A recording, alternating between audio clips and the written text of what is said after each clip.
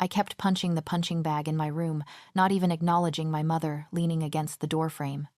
"Rosalinda, you can't just keep punching that bag," she pointed out. "And you can't control me." I retracted. "As long as you live under my roof, I do. It's my roof, Mom." My punch became more forceful now. "You live in the guest house?" "Rosalinda?" She rolled her eyes. "Only because I was sick of those rich snobs coming over."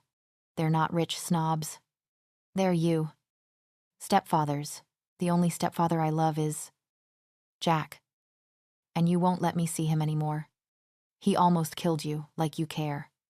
I rolled my eyes. "Rosalinda Ryder," she warned me, but I cut her off and stopped punching the bag. "I am not Rosalinda Ryder anymore, Mom. I am Ace Winters." I grabbed my wallet and phone and stormed out of my house. I hopped on my motorcycle and drove off.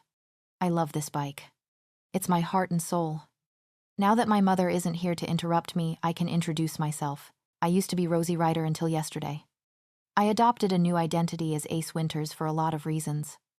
I am 18 years old, and I have bright brown hair and brown eyes.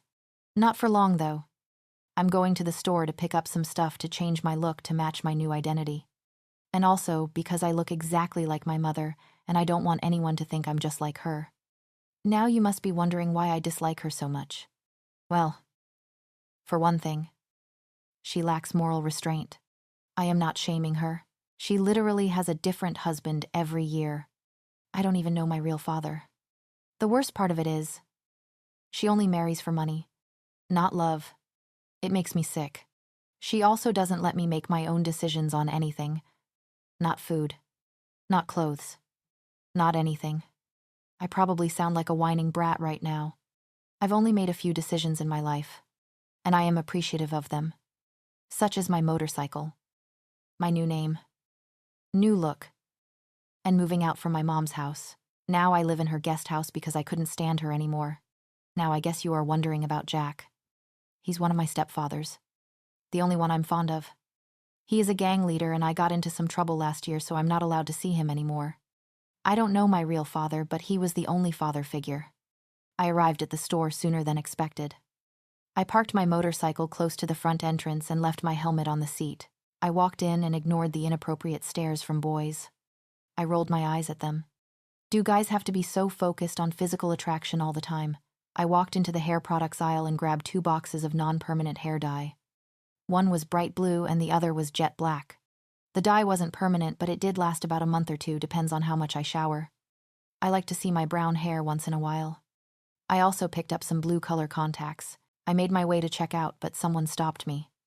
I looked up and saw a guy with a smirk plastered on his face. "You look familiar," he said. "Isn't your mom?" "Haley Ryder. My mom is seen on the news a lot along with her rich husbands. Another reason why I need his makeover." "I don't know what you're talking about." I lied. "Oh, come on." He smirked. "If your mom can have fun, why don't we have some fun? This always makes me mad. Why does everyone think I'm just like my mother? Why don't I have some fun and knock you unconscious?" I threatened. "Feisty." He smirked. I rolled my eyes and walked away from him. Guys can't control their impulses. Finally done. My hair is dyed after 3 tiring hours. My hair is done. My hair is jet black with a long blue streak on the right side of my hair. I bet you are wondering why I'm going through all this trouble. I've been homeschooled. And tomorrow I'm going to a real school. I'm not some homeschool oddity. I've been to a real school before. Just 1 year in 7th grade. My mom pulled me out because she said my friends were a bad influence. They were just teaching me how to defend myself. So I was homeschooled again after that. It was really pointless and stupid. But I'm going to spend my senior year in a real school. For my own personal reasons. "What did you do to your hair?" A familiar voice snapped me out of my thoughts. I changed my look to match my identity. I said in a duh tone, "But it's so unnatural." She scrunched up her face in disgust. "Last time I checked, it was my hair. Not yours. Last time I checked, I was your mother." She shot back. "Mother, you can't control me forever. It's my life, I'll choose what I do. If you would listen to me, this phase would have never happened." That got me mad. She thought that just because I wanted to make my own decisions, it was a phase. It's not a phase. It's the way I am, and you can't change that. We'll see. She held her head up high and walked out of my room. As soon as I heard the front door close, I punched the closest wall next to me. It hurt. A lot. But I needed to get the anger out of me somehow. Ever since last year after my birthday, I've found it really hard to control myself. I pulled my fist away from the wall and gazed at the fist-sized hole. Great. Now my knuckles are bleeding. I went into the bathroom and pulled out the first aid kit. I whipped away the crimson-red liquid seeping out from my hand. Luckily, my hand wasn't broken, just bruised and red. I wrapped my bruised knuckles in bandages and plopped down onto my bed. Tomorrow is a new day. Time for me to start out as a new person. Something normal for once. I woke up really tired. I looked over at the clock on the wall. 6:30. Why does school start this early? People got lives. I forced myself up from the bed and got dressed in a light blue jean jacket. A white top. Black jeans and black and white Converse. I let my newly colored wavy hair loose. I also applied my new colored contacts. My hand was still bruised and a little sore from the punch yesterday, but I'll survive. I grabbed my wallet and keys, but before I could leave, I saw my mother leaning against the doorframe, wearing her usual overly revealing outfit. "What do you want, Mom?" I spat. "I just came by to wish you luck on your first day," she said in a monotone. A confused look took over my face. "Huh." She nodded. "I feel it is best for you to make some decisions for once." "Okay, something is up." "Just get to the point, Mom," I snapped. "Are you getting married again?" "No. I'm not the one who's getting married." A confused look grew on my face. "Then, who is?" At that point, reality sunk in. "No. No, Mom, you can't do that," I yelled. "Yes. I can," she yelled back. "You can't force me to get married to someone I don't even know or love. That's not the point of marriage." She scoffed. I stared at her in shock. "What is wrong with you? Every single husband you've had and you never once loved them. Not even a little. We need the money." I scoffed. "Need the money? You get so many alimony checks every month already. Just call one of your husbands and ask them for money. You don't even love them enough to care about them. It's not enough." "Enough? So, you're making me marry a rich, snotty person." She seemed unfazed by my words. "Right now, I'm wondering if you love me at all," I yelled. "Rosine," I cut her off. "Forget it, I have to go to school." I shoved her aside. I ignored her, calling my name, and exited my house. I strapped on my motorcycle helmet on angrily. I couldn't strap it on properly. "Stupid helmet," I mumbled as I finally strapped it on right. The roar of my motorcycle kinda sounded like my mood. I drove away angrily. Gave me plenty of time to think. My mom can't control my life forever. I have to find a way to stop this. My mom might have never loved anyone, but I would love to feel that for once. I snapped my attention to the school that came into view. I parked close the front entrance and placed my helmet on the seat. I bursted through the school double doors. People were leaning against lockers and walls, laughing and giggling in their groups. The girls gave me confused and disgusted looks, while the male population gave me inappropriate looks and smirks as they traveled their eyes up and down my body.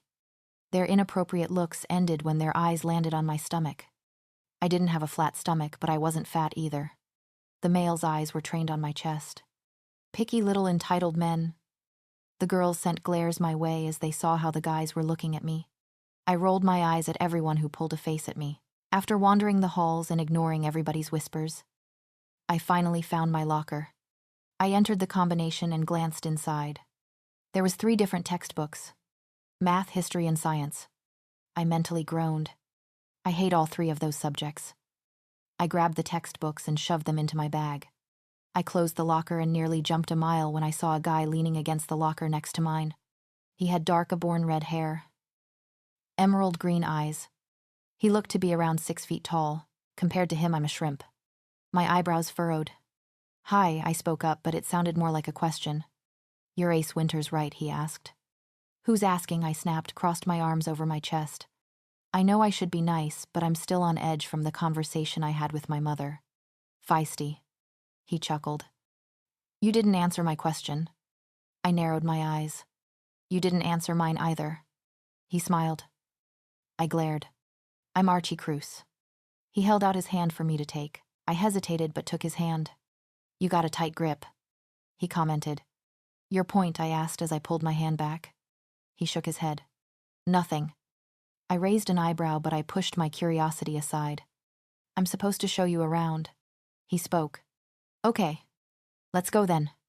I handed him my schedule. He looked it over when out of nowhere a guy came up to Archie and pinned him against the lockers. He was slightly taller than Archie. Blonde hair. Light blue eyes. Hey babe, miss me. The guy smirked, pretending like I wasn't even there. Ooh. He's gay. I ship. I'm not your babe anymore. Alec. Archie glared. My ship has sank. I told you. That was a mistake. His tone changed. And I told you get lost. Archie tried to shove him away, but he wouldn't budge. I don't think so. Alec smirked. This is where I stepped in. You heard him. Get lost, who are you? He asked, confused. None of your business. Get out of here. He let Archie go. Or what? If you don't leave him alone, you'll get a pretty little purple and blue tattoo around your eye. I fake smiled. Do your worst. Runt. He growled. This guy is really testing my patience. If I had any. Last warning, Buster. Leave. I said as calmly as I could. He smirked at me. Make me. Low life. That does it. I threw my fist back and with all my might I hit his cheekbone. He fell to the ground, groaning in pain as he held his face. I warned you. My voice held no emotion. I hate being called a lowlife. Holy shot, you've got on hell of a punch. Archie stared at me in awe. I smirked at him. Just leave this idiot here and show me to my class. Okay, but you're not going to hit me, are you? He took a step back. As long as you don't get on my bad side. I yoked. Okay, good. He let out a breath of relief. So you don't mind that I'm... Don't worry. I support you. My new gay best friend. I smiled. I wrapped my arm around his shoulders and gave him a playful head rub. Hey, watch the hair, he whined. I let him go as he started to fix his hair and pout like a child. We started to walk down the hallway. Alec crawled to the bathroom to fix his face after my punch. I don't know why he was complaining. I barely touched him, so... Are you sure you're okay with me being gay? He asked out of nowhere. Before I could answer, I bumped into someone's hard chest. I almost fell backwards, but I gained my balance in time. I felt an electric rush throughout my body, but I ignored it. Instead, I looked up and glared at the person. Watch where you're going. I took me a moment to realize me, and the person said it in unison. Sorry, Alp, I mean Johnathan. Archie quickly apologized like he was nervous. I looked up and glared at Johnathan only to realize that was glaring at me too. I woke up with a crick in my neck. I groaned. It's too early. I want to go to sleep. My wolf. Rafael complained. We can't skip school today. We have to keep an eye on the blood pack. He groaned. I value my sleep enough to know that we should take a day off. We can't. Yes, we can. I was about to argue some more, but a sweet smell of maple syrup hit my nose. Waffles, Rafael screamed, giving me a slight headache. Keep it down, I yelled. I was up all night tracking our rival pack. The blood pack. They're a bunch heartless, sorry excuse for werewolves. Hello waffles now. Rivalry later, Rafael whined. All right. If it will shut you up. I forced myself out from the bed and entered the bathroom. I stripped down and entered the shower. Hi. I'm Johnathan Beckett. I am the alpha of the Stone Moon Pack. I have raven black hair. Light hazel eyes. I am 21 years old, but everyone thinks I'm 18. I go to a high school and pose as a senior to spy on my rival pack. Enough breaking fourth wall, I want waffles, Rafael complained. All right. I turned off the water and stepped out of the shower. The room was filled with heavy, warm steam. I grabbed a towel and hung it around my hips. I stepped out of the bathroom and went towards my closet. I grabbed a pair of dark blue jeans, a white shirt and a jean jacket with a hood, along with my black Vans. I grabbed a gray beanie and placed it in my head as I made my way to the kitchen. My beta. Ethan and my third-in-command TIC. Luke was cooking and eating waffles. They're both twins, and they do almost everything together. I hope you guys shared some for me. I smirked as I grabbed a waffle from the plate and took a bite. Don't worry, we made plenty. Ethan chuckled. Did you guys hear? There's a new girl arriving at the school today. Luke changed the subject. Really, is she cute? Ethan smirked. Don't know. Luke shrugged. Archie is showing her around. Archie was the pack's sweetheart and our pack's only gay boy. The dude wouldn't even hurt a fly. He feels like an outcast sometimes, but we're there for him. Maybe she'll fall for me. Ethan smirked. All the ladies fall for me. Luke laughed. That a funny joke. Ethan glared at Luke as he smacked him upside the head. It was now Luke's turn to glare as he smacked Ethan upside the head. It was a never-ending war. They just kept smacking each other. How did I manage to survive with these two all my life? Guess I'll never know. Is she from the blood pack? I forced out but looked them straight in the eyes so they would know I was serious. They stopped fighting and snapped their heads towards me. I raised an eyebrow, waiting impatiently for my answer. No. Apparently she's human. Luke quickly answered. What's her name? I asked. Luke made his thinking face. I think it was Queen Spade Ace. Wait, yes, her name is Ace for some reason. My wolf was feeling uneasy at the sound of her name. He wasn't craving waffles anymore. That's not like him. I started to feel a little uneasy. Weird. Whatever, let's just get to school. I shrugged away the feeling. Archie, let's go. I heard the sound of footsteps on the stairs. Archie came skipping down with his backpack in his hand. I'm here, he smiled. We all smiled at the quirky ginger in front of us. Remember, Archie. If you see Alec again, you need to mind link me immediately. I commanded. He nodded. Yes. Alpha.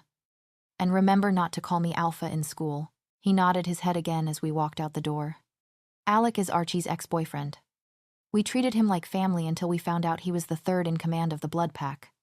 We can't kill him because he's always on neutral land and it would start a war. I'm not risking the lives of my warriors. We all hopped into my truck as I drove off to school.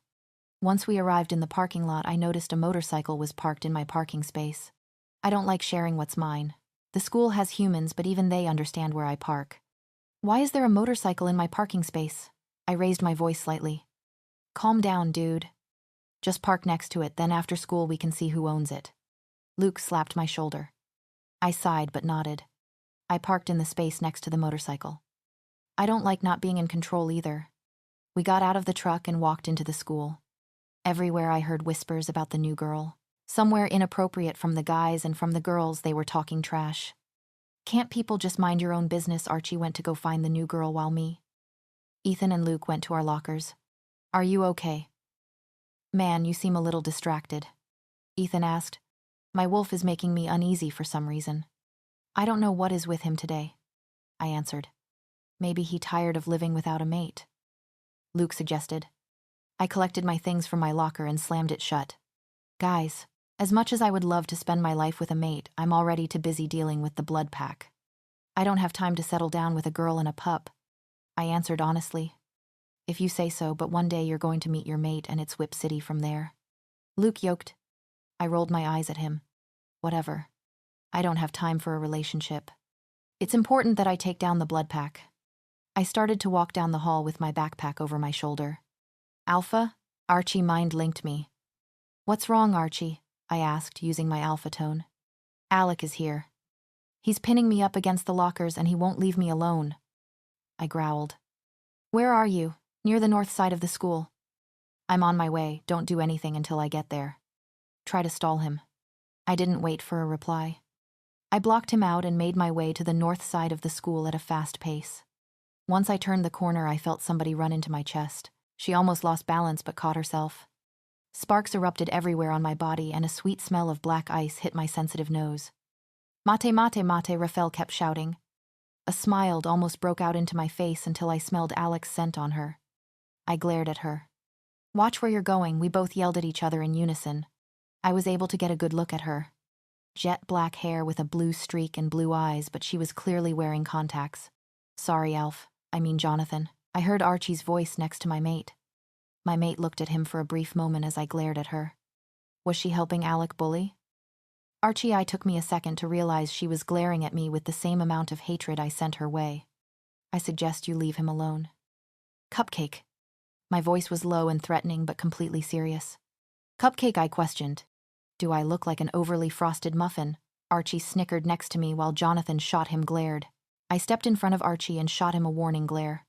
I'm not going to ask you again. Leave. Johnathan growled. Does he have some sort of throat thing? Did you not hear me? He yelled. I did. I just ignored you. My face was blank. He growled again. Last warning, cupcake. Enough with the cupcake. He noticed he was started to get on my nerves. I could see his lips twitch up into a smirk. Nah. I'm good. He smirked and turned to Archie. Archie, leave. He was about to walk away until I grabbed his arm. No. Archie stays. Yes. Luna, I mean Ace. Archie corrected himself. Was he going to call me Lunatic Archie?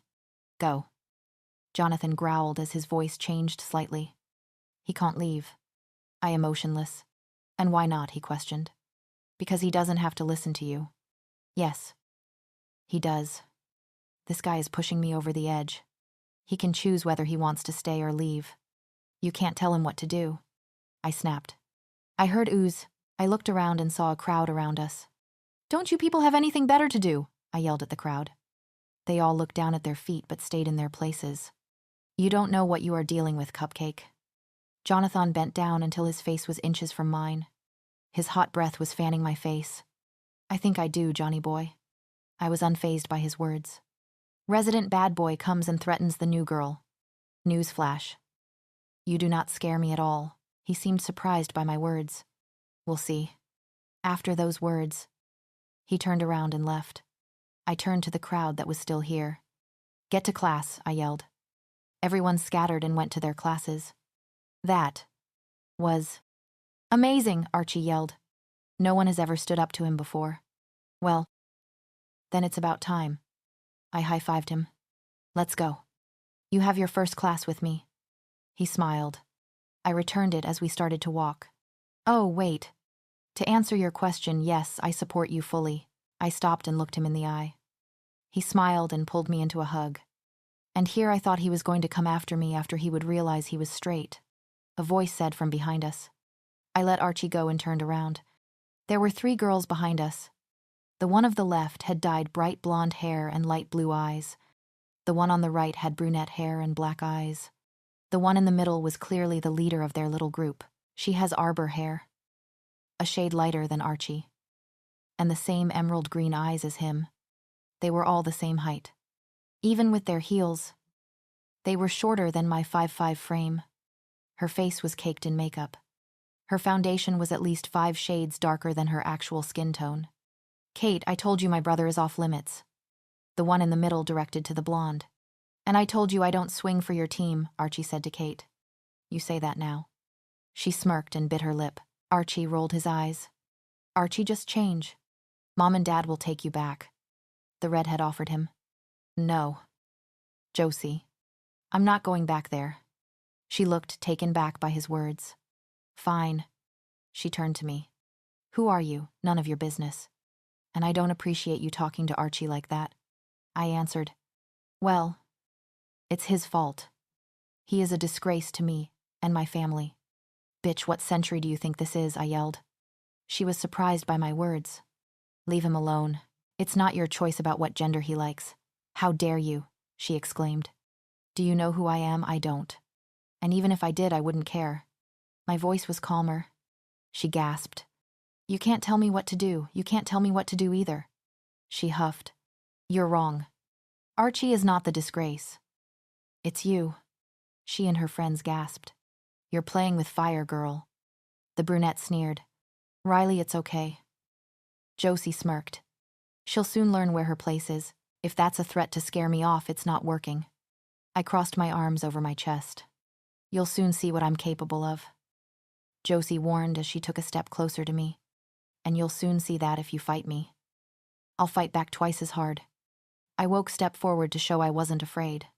She huffed and walking away with her little minions. You are on fire. Girl, Archie high-fives me. Don't let them get to you. I became serious. He looked down at his feet. Is Josie your sister? I asked quietly. His silly, loving attitude changed into a pained expression. He nodded his head slowly. She's my twin. And they don't support you, he nodded his head again. Well, now you got me. I threw my arm over his shoulder. You don't need those losers. He smiled. Thank you. I returned the smile. But I'd be careful, our mom is the principal. They don't scare me. I smirked. Our class is right here. He pointed to a door next to us. And we're late. First, a lot of drama, and now I'm late on the first day. Great.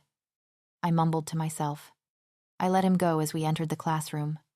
All eyes were trained on us, but one person caught my eye. Johnathan. He was sending glares my way. Archie sent him a look, and Johnathan looked away.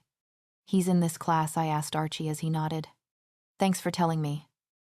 I mumbled. Hey, looked like they were talking telepathically. Weird. Archie, you're late, the teacher snapped us both from our thoughts. She turned to me. Ace Winters, I presume. That's me. Miss. I fake smiled. She looked at me like she was judging me. Archie, take your seat. And Ms. Winters, take a seat next to Johnathan.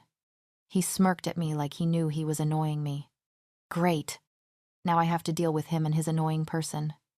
I forced myself to move and sat on the seat next to him. Miss me, Cupcake, he smirked.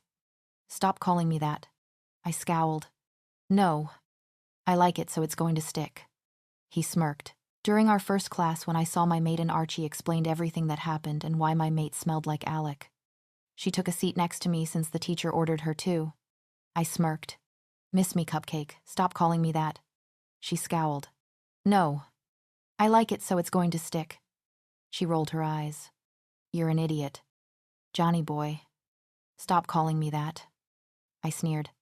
Then stop calling me Cupcake. She smirked. I rolled my eyes. Why am I an idiot? I muttered to myself. Because you yelled at me and Archie, and now you're being nice to me thinking we can be friends. She kept her eyes trained on the lecture, but I gave up on paying attention. That's not what I was doing. You were bossing Archie around. She blurted. No. I wasn't. I was asking him to leave. I pointed out. That's funny. I never heard an Archie. Please give us a moment. I am not a nice guy. She scoffed. That's obviously clear. I glared. What is your problem with me? I just told you. I looked at her confused. What's your problem with me? She asked. Your attitude. I answered. Is something I'm not willing to change and you're going to have to deal with. I rolled my eyes. I noticed her knuckles. They were battered and bruised, stained with different shades of black and blue. They were also slightly bloody, but the blood was drying up. What happened to your hand? I asked, but it came out as a growl. She glanced at her hand, then at me, then back to the teacher. None of your business. She snapped harsher than I expected. You didn't need to snap. You snapped at me. She pointed out. I didn't. You didn't mean it. Of course. You did. You think you can just tell people what to do and they'll do it. Fine. I growled. Be rude, see if I care. Why are you talking to her like that? Rafael growled.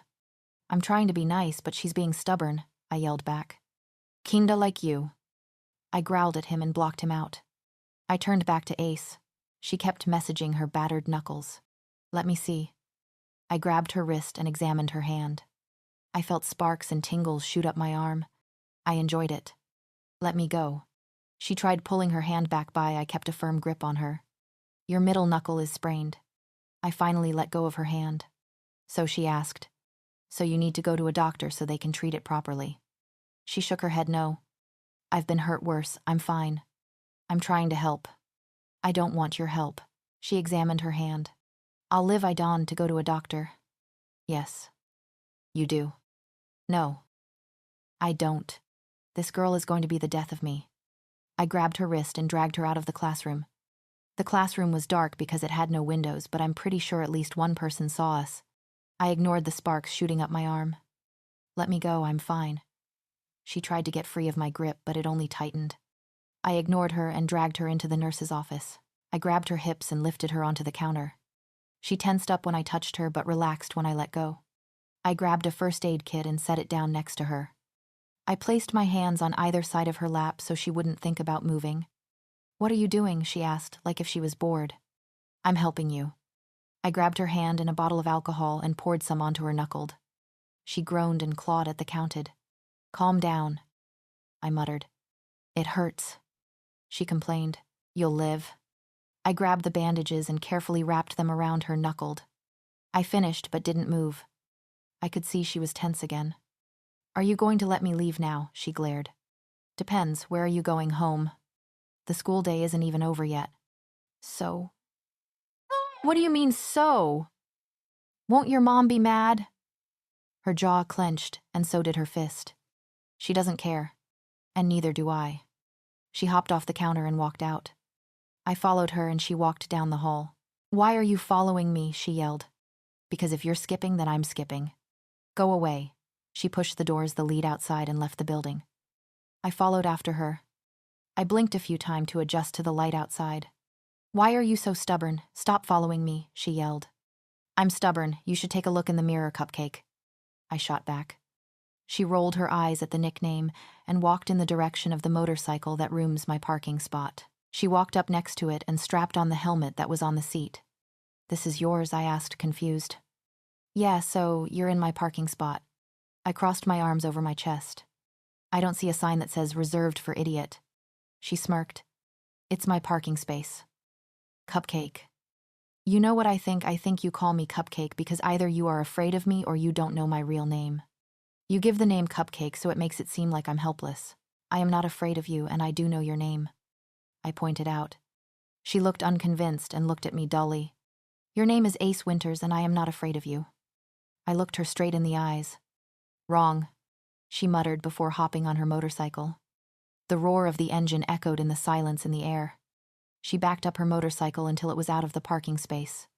"You're unpleasant," I said, loud enough for her to hear me as she drove away. She didn't turn around or look at me, she just flipped me off. That could have gone better. Rafel rolled his eyes. "I know, right? Last time I tried to do something nice for her." "You didn't have to insult her, she's our mate. Right now she doesn't seem to be interested in anyone and we don't have time for a mate. You may not have time, but I have plenty of time." "We're the same person, dumbass. If I don't have time, you don't have time." "I don't care what you plan to do, I just want my mate," he growled. "I want her too," I shouted. "But I don't think we can make her ours anytime soon." I was in my room doing my pre-morning punches on my punching bag. Johnathan was right about my middle knuckle being sprained, but I ignored him. It still hurts, and my knuckles are still bandaged, so I'm only punching with my left hand today. "Do you ever not give that bag a beating?" A squeaky, familiar voice appeared. I stopped pinching the bag and looked towards the doorway. My cousin. Violet was looking at me with a smile. "Don't let that smile fool you. She's just like my mom." "Nope." I answered her question and kept punching the bag. "Why are you here? I'm waiting for you to get your posterior in the car." Her smile disappeared. "I don't need to drive with you.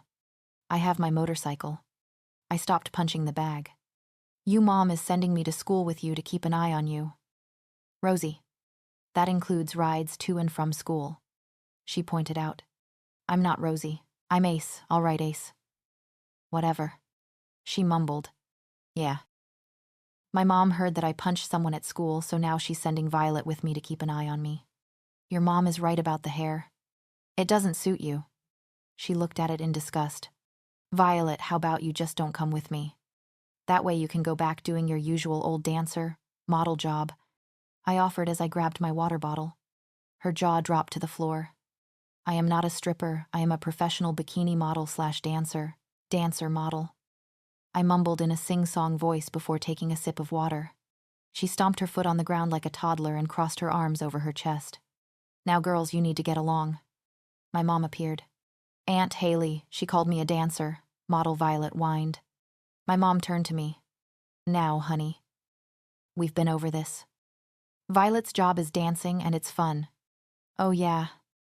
"Nothing says fun like spinning on poles and behaving inappropriately with strangers," I said sarcastically. Both their jaws dropped to the ground. "I'll be in the car," I mumbled before leaving. "Yep.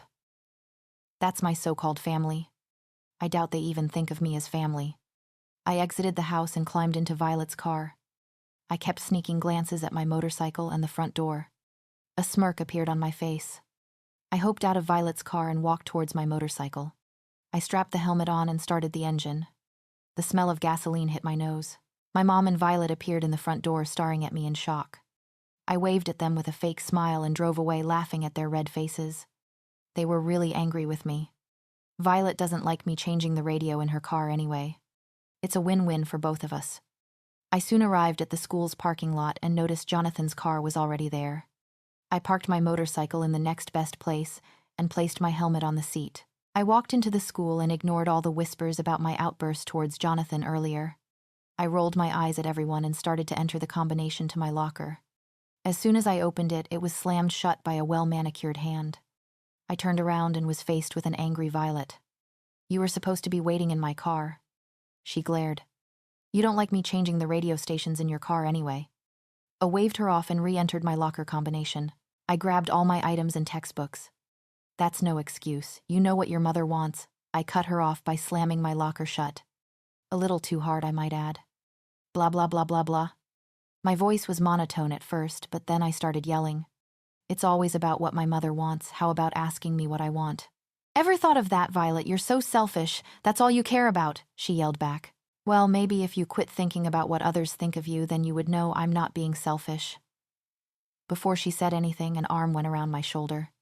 "Whoa there, Ace. It's not even 9:00 yet, and you're already burning up with anger."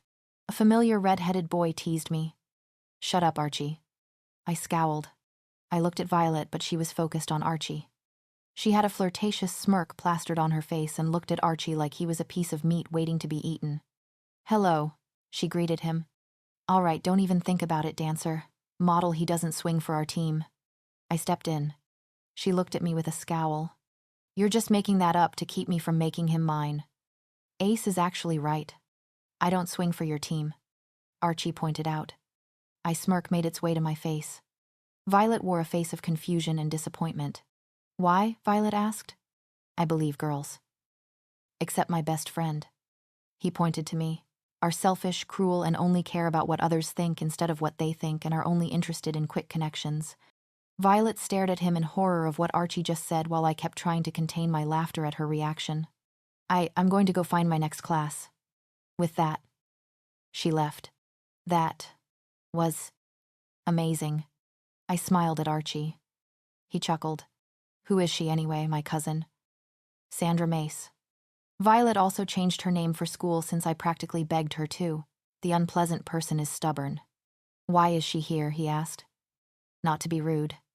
My mom heard I punched someone, so she sent her with me to keep an eye on me." I explained. "Ooh. Babysitter," he teased. I slapped his arm. "She's not my babysitter." I chuckled at my reaction. "Don't worry about being mean to her. She's a snob anyway." I waved him off. "Really?" He raised an eyebrow. "Of course she is. I'm just glad you're not like her. Trust me. I'm nothing like my family." I joked, but it was 100% true. "Let's get to class." We started walking, but was stopped by a glaring Alec. "Archie." "When did the school hire a clown to stand in the middle of the hallway?" I asked. "Shut your mouth," Winter's Alec growled. "You're lucky I don't hurt you seriously on the spot." "I'm sorry, but last time I checked, your demands are not wanted." I shot back. "And you're crazy if you think you can kill me. Watch me, Winters, I've dealt with worse than you." I said truthfully, "I doubt you've seen anything like me." He said as if it had a double meaning. I rolled my eyes at him. "Whatever. Go take a bath, monkey boy." He growled and grabbed a fistful of my hair and slammed me into the lockers. "I'd watch that mouth yours if I were you," he threatened. "And I'd brush my teeth if I were you." I insulted him. He growled and slammed my head against the locker really hard. Black dots started to cloud my vision, but I kept fighting back against them. I refused to let this guy knock me unconscious. Alec noticed I wasn't asleep yet, so he kept slamming my head against the wall repeatedly. The black dots kept coming in. I was getting too weak to fight them off. I saw Alec smirk before it faded out. I heard a familiar voice. "Let her go, Johnathan." The black dots covered my vision completely. My head shot up as my mate stirred around in her sleep. She groaned and mumbled. "What year is it?" She forced her eyes open and sat herself up on the bed. She placed her hand on her head that was wrapped in bandages. I noticed she was wearing contacts when Alec knocked her out. I removed them, but her eyes were now bloodshot. "Where am I?" she asked. "You're in my house," I answered. She raised an eyebrow at my answer. "You didn't do anything inappropriate, I promise." "What happened?" she asked. I froze at the question. How am I supposed to tell her I killed Alec a few hours earlier? Come on. Archie, I yelled for him. We're going to belay for school, also known as the unpleasant place. I'm coming, he yelled from the stairs. Why is it always such a hassle to get you out the door, I asked. Ethan and Luke are already in the car. I don't ask what you do in your free time, he mumbled. I rolled my eyes at him as we left the pack house and entered my car. I hopped in and pulled out of the driveway. Once we were in the school parking lot, the first thing that caught my eye was Ace's motorcycle in the same spot as yesterday. There was a car I've never seen before parked next to it. Another new student, Archie exclaimed. You already had a bad run-in with the last one. I ignored him and parked in the next best place. 3 places away from the school, all right. Get out, I said as soon as I parked the car. Someone's grumpy, Luke teased. I rolled my eyes at him and exited my car. As soon as we entered the school, there were whispers about the new girl. I'm going to go look for Ace, Archie announced before going off in the direction of her locker. Luke and Ethan went to their classes already. Do we have to go to class? Rafel whined. I'm tired. All right, fine, we can skip the first period. I gave in. I was tired too. We couldn't sleep at all last night. All that was on our mind was Ace.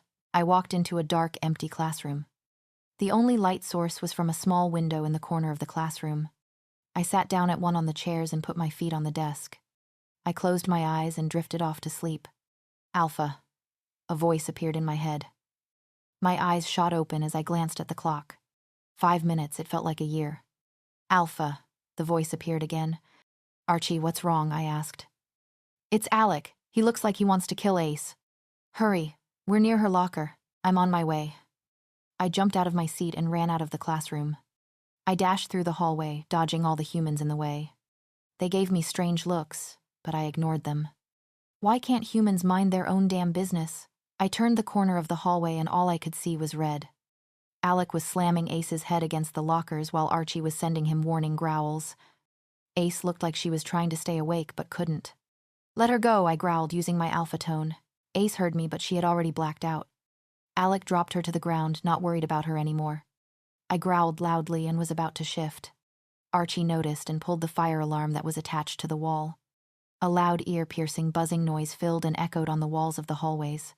The humans screamed and were out of the school faster than a bolt of lightning. Once they were gone, I let my wolf surface. I was on my knees and hands as I heard the satisfying noise of my bones snapping and rearranging. Brown fur started to sprout in different areas of my body.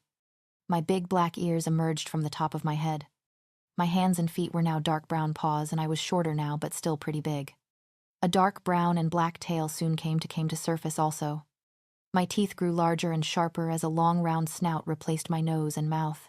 I was fully shifted now, and my clothes were on the floor, shredded and ripped. There goes my favorite shirt.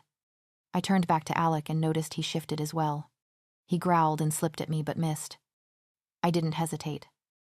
I growled and pounced on him, pinning him to the ground. His back paws got loose, uber my grip. They went to my stomach and pushed me off. Another growl filled the air. I looked over at Archie and noticed that he shifted as well. Don't kill him. I want to be the one to do it. I growled through our mind link. Can I at least hurt him really badly? He asked with a smirk. I chuckled.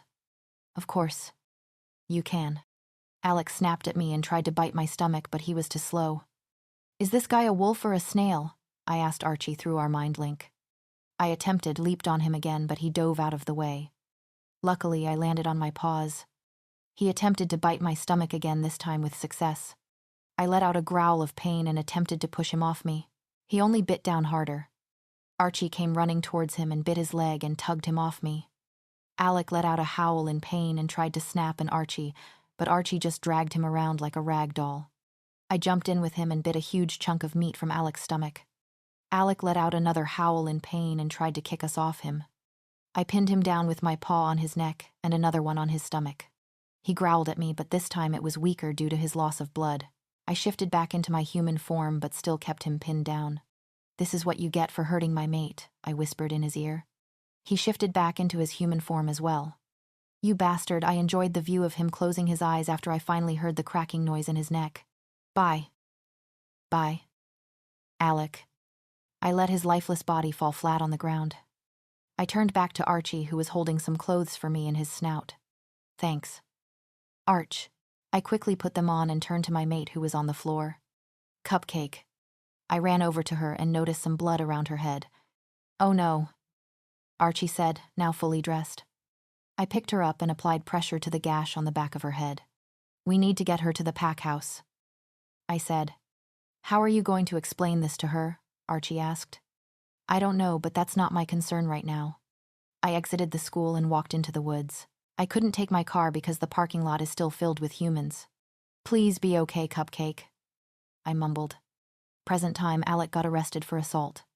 I lied to Ace. Her eyebrows creased. They said that there isn't going to be a trial because there was wittiness in that hallway when he was slamming your head against the lockers. I continued. Her eyes widened like she just remembered. I'm going to kill him, she mumbled to herself. Can't kill him if he's already dead. Raphael peeped in. Where's my motorcycle? She asked. Outside. Archie brought it while I was helping you here. Why did you help me? She snapped. Because you were hurt. I snapped back. I can take care of myself. Not when you're blacked out. I growled slightly. I was just trying to help. She rolled her eyes and stood up from the bed. I didn't want your help. She left the room. I groaned in frustration. Why is she so stubborn, Rosie's point of view? Why did he have to help me?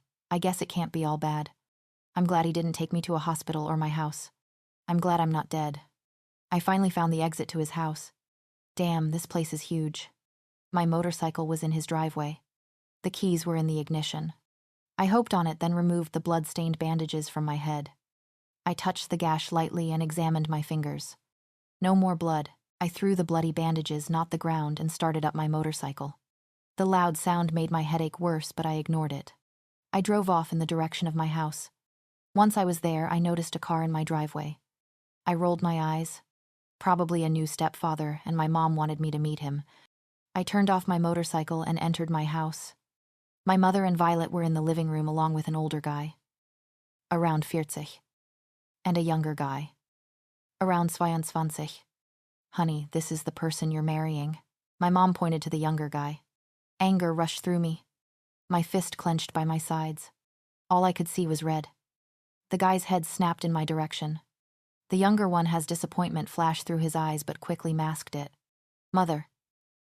Why did you bring total strangers to my house? I asked as calmly as I could. I walked in front of her. What happened to your eyes? Sweetie, she reached out to touch my face, but I slapped her hand away. Like you care.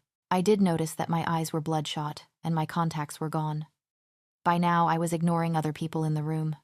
Well, I'm at least glad you got rid of those blue contacts. You need to show off the family brown eyes. Screw this family, I yelled. My mom and Violet gasped. Rosalinda. My mom scowled at me. If you guys were really my family, you'd let me marry for love, not money, I yelled.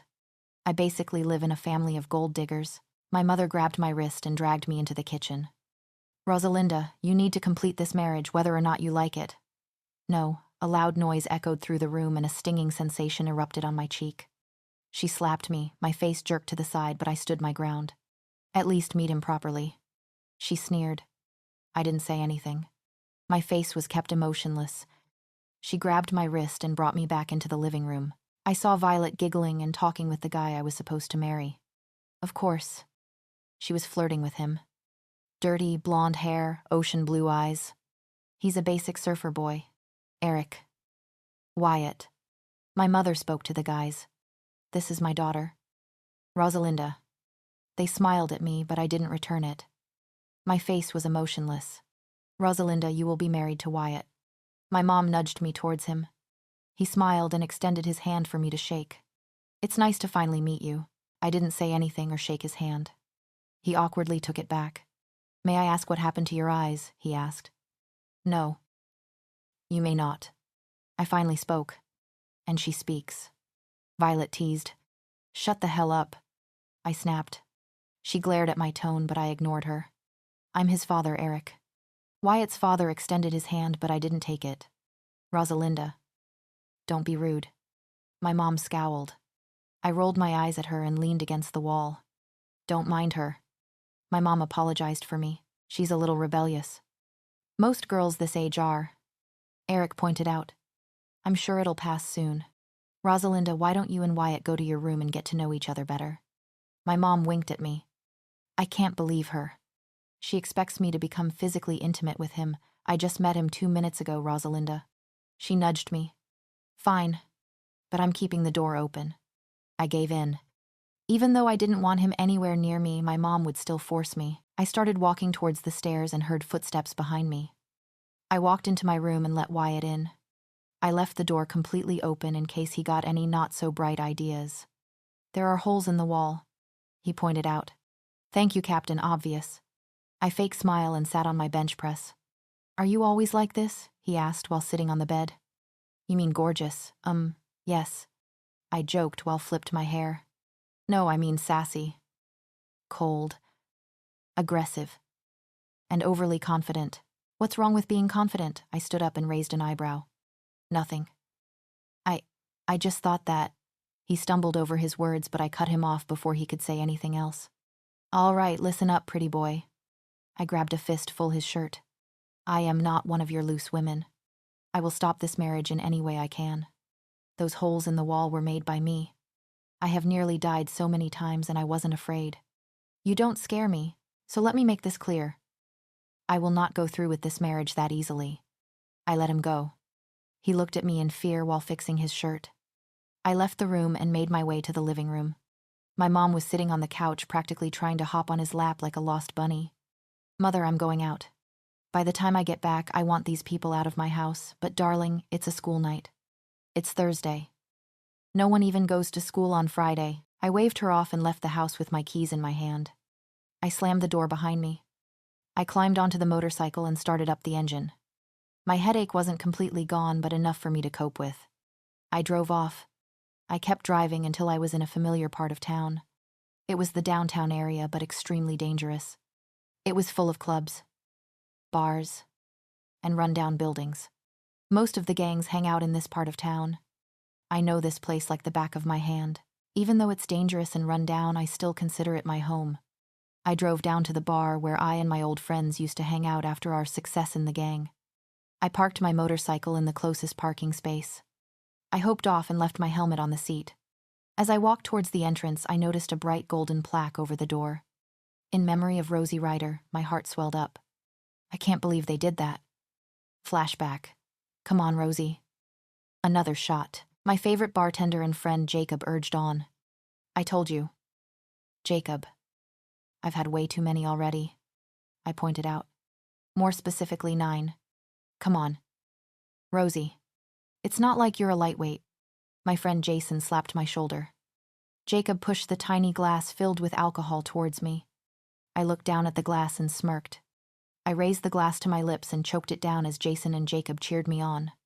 I slammed the glass back down on the counter. 10 shots. You idiots made me drink 10 shots, I yelled with a smile on my face.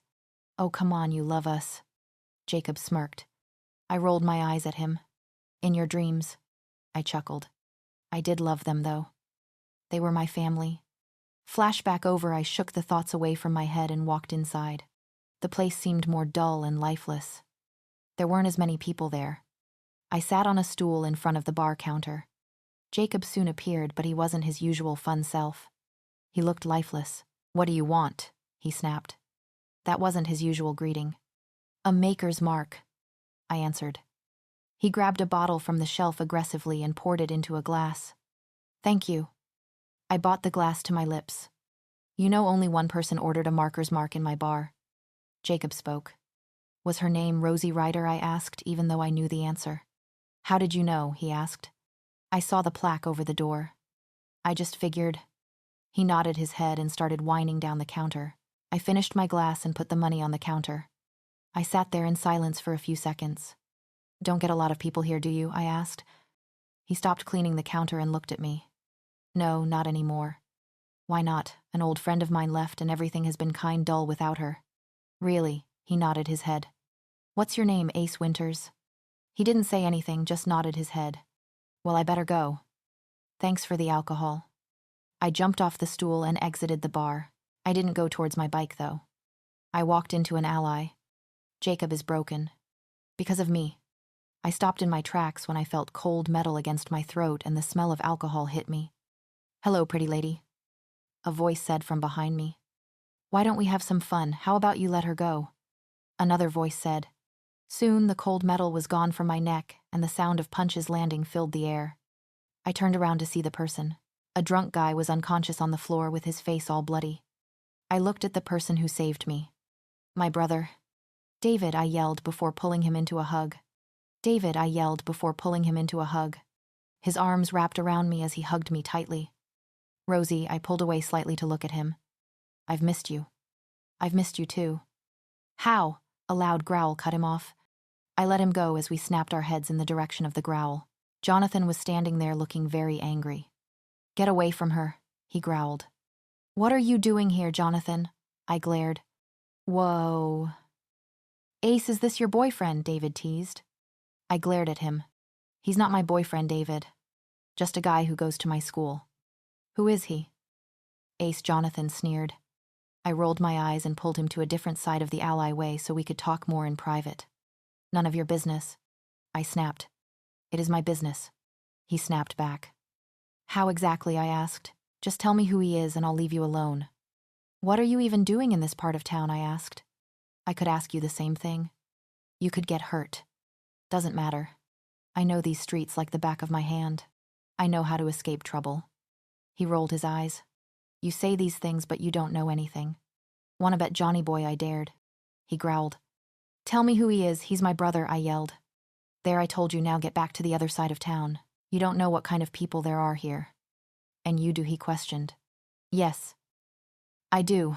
Now get your posterior back to the other side of town, I yelled before walking back towards David. Come on, David. Let's go. I dragged him out of the alleyway and towards my motorcycle. What was that all about? He asked. It's nothing. It didn't look like nothing. He just gets on my nerves, that's all. He nodded, letting the topic drop. Are you doing good with your new life? He nodded. You mean already making enemies at school and breaking Jacob? Then yes, everything is good. I said sarcastically. He chuckled at my reaction, then turned serious. Yeah. Nothing has been the same without you. Isn't that what happens when someone fakes their death? You know it was for the best. Yeah, but even though I wasn't going to become the leader of the gang doesn't mean I couldn't still be a member. You were just doing it to get away from your mom. I'd still rather be in the gang than be her daughter. Don't say that. You don't mean it. Yes, I do, David. I mean it.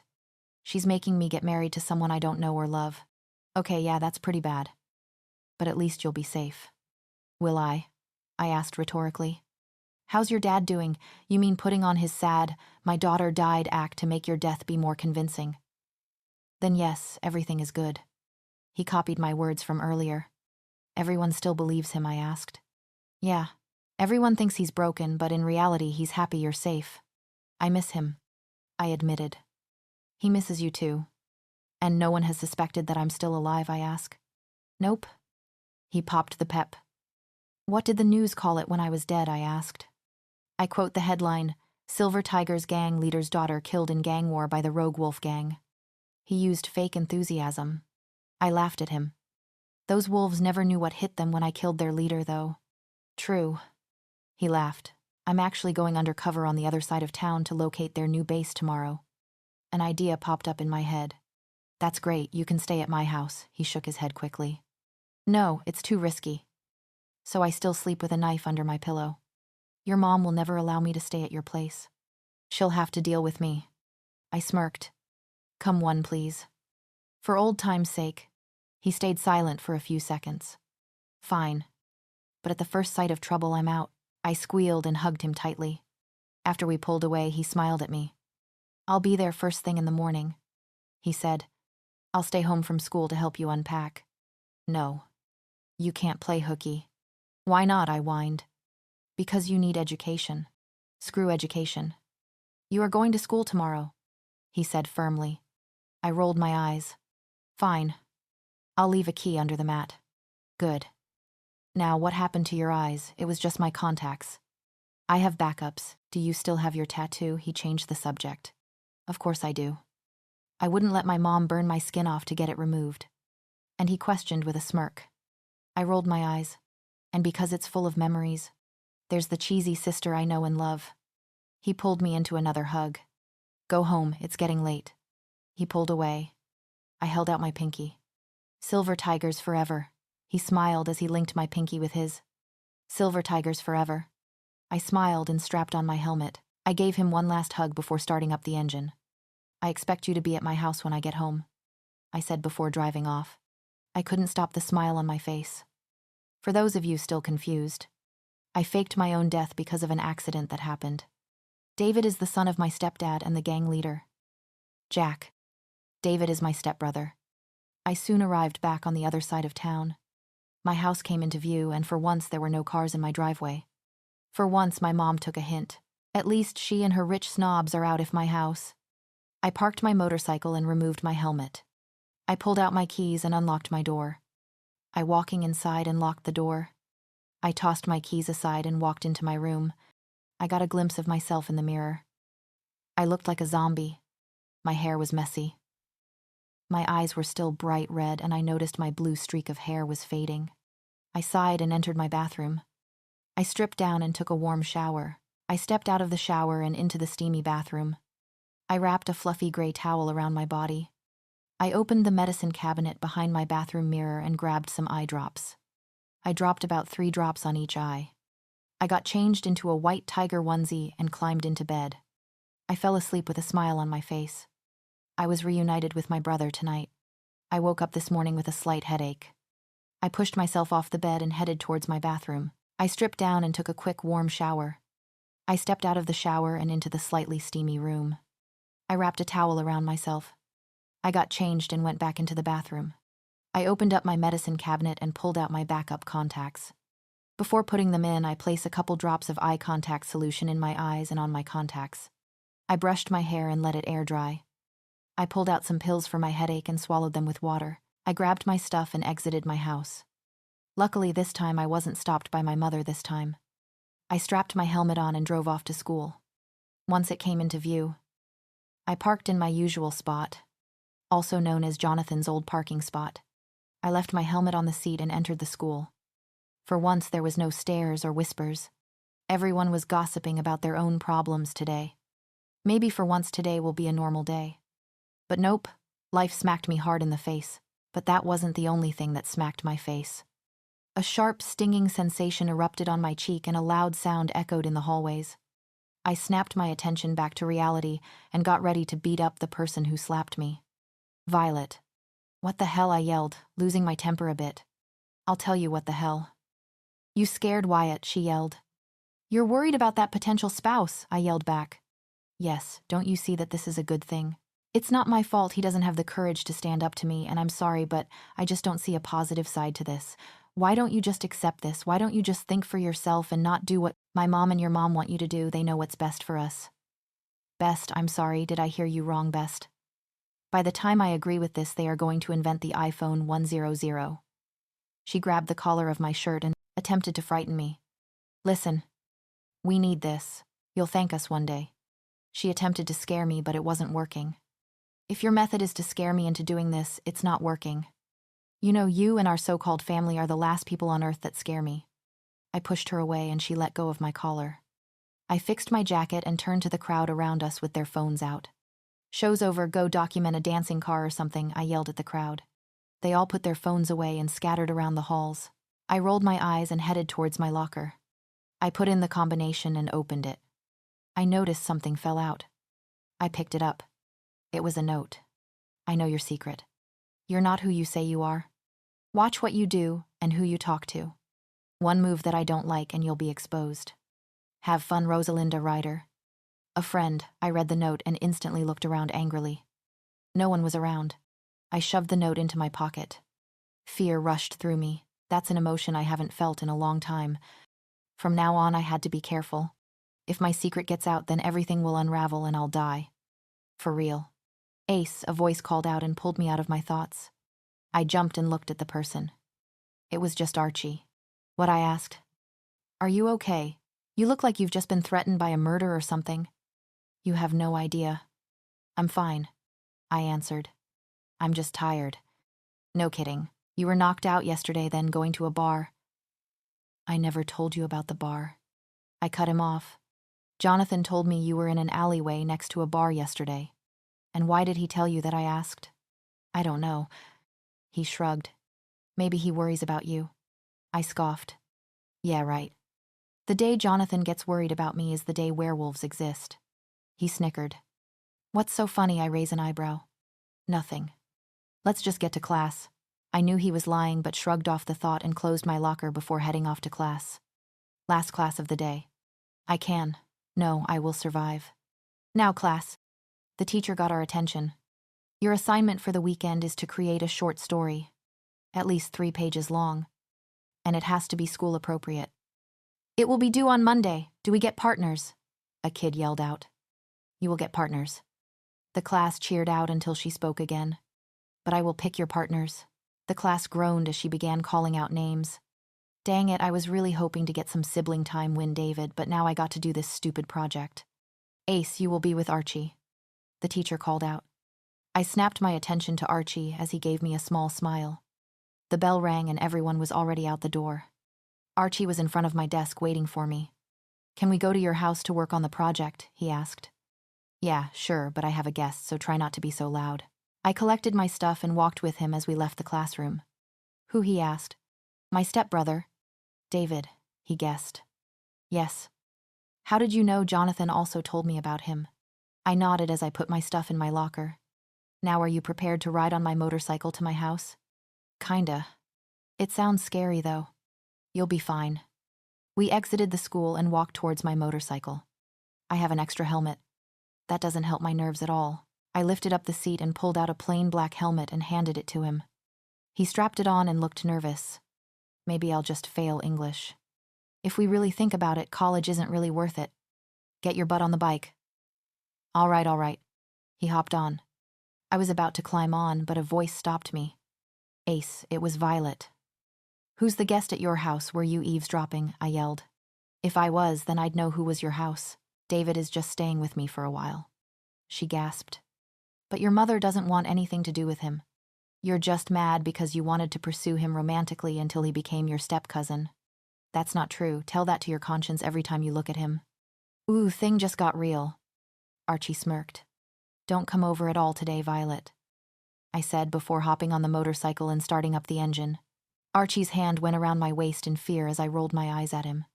I dove off into the direction of my house. Archie's point of view. I had to admit the ride on Ace's motorcycle was scary but fun at the same time. Stop being so scared. Archie. My wolf, Brayden teased. Shut up. I scowled. The motorcycle started to slow down. We were at a big house. It was a little smaller than the pack house, but still pretty big. There was a black car in the driveway along with a sweet smell. Are you going to get off or just hug me in fear? Ace's voice pulled me out of my thoughts. She had already parked and the motorcycle was turned off. Sorry. I apologized while letting her go. I unstrapped the helmet and handed it to her. She put it back in its original place and led me inside. The sweet smell hit me again. It was vanilla and mangoes. Mate, Brayden yelled out in my head. David Ace called out somewhere into the house. I'm going to work on a school project with a friend upstairs. She led me up the stairs as the smell got fainter. She led us towards a room, which was probably hers. I'm guessing you spend a lot's time in here. I spoke. What makes you say that? She asked. Let me guess, was it the punching bag or the number of holes in the walls? I said sarcastically. So I have anger issues, but then again, don't we all? I chuckled as I took a seat on the bed. I'm going to change, then we'll get started on the project. She headed towards the closet, but a knock stopped her. I turned my attention to the Greek god at the door. The sweet smell hit my nose again. Mate. Brayden kept yelling. What do you want? David Ace asked. This is her stepbrother, this Greek god, and my mate is her brother. Who's this? He asked while pointing to me. My friend Archie. We have to work on an assignment for class. Ace answered. David nodded. Keep this door open with that, said he left. Ace rolled her eyes and closed the door slightly, leaving it open ajar. Ace noticed I didn't turn my attention away from the door after he left. You like him, she announced. I snapped my attention towards her. What? No. I saw the way you looked at him. You like him. He's your brother. I can't date him. Straight best friends before misters. I snapped my fingers. That's not a saying. Well, it should be. Well, fine. But if you want to date him, you better do it quick. Lots of people look at him.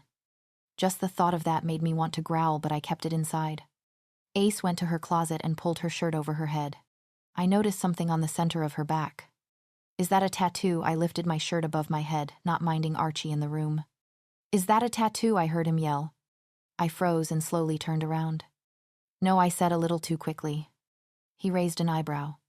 Oh, really? Yes. I hesitated. It's fake. So you just found a fake tattoo of a silver tiger that looked like it was done professionally? Yes. I hesitated again. He looked at me like it was insane. It's a freaking tattoo, Ace. No. It's not. I denied. Well, it's obviously not Sharpie. So what is it? I stuttered. Fine. It's a tattoo. He shook his head and all of a sudden he looked angry. Cute, nerdy, playful Archie was gone. No. No, I asked. That's not just any tattoo. What? It's a gang tattoo. Ace. Admit it. He got all up in my face. Get out of my face. Not until you admit it. Admit what? Don't play dumb. He glared. I didn't make eye contact. I couldn't tell him. I can't tell you. I forced out. Of course you can't. Because my one best friend is in a gang. He yelled before storming out of my room. I quickly put my shirt back on and ran after him. Archie. I hear the front door slam shut. Archie. I opened the front door and ran after him in the driveway. Archie. He turned around and glared at me. What? What do you want, Ace? I can't believe I'm about to do this. But you have too. But that could put him in danger. You can't lose him as a friend. Rosalinda? I corrected him in a small voice. What he asked, slightly shocked. Came inside and I will explain everything to you. I looked him in the eye. He looked hesitant but nodded. We walked back inside the house. Ace, what happened? David yelled from the living room. Nothing, I just need to get my helmet. I thought it was going to rain. I yelled back. Okay? He yelled back. I and Archie went back to my room. I closed the door but left it open just a crack. He stood in the middle of the room. I just stood there awkwardly. He waited patiently until his patience ran out. Well, he urged on. I tried opening my mouth to speak, but nothing came out. Come on. Ace. He was very impatient. Rosalinda, I corrected him again with a small voice. Fine. Rosalinda. He spat. Start talking. Ace Winters is a fake identity. I managed to spit out. He looked at me in shock. What? Why? Why would you do that? Because I hate my mom. The shock didn't disappear from his face, it only deepened. Why no one should hate their own mother, he pointed out. Well? I do, I yelled a little too loud. Sorry. Why do you hate your mom? He asked in a calmer voice now. My mother is Rosie Ryder. I admitted. The prostitute on TV that gets married every year, he asked. I nodded my head slowly. Yes. He didn't say anything, he just looked at me. I didn't want people to think I was just like my mother. I have always homeschooled my whole life, and this is the one year where I finally got to go to a real school. But every time I go somewhere, they only see my mom. Nothing of me. Tears streamed down my cheeks. I dyed my hair. I got color contacts, just so nobody would see my mom and me.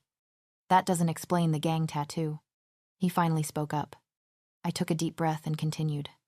One of my stepfathers is the leader of the Silver Tiger Gang. His name is Jack. David's dad. He was the only stepfather that actually cared about me. All the others tried to get rid of me. He was the only one who treated me like his own blood, and so did David. My mother divorced him after 2 months into their marriage, but I stayed with him in the gang for a year. You don't have to continue. Archie spoke again, but I shook my head no. I was soon accepted into the gang officially. That's when I got the tattoo. I trained. I fought. I killed. Hell. I even shot the leader of our rival gang. But one day we were ambushed by them. It all went by in a flash. I don't even remember most of it. All I remember was the pain of a bullet striking through my chest. I heard a low growl come from him, but I ignored it and continued. When I woke up, I was in the hospital with David and Jack by my side.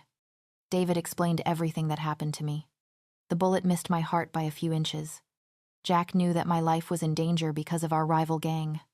He told me that I would be safer if I faked my own death and start a new life, away from him and the gang.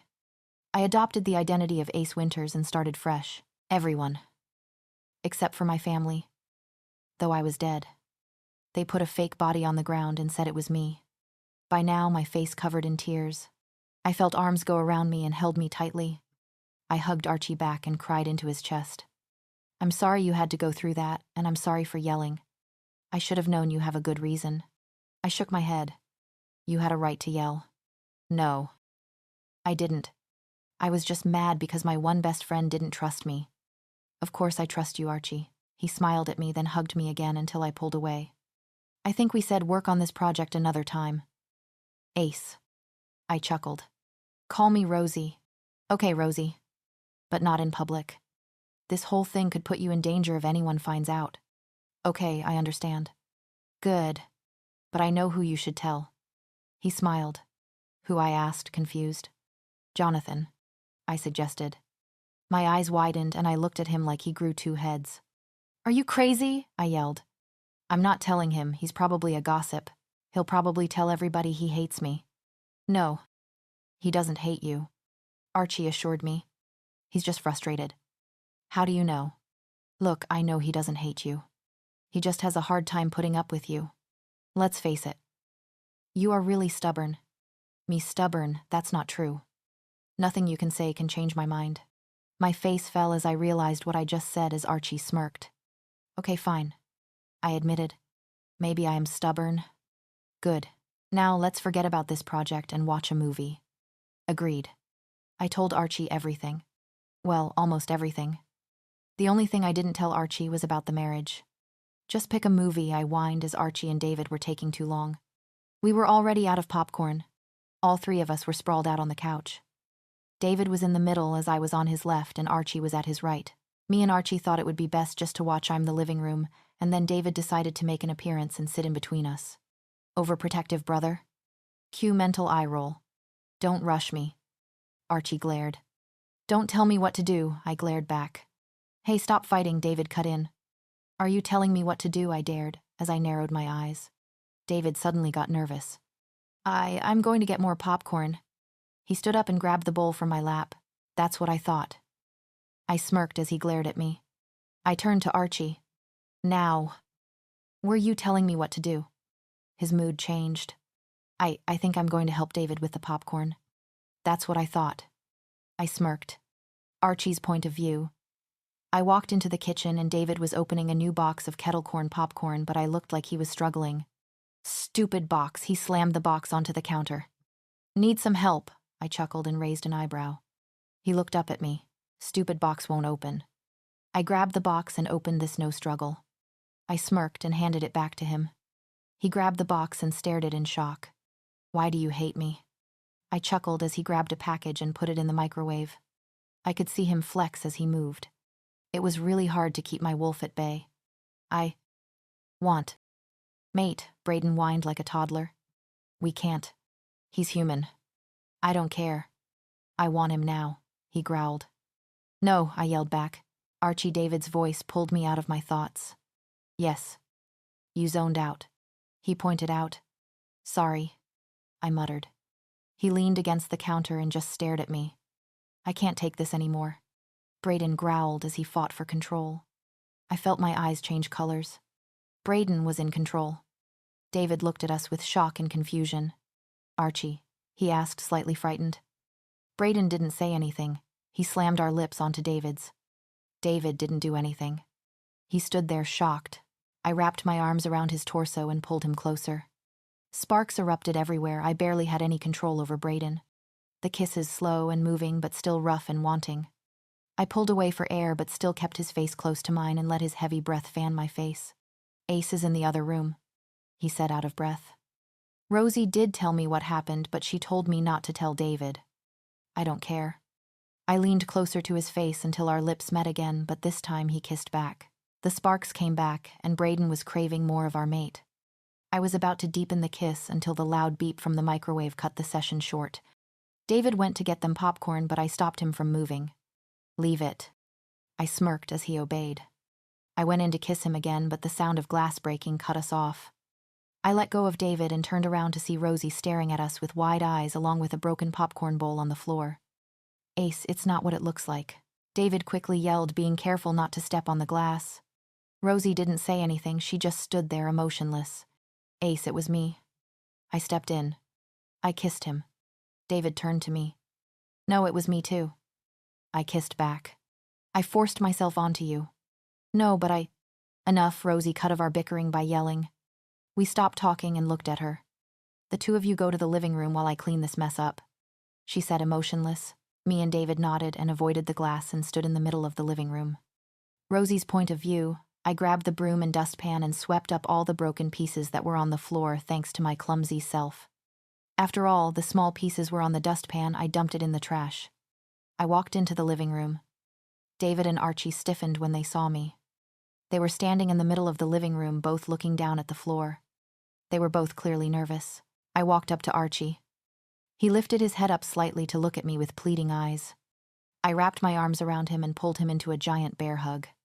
He seemed slightly confused at first, but then slowly wrapped his arms around me. If you hurt him, you... I threatened Archie as I pulled away. Huh? David asked, confused. David, I don't care who you love. It's your choice. I know that Archie won't hurt you, but I still got to make threats. I said in a duh tone. You're okay with it, he asked. I pretty much predicted it, of course. I'm okay with it. David smiled and pulled me into a hug. I pulled away when I heard a car honk coming from the driveway. That's my ride. Archie pointed out. I have to go. I'll see you at school, Archie. He smiled at me, then placed a kiss on David's cheek before leaving. I noticed David's cheeks were tinted a light pink color. You're blushing, I teased. What? No, I'm not. The color on his cheeks deepened. You are. I pulled out my phone and took a picture of him. I sent it to Archie along with a text that said, he's blushing. Haha, that's gold, I'm saving that picture, Archie texted back. Did you just send that picture to Archie? David yelled. I smirked and nodded while putting my phone away. I'm gonna kill you, he promised. I screamed and ran up the stairs. I could hear his footsteps following close behind me. I ran into my room and locked the door. David banged on the door. You'll have to come out soon for food and water. No, I don't. I have a mini fridge, I yelled back. That was a lie, but he didn't need to know that. I heard him groan in frustration. Stubborn little person. I laughed to myself as I had his footsteps retreat. I heard a ding come from my phone. I unlocked it and read the text message. Unknown. Roses are red. Violets are blue. Be mine. I want to be true to you. Secret admirer. I read that little poem on my phone over and over again. Maybe someone just sent it to the wrong number. I ignored the text and plopped down on my bed. It has been a few weeks since I told Archie my life story. He keeps calling me Ace every time we were in public or with my brother. He would come over a lot to see David. I would always see them in the morning cuddling on the couch after Archie was too lazy to go home the day before. Let's just say I have pictures. And I haven't gotten another text from Secret Admirer. Guess it was the wrong number after all. I've barely run into Johnathan in the hallways. Every time I saw him, he would scowl or glare. So I would just return it with my good friend the middle finger. Ace, ace, ace, ace, kept repeating, whip poking my cheek. What? I slapped his hand away. Look at this. He held up a poster. The poster was black with a silver mask in the middle. In big gold cursive letters. It read Masquerade Ball. Masquerade Ball, I raised an eyebrow at him. Yes. It's a perfect opportunity for people to not run away from you when you scowl. He smiled. Archie. Mascarades. And dances aren't my thing.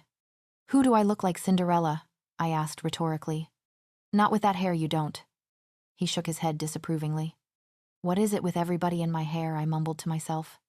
Come on, Ace, we have to go. He nudged my arm. You just want to go for the food, I pointed out. He shrugged. Can't go wrong with free food. I chuckled at him. I'll think about it. Well, you better make up your mind quick. The dance is on Friday and you don't have a dress. Have you seen my mom's closet? It's like a Bermuda Triangle for clothes. Something always gets lost or found. I'm pretty sure my mom is hiding my long-lost turtle in there. Why would your mom be hiding your turtle in her closet? He looked at me weirdly. I figured because when he got lost, my mom told me Shelley went to Fabulous Island to get rid of all the wrinkles. I put air quotes around Fabulous Island. Okay, new plan for the weekend. After the dance, we're going to look for Shelley. Hey. I never agreed to the dance. I pointed out. But you implied that you would. He smirked. I thought we were just talking about my lost turtle. We are going to the dance and that's final. His tone was like a mother telling her child he can't have any more candy. I crossed my arms over my chest and pouted. Fine, but only for 2 hours. He smiled and nudged my shoulder. I knew you'd come around. Soon, the sound of heels clicking was approaching the table me and Archie were sitting at. Well, if it isn't the gay in the glare, a voice said from behind us. We turned around and saw Josie and her minions. Shouldn't you two be getting to the library to hide your shame? Josie sneered as her minions laughed. Shouldn't you lay low on the Botox? I think too much of it has seeped into your lizard brain. I shot back. She glared at me. How dare you? Don't talk to me like that. Go away. You came up to us and began insulting us. Shouldn't we be the ones telling you to go away? I replied. She snatched the poster out from Archie's hand and laughed. You two nobodies are going to the masquerade. She raised an eyebrow. Maybe. Are you? I asked. Of course I am. But I refuse to wear a mask. My face deserves to be seen. She smirked. Unlike you, face. It could be used for torture for the government. You're welcome for helping the country. I winked. Your face deserves to be covered by a mask.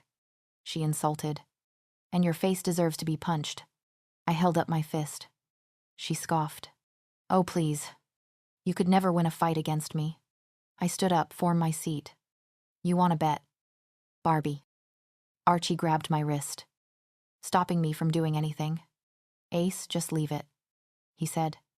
Yeah, listen to my pathetic brother. Josie smirked. That's it. I ripped my arm away from Archie and punched Josie in her nose. Yep. I punched the principal's daughter. She cried out in pain, and she sat on the ground with blood pouring out from her nose. Her minions kneeled down to help her. Leave me alone, you useless people. Get help, call an ambulance, get my mom. She screamed at her friends. One of her minions ran off in a direction while the other tried to stop the bleeding. I shook my hand, trying to get the feeling to come back. Aw man, it just finished healing. Ace, we have to go. Archie grabbed my forearm. Archie, we still have half the school day left. We can't just leave, I said to him. I know. He glanced at a direction. I followed his gaze and saw the principal coming towards us with Josie's minion. But if we don't leave now, we are going to get suspended. All right. I nodded. But I need my sandwich first.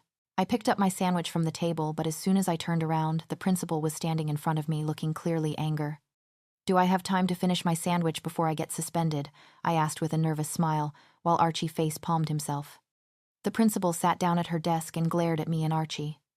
Archie was looking down at his lap while I stared at her right in the eyes, showing her I wasn't afraid. What you did was completely irresponsible and reckless. Her voice boomed. You're lucky I don't press charges. With all due respect, miss. Archie spoke. Josie came up to us and started insulting us. Ace was just defending herself. There are other ways of defense without violence. Mr. Dead. Cruz. She kneaded at Archie. Archie looked back down at his lap. It must be hard being in the same room as his mother after she kicked him out. As for you, Miss Winters. She turned to me. You will be suspended for a week. Same for you, Mr. Cruz. I shrugged, not really caring. Anything else? Yes. You will not be able to go to the masquerade dance, she answered. What? That is totally unfair. Life isn't always fair, Miss Winters. Tell me about it. So that's it, I can't go to the dance. I'm sorry, Miss Winters, but it's the only I'll know that you'll behave. Can I have permission to speak freely? I asked. I suppose you can. Are you sure this about me? Punching Josie? I slammed my hands on her desk. Or is it about me being the only person supporting your son because you want him to change? Ace, it's okay. You're already in trouble. Archie, trying calming me down. No, it's not okay. She doesn't like the thought of you being gay and I support you. So she thinks that by getting me away from you, you'll change. I sneered. That is enough, Miss Winters, she yelled at me. Get out of my office. Very well, Mrs. Cruz. I flipped her off before leaving her office with Archie. Out of nowhere, he pulled me into a hug. Thank you for that. I pulled away. It's about time someone put her in her place. It's too bad, though. We won't be able to go to the dance. He whined. We are going to that dance, I said firmly. Really? He asked. Yes, I'll ask David to sign up for chaperone. But how do we get inside? It's a masquerade. People will be wearing a mask. And if they start checking? Then I'll ask David to sneak us in. Okay, good plan. Suddenly he smirked. Now that we're suspended, you know what that means, right? No, what I asked, confused. We get a whole week of shopping. I groaned. He ignored me and grabbed my wrist and dragged me out of the school. It's going to be a long week. I got up from my seat in the kitchen when Archie came in holding a bunch of shopping bags from different stores. Where have you been? I asked. It's Thursday, we last saw you on Monday. Relax, Johnathan, Luke said next to me. He was probably with his mate, that's true. Archie smiled. Also, I was shopping with Ace since we got suspended. You guys got suspended, I yelled. Calm down. We got suspended because Ace punched Josie in the nose. Archie explained. Wait, since when does Ace get to punch her? Ethan appeared and whined like a toddler. I wanted to do that before she did. I rolled my eyes at him, then turned back to Archie. That doesn't explain why you guys went shopping, because I was getting you guys costumes for the masquerade tomorrow, he replied. And who said I was going to this stupid dance? I asked. Me. Because Ace is going. He smiled. Okay. That convinces me a little bit, I admitted. But how did you even know what size of suits we are? I've measured you guys when passed out on the couch after watching SpongeBob. Archie teased while laughing. Luke's. Ethan's. And my eyes widened. I told you we should have watched it in one of the bedrooms, Ethan pointed out all smug-like. I rolled my eyes at him and turned back to Archie. What did you get us? For Ethan. He handed Ethan a red bag.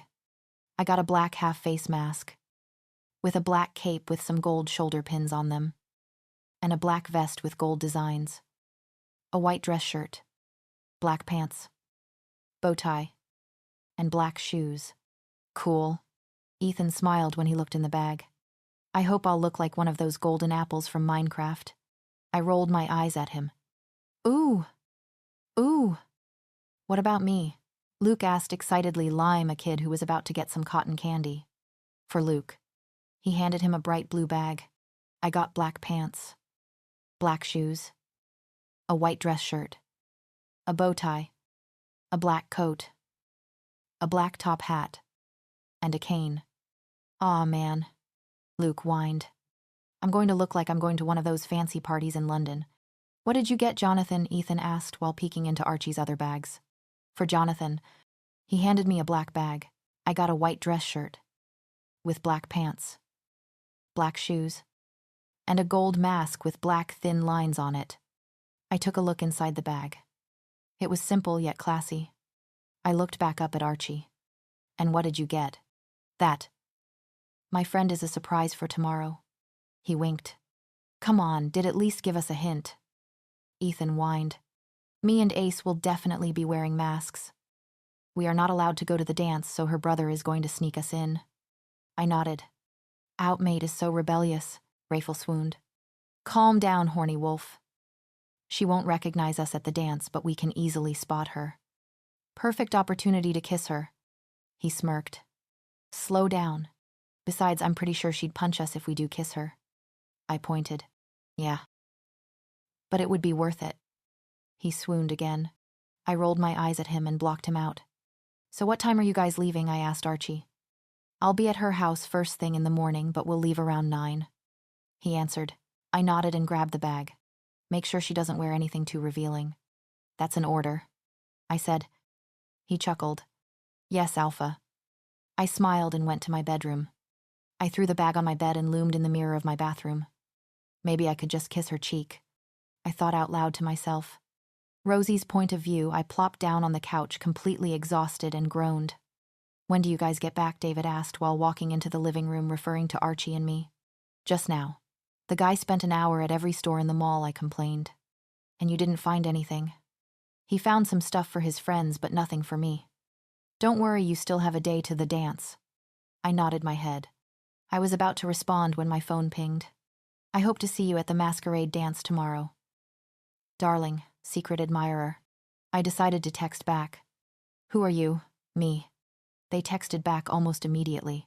Just someone who wants to get to know you. Darling, secret admirer. Enough with the flirting and poems. Just tell me who you are, me. If you find me at the dance tomorrow night, then I will. Till then, darling. Be sure to keep an eye on your phone. I'll be texting you again. Secret admirer. I'm not one to wait. Me. Then be patient. For me. Secret admirer. I don't know why, but that sentence made my heart race. I need to find out who this guy is, so that he'll leave me alone. How are you going to sneak us in? I asked David. Well, the dance will be in the gym, and the cafeteria is on the other side of the school. So I'll leave early, and I'll unlock the doors near the cafeteria. He explained. And what if someone follows you? I ask. I've been in a gang since I was 12. I'm pretty I'd realize if someone was following me or not. That what you thought when I followed you into the mall and caught you staring into Victoria's Secret. I pointed out. That was before I realized I was gay. He stated as a matter of factly. I rolled my eyes and laughed. You were still staring. Pervert. He grabbed a pillow cushion from the couch and smacked my face with it. I stared at him in shock while he just smiled at me. Oh. You asked for it. I grabbed a pillow next to me and hit his face with it. He stood up from his spit on the couch as I did the same. Here we were laughing and hitting each other with pillows until a feminine voice echoed against the walls. What is going on? Me and David stopped our pillow fight and turned around. My mother was standing there looking very angry. Hello, Mother. I greeted, not even being fazed by her glare. May I speak to you in the kitchen, Rosalinda? She asked with her eyes flickering to David. No. If you can say it to me, then you can say it to both of us. I referred to David next to me. Fine. He can't stay here. She blurted out. Yes. He can, Mother. It's my roof and David can stay here for as long as he wants. What are you even doing here anyway? I spat. I came to ask if you wanted to go to dinner with Wyatt and his father tomorrow night. Sorry, Mom. I'm busy tomorrow night. And every other night you want me to go to dinner with them. Where are you going tomorrow? Rosalinda. It's just a school masquerade dance. It's not a big deal. I shrugged. She smirked. This is a good thing. You're finally embracing your party girl roots. I rolled my eyes. No, Mom. I'm only going because my friend Archie wants to go. I'm just going for moral support. You say that now. Be sure to get drunk. She smiled before leaving.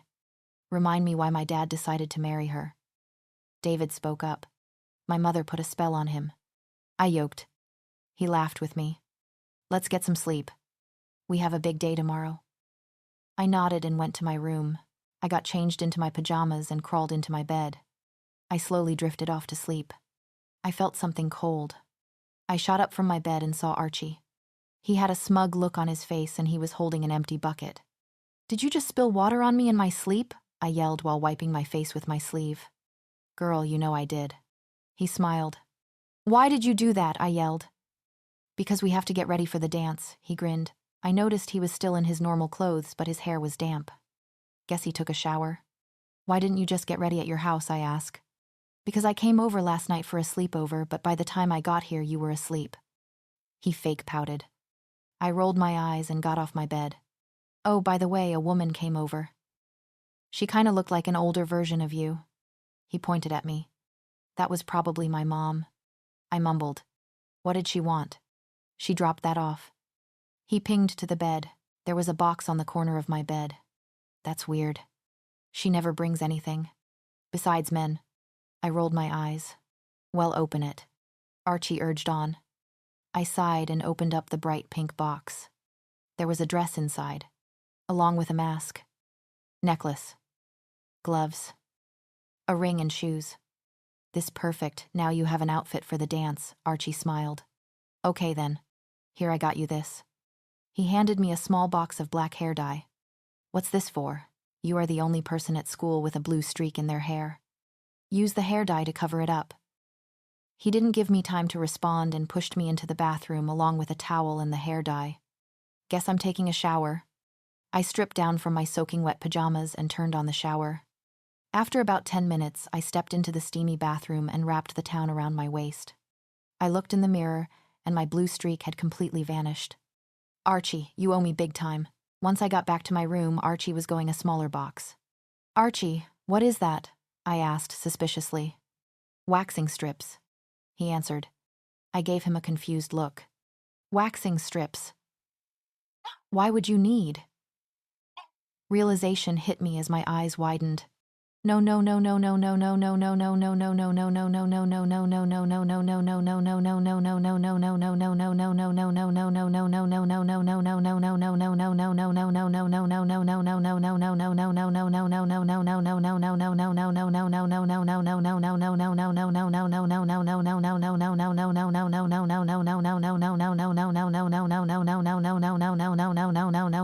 Too bad. You are using these waxing strips. But they hurt, I whined like a toddler. Deal with it. He shoved the box to my chest before leaving the room. I closed the door and groaned as I began waxing my legs. It hurt. A lot. After that was done, I threw the waxing strips away. I took out the dress my mother left me from the box and slipped it on. It was a black strapless dress with a red bottom. The red bottom was covered in black lace, but you could clearly see the red. The top was completely black with the zipper in front. The top of the dress hugged my waist, but the bottom of it flowed freely against my legs. I decided to put shorts underneath just in case. I heard a knock at my door. Come in. I called the person. Archie opened the door and smiled when he saw me. I feel like a proud dad. He placed a hand on his chest and smiled. Shut up. I laughed at him. What else is in that box, he asked. Just accessories and shoes. I answered, Well, put them on, girl. I'm going to finish getting ready. He closed the door behind him as he left my room. I first slid on the gloves. They were black and red and didn't cover my fingers. It had black laces, and it reached just below my elbow. Then I grabbed the necklace and clipped it around my neck. It was black with red jewels dangling from it. It was a large necklace, but it was very light. It also had 2 light red moons on it. Then slid the ring on my right hand on my ring finger. It had a large black rim with a big red jewel in the center. I didn't bother to put on the heels. I'll just put them on before we leave. The bottoms of the shoes were black and the rest was red. On the red, there were small, curvy, black line designs on it. The last item in the box was the mask. I held it in my hands. It was pitch black with thin, curvy red lines on it. There was a blood-red rose on the corner of it with small black and red feathers attached to it. I left the mask next to my shoes. I'll just put those on at the last minute. I went to my bathroom and blow-dryer my hair. After it was dried, I curled it. They're finally done. There's no need for makeup, right? I was about to walk out my room when Archie stopped me. He was wearing a white dress shirt with black pants and black shoes and a black bow tie. He didn't loom anywhere near ready, though. Where do you think you're going? He asked. Downstairs, I said in a duh tone. Nope, you're not ready. He pulled out a small makeup bag. I'm doing your makeup. He didn't give me a chance to respond. He sat me down on the bed and began doing my makeup. After a very long time, he finally finished. Okay. He grinned widely. All done. How do you know how to do makeup, I ask. I have a twin sister who always cakes her face in makeup. You pick up a few things. I stood up from my spot on the bed and looked in the mirror. I barely recognized myself. My eyes had glitter red-winged eyeliner with a little bit of black eyeliner. I had black eyeshadow and it faded to red at the top. My eyebrows were done in black with the tiniest bit of red. The edges of my lips were black and faded to red in the center. Damn, Archie does good work. I strapped on the high heels and attempted to walk around my room. I haven't worn heels in years. It's good to get some practice. After I gained my balance, I grabbed the mask and headed downstairs. Archie and David were sitting on the couch in full costume. Archie had a white dress shirt with a black vest. Pants. Shoes. White gloves. A black cape with designs on the inside. And a white half-face mask. David had a black and white suit and a gray Batman mask. Really, David Batman, I questioned. His head snapped in my direction. He stared at me for a second. No, he said suddenly. What I asked, confused. You are not going dressed like that. He pointed, art dress. Relax, David. You know, if someone touches me, I'll give them a beating. I smirked. I still don't approve of you going like that. How about I buy a chocolate bar on the way back? I tried to compromise. Of my choice. His face lit up. I rolled my eyes. Sure. I'll meet you guys in the car. He smiled and left the house. Archie stood up from his place on the couch. Ready to sneak in. He held out his pinky. Ready. I linked my pinky with his before leaving the house. Me and Archie were waiting in the car in silence. David had already gone inside, but he said it would be safe to wait until people arrive so we can blend in with the crowd. Now that I'm getting a better look at you, you look kinda like a magician. I spoke. I do not. He pouted. I look awesome. I hummed sarcastically. I'm bored, let's just go inside. He complained. No, if we don't wait for a crowd to arrive, we won't blend in. I pointed out. He pouted and crosses his arms over his chest like a toddler who just got told no. I rolled my eyes and looked out the windshield. Is that a limo? I asked as a limo pulled up. That's Josie, Archie pointed out. Why does she have a limo? She probably slept with one of the rich kids. Josie got out of the limo along with Riley and Kate. Riley and Kate were wearing short gray dresses while Josie was wearing a bright pink one. Probably to make her stand out. Josie was dressed as Aurora. Her costume came with a mask, but she just kept it in her hands, not even being bothered to wear it. Riley and Kate had masks too, but they didn't wear them either. I noticed Josie's nose seemed perfectly fine now. Like I never even punched her. Guess she slept with a doctor to fix it before the dance. There's no way a human could heal that fast. Soon, other people began to arrive. Everyone had different costumes and dresses, but no one bothered to wear the mask in their hands. They're so boring. What's the point of a masquerade if no one wears their mask? I complained. Don't worry about it. We'll be the only cool ones. Archie smiled. Let's go. I smirked as I pulled my mask from my head to my eyes and nose. Archie did the same. Me and Archie stepped out of the car. Instead of walking towards the front entrance with the large crowd arriving, we went around the school to the other entrance near the cafeteria. The music was blasting loud even from the outside. Once we were there, I texted David to unlock the doors. Archie's point of view, I can't believe it. I'm finally going to be with me mate in public without anyone knowing. My mom won't know me and Rosie are here since she is human. My dad was her werewolf mate. Sure. Josie might figure out it's us, but my mom won't listen to her. She thinks I'll do whatever it takes to go back home with her. She thinks I made a mistake. That I'm just confused about who I love. Think again, Mom. I'm about to prove to you that I did make the right choice.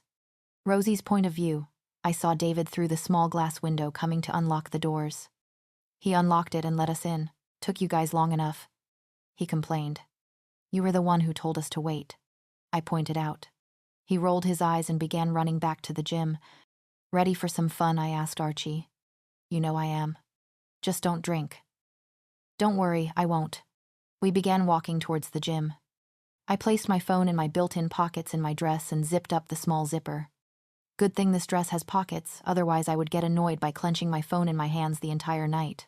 As we walked into the gym, I felt people's gazes on me. I looked around and saw everyone minding their own business.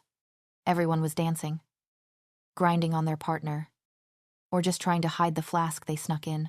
Some of the girls were at the dessert table trying to flirt with David. Good luck. Note the sarcasm. I felt my phone vibrate in my pocket. I took it out and looked at the screen. You look gorgeous, darling. Secret admirer. I texted back. Who did you know it was me? Me. Darling, it is easy to spot the prettiest girl in the room. I know it's you hiding behind that mask. Secret admirer. I looked around the gym to find out what person was texting me, but there were a lot of people on their phones, so it was hard to tell. You won't find me, darling. Not yet. I promise soon. Secret admirer. We'll see. Me. I put my phone back into my pocket. Archie just ditched me and went to the dessert table with David. I could see Josie flirting with some guys while trying to show off her cleavage. Damn, that girl ruined Sleeping Beauty for me. On the other side of the gym, I could see Violet doing the same. She was wearing one of her black stripper dresses. I recognize it from her closet. She also had a mask but kept it in her hands. Why is every girl here so boring? A slow song came on. Cue my awkward self. I just stood there not doing anything. I felt someone tap my shoulder as a large spark shot up my entire arm. I turned around and saw a guy who a gold face mask with black lines and a white button-up shirt. Hi, I greeted. Do you want to dance? He asked me with a smile. His voice sounded familiar. Sure. I answered.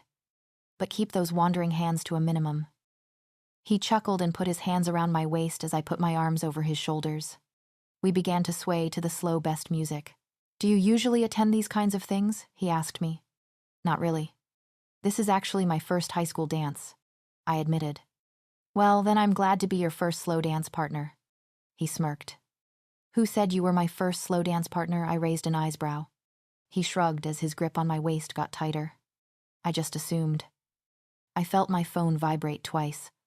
I pulled it out and looked at the screen as mystery guy in front of me just stared at my face with a smile. "Creepy. I don't like seeing you dancing with him, darling." "Secret admirer."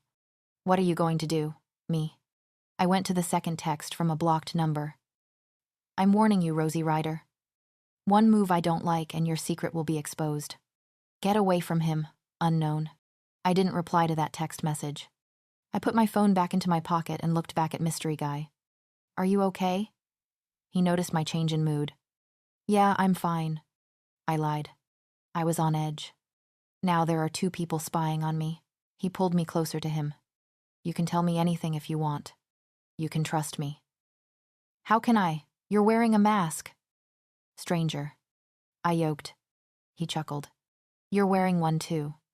So what makes you think you can trust me?" He pulled me closer. "I just can." I felt another buzz from my phone. I pulled it out and looked at the screen. Last chance. "Darling. Get away from him before I resort to violence. Secret admirer." "What are you going to do?" "Me." I looked around the gym until my eyes landed on a masked figure in the corner. "Is that—" "Everybody down." A loud voice boomed along with the sound of gunshots. Mystery guy kneeled down to the ground and pulled me down with him. I looked down at phone as it vibrated. "This will teach you a lesson, darling." "Secret admirer." I heard mystery guy growl beside me as more masked thugs began entering the gym. I know that growl anywhere. "Johnathan." "Oh, hell no." "Come on." "Johnathan," Luke urged on. "It's a party, just take one sip." He took another sip from the flask he snuck in. It takes a lot for a werewolf to get drunk, but Luke makes his own alcohol so he can get drunk. "I'm pretty sure I'll be the one driving us back to the pack house." "I told you no already, Luke," I replied. "Why not?" he whined while almost tripping. "Because the only reason I agreed to come to this stupid masquerade is because my mate is coming." I explained for the billionth time. "Your loss." He walked over to a group of drunk girls. I rolled my eyes. I swear one day he's going to regret all this flirting when he finds his mate.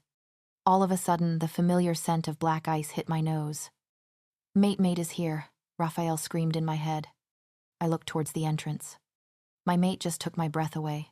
She was wearing a black and red dress that fit her perfectly. Even with the mask on her face, she looked beautiful. She took a glance at her phone, then looked around the room, then back at her phone, then put it away. Archie was with her, but he went to the dessert table where I assume his mate was. Ace took a look around and then began wandering around the gym. A slow song soon came on. She just stood there awkwardly as everyone found partners. I slipped my mask over my face and walked over to her. I tapped her shoulder and enjoyed the spark that shot up my arm. She turned around. "Hi, do you want to dance?" I asked. "Sure. But keep those wandering hands to a minimum." I chuckled as I put my hands around her waist as she put her hands around my neck. I pulled her close as we began swaying to the music. "Do you usually attend these kinds of things?" I asked. "Not really. This is actually my first high school dance," she admitted. "Well, then I'm glad to be your first slow dance partner." I smirked. "Who said you were my first slow dance partner?" She raised an eyebrow. "I better be." I shrugged. "I just assumed." She pulled out her phone, but I didn't pay any attention to it. I was just happy to be this close to her without her scolding at me. Yep, I am definitely creepy. I noticed her change in mood and frowned. "Are you okay?" I asked. "Yeah, I'm fine." She was clearly lying. I pulled her closer. "You can tell me anything if you want. You can trust me." "How can I? You're wearing a mask." "Stranger." She joked. I chuckled. "You're wearing one too. So what makes you think you can trust me?" I pulled her even closer. "I think can." Her phone buzzed as she looked at it. She looked around the gym. I followed her gaze. Both of our gazes landed on a figure in the corner. "Wait a minute. That's—" Everybody down. The sound of gunshots filled the air. I pulled Ace down to the floor so they wouldn't shoot her. I growled as I noticed the scene in the air when they walked in. The blood pack. I felt a punch on my shoulder. Ow, I groaned as I looked at Ace. Why did you do that? You know exactly why, she spat. Johnathan. I stared at her. How did you know it was me? I recognize that growl from you anywhere. She sneered. Well, guess what? I know it's you under that mask, Ace. I shot back. Don't you dare turn the tables on me. She scowled. Okay, I get it. You're mad at me. But now is not the time. She scowled. You're right. Did you just agree with me? I smirked. Shut up. Her words sounded more like a warning. I looked over and saw that the masked thugs were getting closer to us. Stay close, these people are dangerous. We both whispered at the same time. How do you know that? I asked. She was about to respond until one of the thugs grabbed her arm and roughly pulled her up. I gave them a warning growl as I stood up. I roughly removed the mask from my face. Well, if it isn't our old pal Johnathan. The one holding Ace smirked. Let her go. I growled. He shook his head. Nah, I think I'll keep her. He pressed a gun on Ace's temple. Rosie's point of view. I felt cold metal press up against my temple. You know, you're really stupid. I cut in. Don't be like that, Precious. The guy holding me said. I'm the one holding the gun. See, you just proved my point. I smirked. How, he asked, completely confused. I looked him in the eye, not minding the gun. You think a gun scares me? I elbowed his stomach and punched his nose. He dropped the gun and fell to the ground holding his nose. All the thugs in the room pointed their guns towards me. I held my hands up. Ace Johnathan tried coming towards me, but I held out a hand and stopped him. I turned to all the thugs. Before you all turn me into Swiss cheese. Just let me do something real quick. Make it fast, one yelled, really annoyed. I really regret wearing these heels. I mumbled while slipping them off. All the thugs got closer to me until they circled all around me. There were at least 6 or 7. Easy to take down. You're coming with us. Another one said. Ace. Johnathan warned. I turned to him and winked. He caught onto what I was doing when I punched 2 thugs in the temple.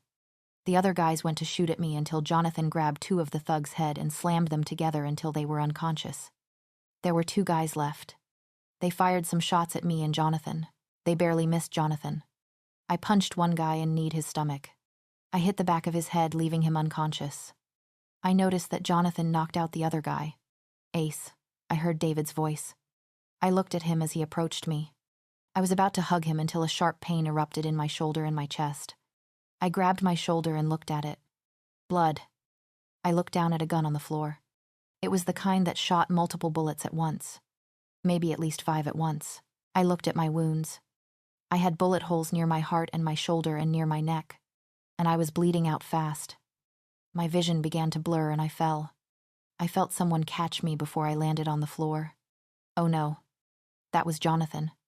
He placed my head on his lap and tried to stop the bleeding from my shoulder. I blacked out. I cradled her head in my lap and used a jacket to stop the bleeding. Archie and David came running towards me. Not again. David whispered to himself. Again, I growled.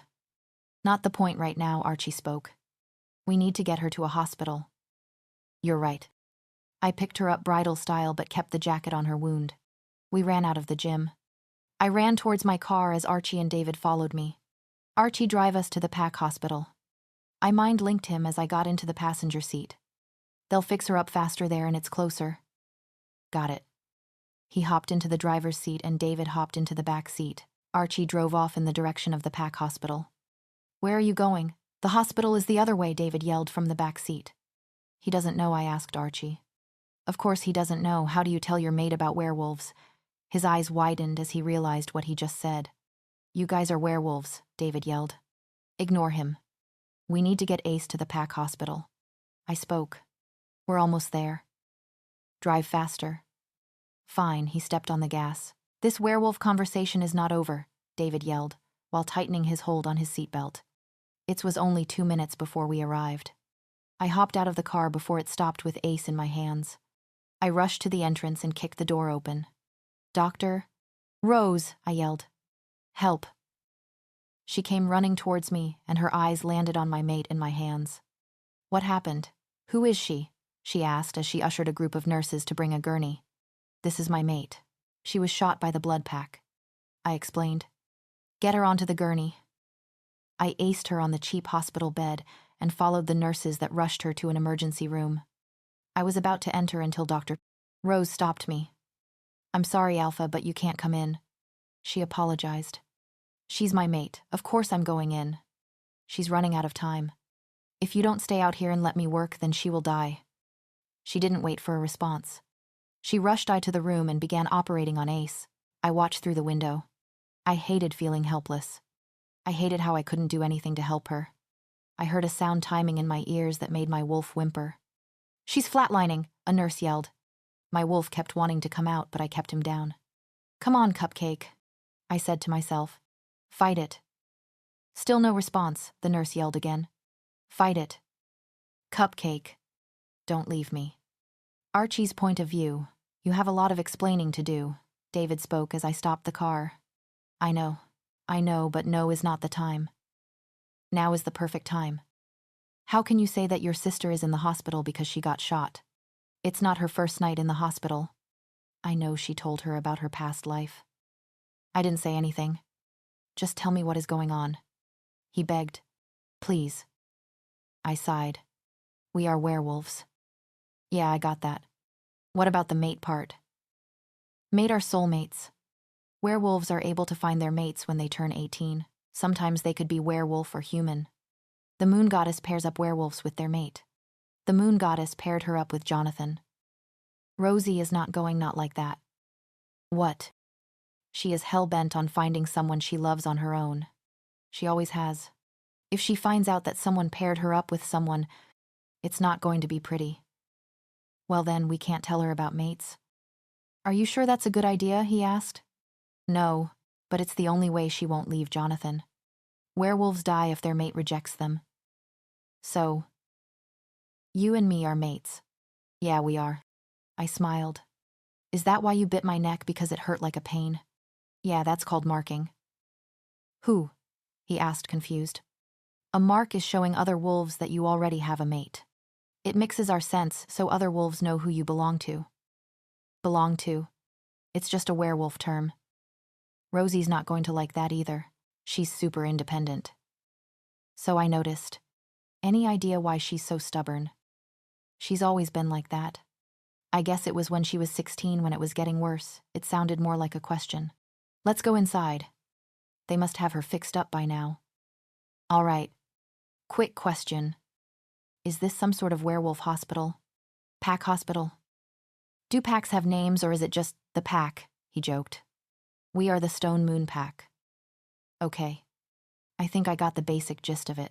Now let's go look for my sister. He got out of the car as I did the same. We entered the hospital and saw Johnathan looking through one of the windows that went to one of the rooms. Johnathan. I called out to him. What happened? Is she okay? David came to my side, waiting for a reply also. She flatlined, but they were able to save her. He answered. Me and David let out a breath of relief. She's lost a lot of blood, and we can't see her for a while. He spoke again. It's okay. The important thing is she's alive. Archie, I need to speak with you. Yes, Alpha.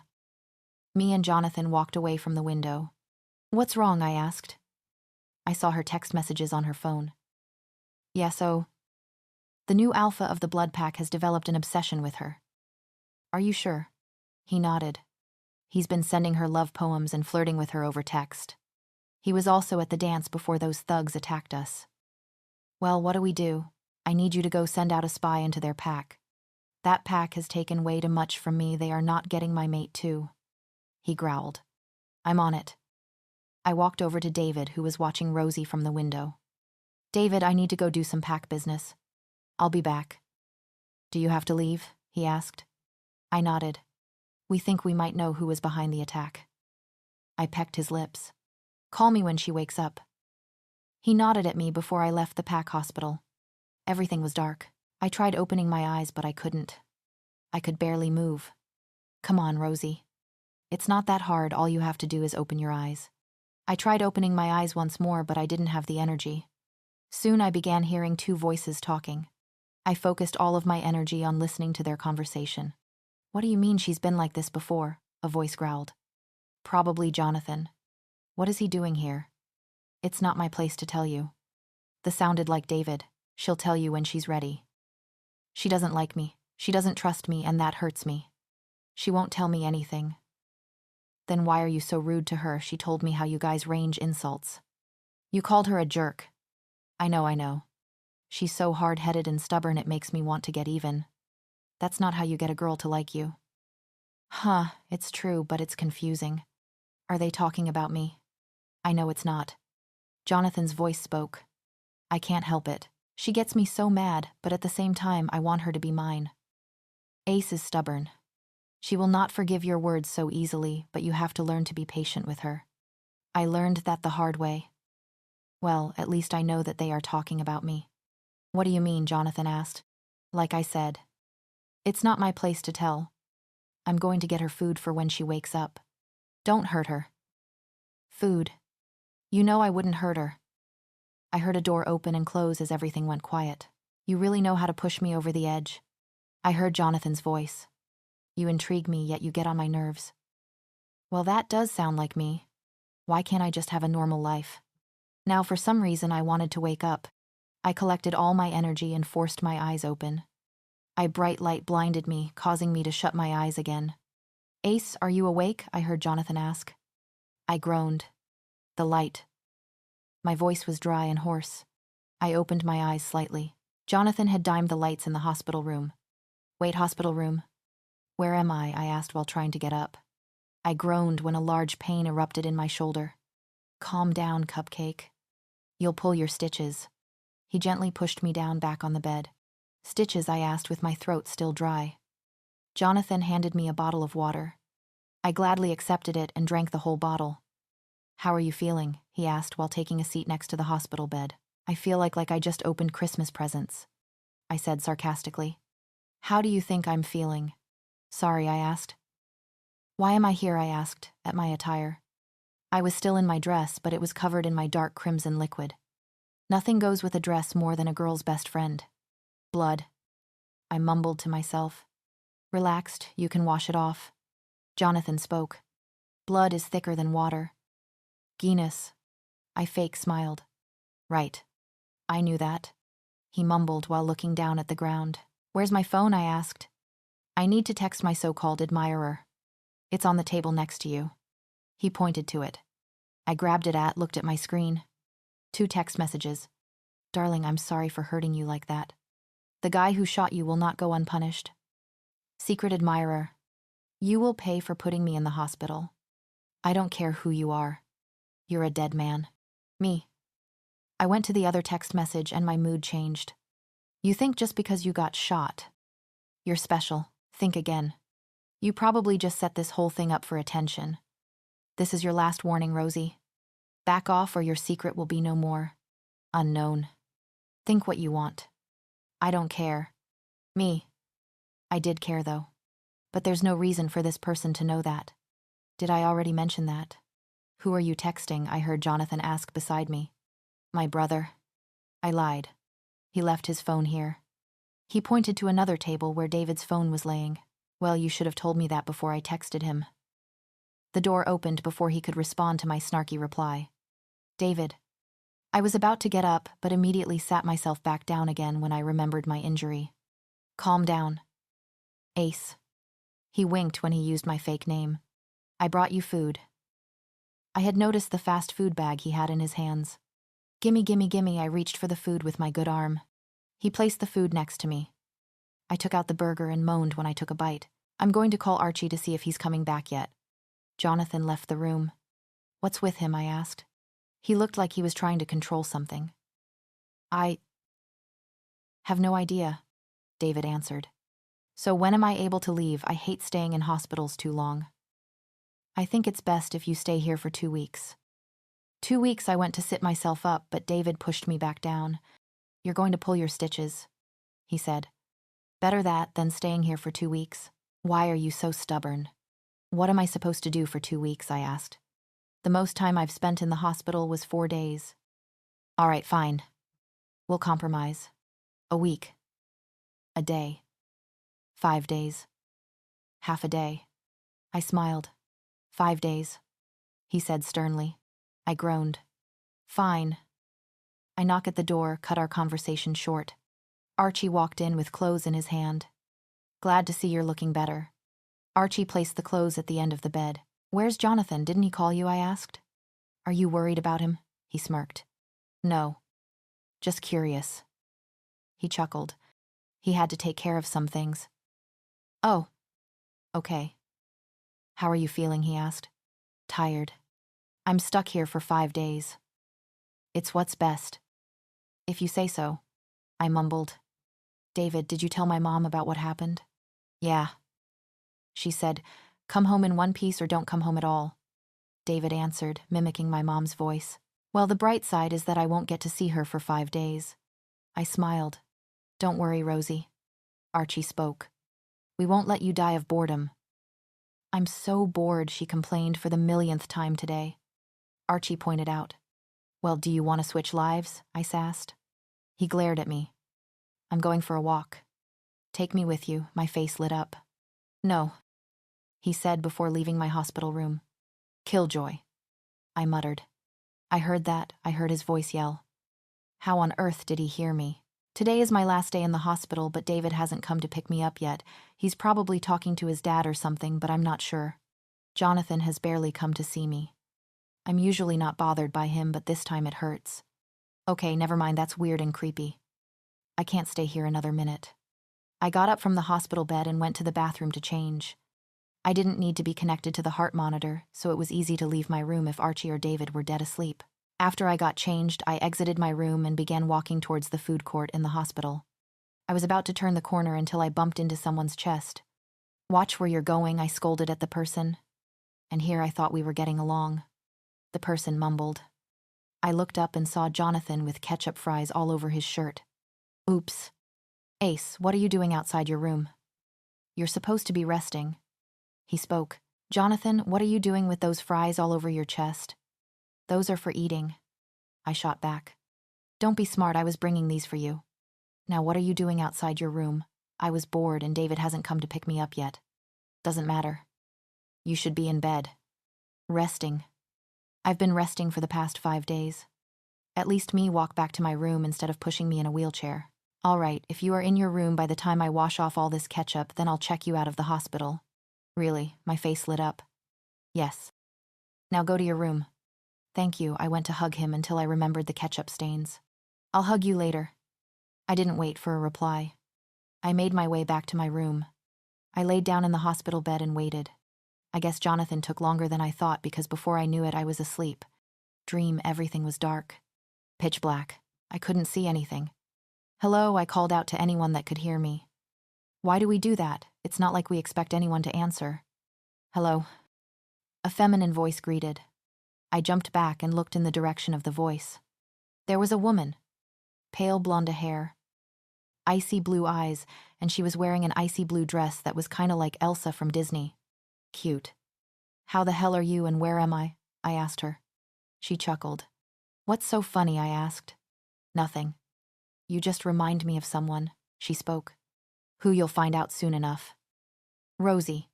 Huh, how do you know who I am? I raised an eyebrow. That's not the point right now. I came to tell you some things. She changed the subject. Is one of those things your name? Right. Of course. I am the moon goddess. She smiled. The who what? Now the moon goddess. Now time for the things I need to tell you. She didn't give me time to respond. Rude. You must be careful of your mother. Rosie, she is capable of so much more than you know. You must beware her. She's my mom. I already beware her. I mimicked her tone when I said beware. You must be cautious when you are near her. She said, unamused with my tone. All right, I'll be careful.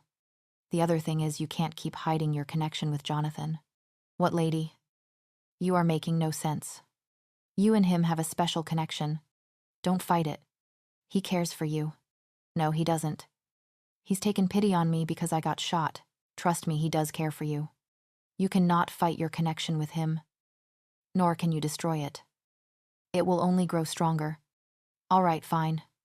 I'll see what I can do. I didn't take her seriously. If this chick thinks she's a goddess, then she must be crazy. We are out of time. She spoke worriedly. I must send you back, but we will speak again soon. What I did not understand a word you said. Give me details, one more thing. She grabbed my arms. On your 19th birthday, she was cut off by a loud rumbling noise, and the ground underneath us began to shake. We are out of time. I'll see you soon, Rosie. With that last sentence, she quickly began fading away, and I began to see a bright light. End of dream. A faint voice began to sound clearer. Ace. Ace. Ace. Wake up. I felt someone shake me. I slowly opened my eyes and was met with Johnathan. Only I wasn't in my hospital room. I was in my bedroom and Johnathan was sitting on the edge of the bed. When did we get here? I yawned. About a couple hours ago. You were asleep, so I just took you home. How did you get my address? I stood up from my bed. I texted Archie and your brother should be back soon too. He wanted me to stay here and take care of you. Then why didn't you let me sleep? Because you haven't eaten and your stomach kept growling in your sleep. He grabbed a to-go box from my side table and handed it to me. I opened it up and began munching on the burger that was inside. Are you okay? He asked. You were asleep for a really long time. I just had a crazy dream about a woman who thought she was some sort of goddess. I kept eating. Goddess. His eyebrows creased. Yeah, it was weird. She kept saying she was the moon goddess, and that I had some sort of connection with you. It was crazy, really. I didn't pay much attention to his reaction, but I'm pretty sure his eyes widened. Are you okay? I asked. Yeah. Yeah, I'm fine. I just remembered I need to go do something, but I can't leave you. Go ahead. I'll be fine on my own, and besides, you said, my brother said he'd be back soon. Are you sure? Yes. Now go do your thing. Thank you. He kissed my cheek. I don't know why, but it made me feel amazing. Tingles shot up throughout my face. He smiled and left my room. I got up and looked in my mirror. My cheeks were tinted with a bright red color. I'm blushing. I'm freaking blushing. Johnathan's point of view. Thank you. I kissed my mate's cheek. Even though it wasn't on her lips like I preferred, it was still amazing. I noticed a blush creep up on her cheeks. I smiled and left her room. I needed to leave because the moon goddess doesn't pay visits to humans. Not even about their mates. As I exited her house and noticed an older-looking version of Ace walking up in the driveway. Who are you? She asked. I'm Johnathan. I was just dropping Ace off from the hospital. Who Ace? Ace Winters. Oh, right, my daughter. She smiled. I sniffed the air and noticed her scent was different. It was human-like, but at the same time nothing human-like. I also smell fresh water. Like a waterfall. Well then. I said awkwardly. I'll be on my way. One more thing before you go, young man. She spoke. Yes, miss, stay away from my daughter. Dog. She scowled before entering her house. Dog, Raphael questioned. I'm a wolf, not a dog. That was weird. I can't worry about that now. I have to find out why the moon goddess visited my mate. I hopped into my car and began driving. I heard my front door open and close. Did Johnathan forget something? I slowly made my way down the stairs to see who had just entered my house. I saw my mom standing in the middle of the living room mumbling something to herself. Mom, I asked cautiously. She snapped her head towards me and smiled. Why are you here? I asked. I came to see you. It's not your first time being injured by a bullet, she answered. She was referring to my time in the gang. I rolled my eyes. This time it was multiple bullets. Mom, I'm fine. Now, is there any particular reason for you being here? Well, for one thing, your grandmother heard what happened and she's coming to see you. Sadly. She mumbled the last part, annoyed. Me. I was overjoyed. Grandma's coming, I smiled. Yes. Yes. And she'll be staying here with you since I can't stand her. It's fine, she can stay as long as she wants. I love her, I squealed. Yes. Yes, I know you do. She frowned. I'm going to pick her up from her house. I'll be back in about 2 hours. Okay. Mom. One last thing before I go. Her mood changed. More than usual. What? What's wrong? I asked. Who was that boy leaving your house before I came in? Her jaw clenched. Johnathan, I questioned. He took me home after I got out of the hospital. Why? I don't want you with that boy. I get a bad vibe from him. Wait. First, you want you to accept boys. At least, Meet one that wasn't involved with Dad. But now you're telling me to stay away from him, Rosalinda. She approached me. I want you to be with boys that are good for you. That boy isn't good for you. Not good for me. He saved my life. I would be dead if it wasn't for him. You would have survived a bullet. How she shrugged. You just would. She left the house without another word. I was having slot of mixed emotions. I was happy that my grandma was coming, but I was angry at my mother for controlling me. My mother and my grandmother have never gotten along. After my grandmother knew what kind of life my mother was living, she practically disowned her. Same with Violet and her mother. But that didn't stop her from seeing me. My grandma knew I was different than my mother. She still cared for me, even if it meant she had to keep seeing my mother, my grandma, and me have been. And still are. Best friends. Mostly because we have one thing in common. We both hate my mother's lifestyle. I haven't been able to see her since I left the gang. She was devastated when I faked my death. I was so upset that I couldn't tell her I was alive, but I did it anyway. Even though David's dad wasn't happy about it. He got over it. I love my grandma. I couldn't wait until she arrived. Grandma, I went up to hug her, but stopped when a sharp pain erupted in my shoulder. Careful, dear. I don't want you to get more hurt than you already are, she said worriedly. I'm fine, Grandma. I smiled as she pulled me into a hug. I know. I just don't want you to disappear again. She spoke sadly. I won't. Not from you. I smiled. Rosalinda, I'm going to run some errands. My mom spoke up. I rolled my eyes. She's oblivious going to see a guy. Yes. Mother. I answered.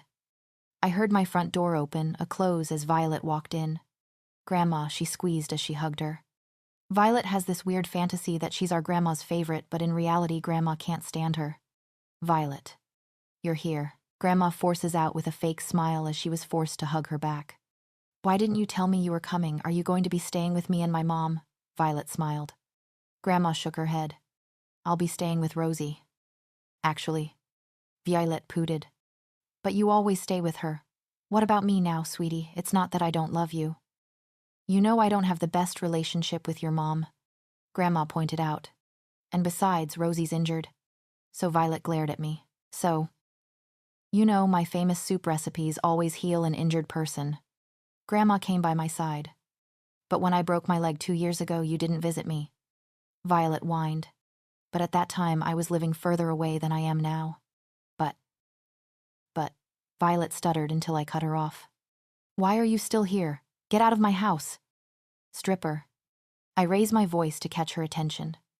Grandma, you're going to let her talk to me like that? Violet asked. She's a teenage girl. Violet. I have no control over her. Grandma answered while trying to hold back a laugh. I smirked as Violet's had dropped. Bye-bye. I fake smiled and waved. Violet huffed and left the house. Real mature. Rosalinda. My mom rolled her eyes before leaving my house. As soon as both unpleasant women were gone, my and my grandma bursted out laughing. You know what I missed most, Abo, at you? My grandma stopped laughing and smiled. Your confidence. I shrugged and smiled. I figured. I get it from you. Now, before we do anything else, I have a surprise for you. She smirked. Grandma, I already told you. You can't bring a live snake into my house anymore. I know. Or a crow, I added while pointed at her. She held her hands up in surrender. All right. Just close your eyes and hold out your hands. I did as I was told. Grandma, I swear if you're putting a spider in my hand, I will scream. I warned. My grandma is a zoologist, and she always has a bunch of pets running around her house. She always likes to prank me by bringing them to my house as a surprise.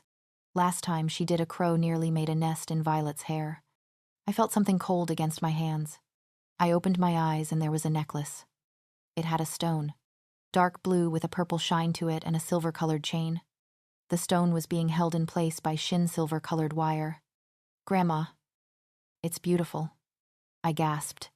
It's very special. She smiled as she put the necklace around my neck. It was supposed to be a family heirloom when I found the stone, but I don't trust my daughters or Violet with it. Thank you, Grandma, I love it.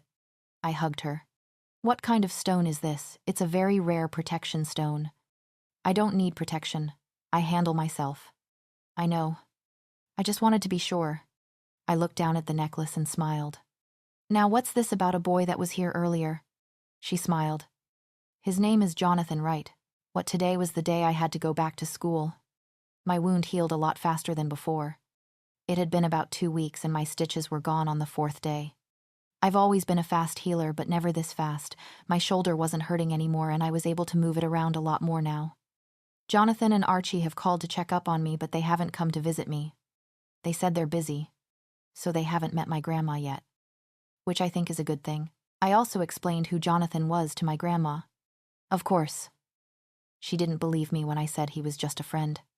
I think her exact words were, I'm pretty sure she has gone off the rails crazy now. And of course, Violet being Violet, she came over every day to change my grandma's mind about staying with me. My grandma never gave in. Violet was also pretty upset when I got a stone from Grandma. She kept begging to get one, but my grandma said it's the only one that has been found in nearly a century. Violet wasn't happy, but I was overjoyed when I saw that look on her face. Honey, are you sure you don't need a lunch for school? My grandma asked while popping into the kitchen. Yes. Grandma, I'm sure, I said for the 100th time. What about your medication? Have to taken it, Grandma. It's not medication. All I've been taking is your soup. I pointed out. Rosie, you don't know this, but my soup works wonders. She smirked. Well, it did make me feel better. Good. Now get to school or you'll be late. Bye. Grandma, I said before leaving my house. I strapped on my motorcycle helmet and drove off to school. Once I got to the school parking lot, I parked in Jonathan's parking place again. I love annoying him. I walked up to the doors, but I suddenly stopped. Something didn't feel right. The atmosphere felt tense. I ignored the feeling and walked inside. People were whispering gossip about the dance and the shooting. I also saw people give me strange looks. I ignored everyone and went to find Archie.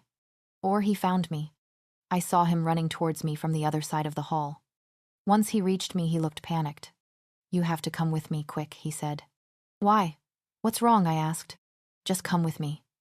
He didn't wait for me to respond. He grabbed my wrist and began dragging me towards a large crowd.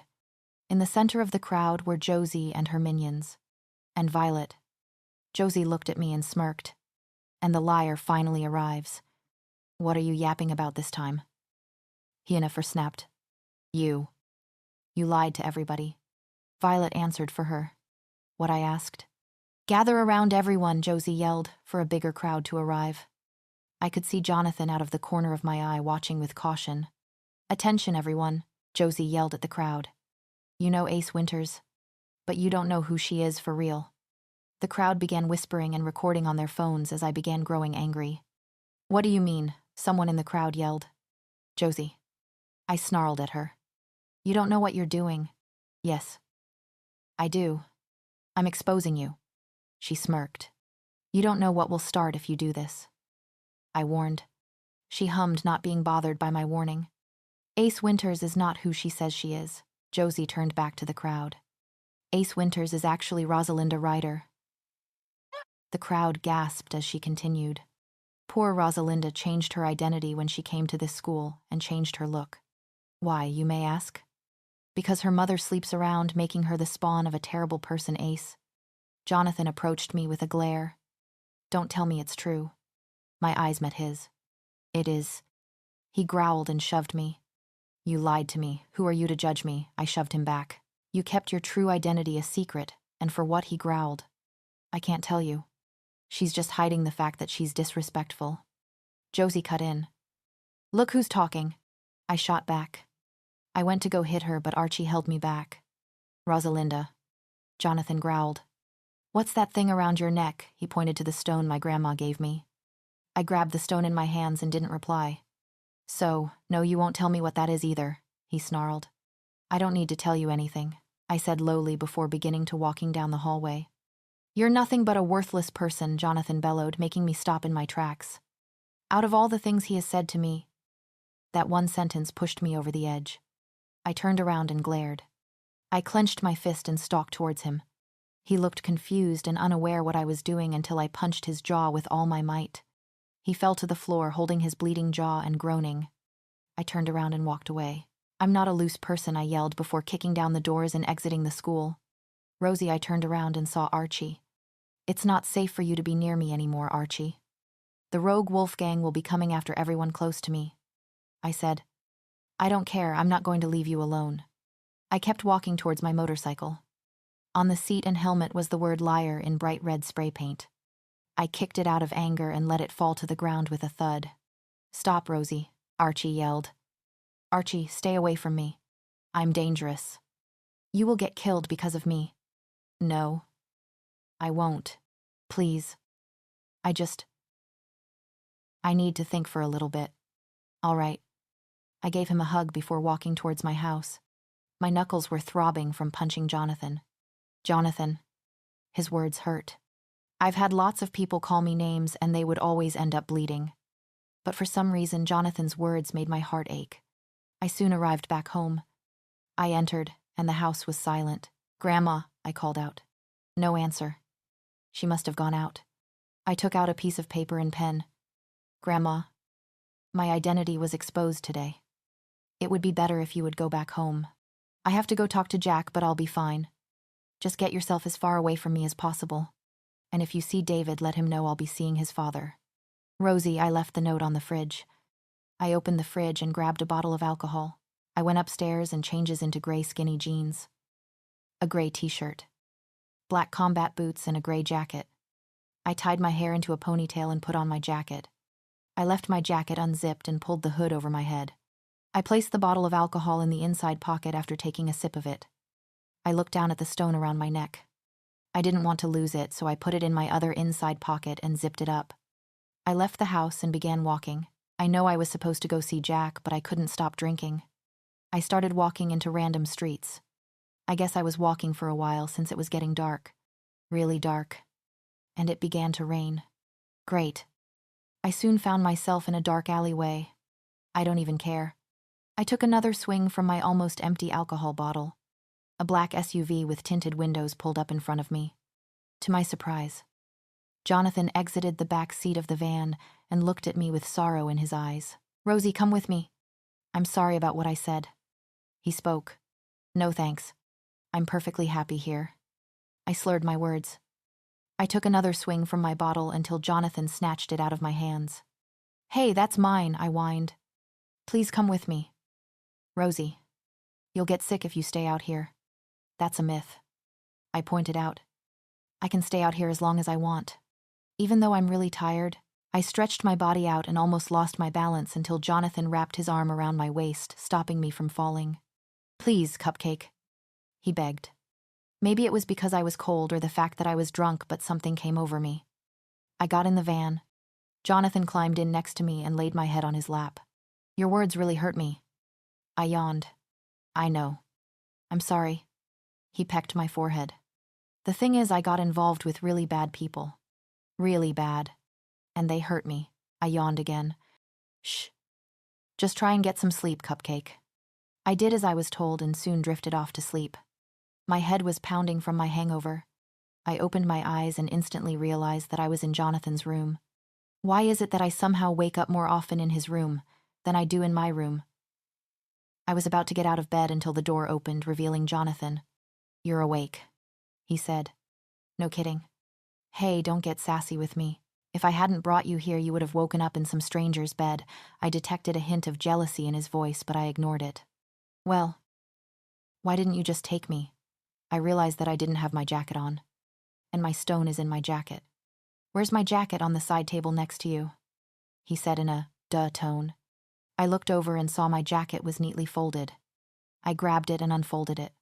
I checked the inside pocket to see if my stone was still there. To my relief, it was. I let out a breath. I wasn't aware I was holding in and left the stone in the pocket. I have to go. I slid on my boots that were on the floor and grabbed my jacket in my hands. Why, you don't need to hide yourself anymore. Johnathan stopped me from leaving. You don't understand. Yes. I do. You are insecure because of your mother. Are you serious?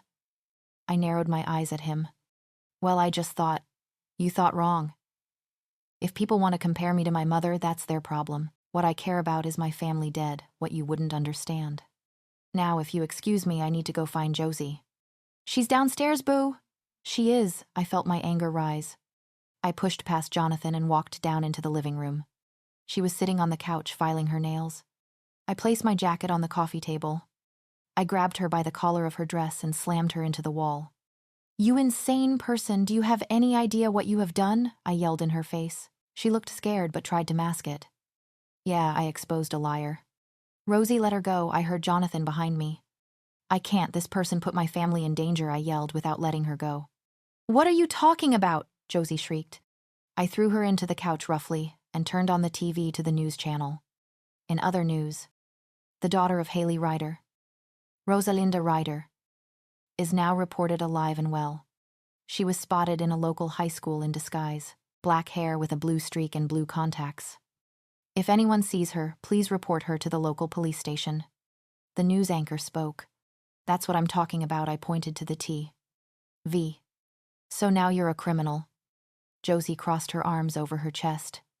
I faked my death, not because of my mother or because I'm a wanted criminal. Because I have a gang putting a bounty on my head, I yelled at the two people here. What are you talking about? Johnathan asked.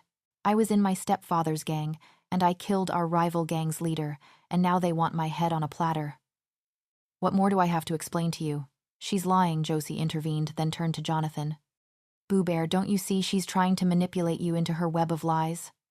Think what you want, I don't care. You're nothing but a coward, I yelled at Josie. Before she could reply, my phone rang inside my jacket pocket. I pulled it out and answered without looking at the caller ID. Hello, I growled into the phone. Rosie, are you okay? David's voice appeared on the other line. David, where are you? I'm at your house with your grandma and Archie. Archie told me what happened. Where are you? My grandma is still in the city. Yeah. And we are really worried. David listened to me very carefully. I need you to go upstairs to my room. Behind the picture frame of me and my grandma is a keypad. What does that have to do with anything? If my grandma is still at my house, the code I will send you for the keypad will open a secret entrance to a panic room and activate my security system. I want you to stay in there until I get to the house. Okay. But how will you get here? I'll figure it out. Just wait until I send you the code. Okay. Stay safe. You too. I hung up my phone and texted David the code. I have to go. I told Johnathan, you won't be able to go back. There are cops everywhere. You won't be able to leave the forest without them spotting you. He said. I groaned in frustration. You're right. An idea popped up in my head. I have an idea, it's risky, but it might work. What do you mean? He asked. Do you have any hair dye remover? I asked. You're a brunette, Johnathan asked as I came out of the shower in new clothes. Yep, I answered.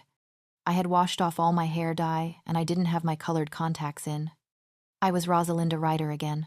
I was wearing ripped jeans and a blue top. I also had a pair of fake glasses on just in case and a baseball cap. I left my wavy hair down as I sat on the bed and put on some Converse. I could feel Jonathan's gaze on me the whole time I was moving. Are you looking for something? I snapped. He tore his gaze away from me and mumbled. Sorry. I rolled my eyes and grabbed my stone and places it back around my neck. Ace, Rosie. Johnathan spoke.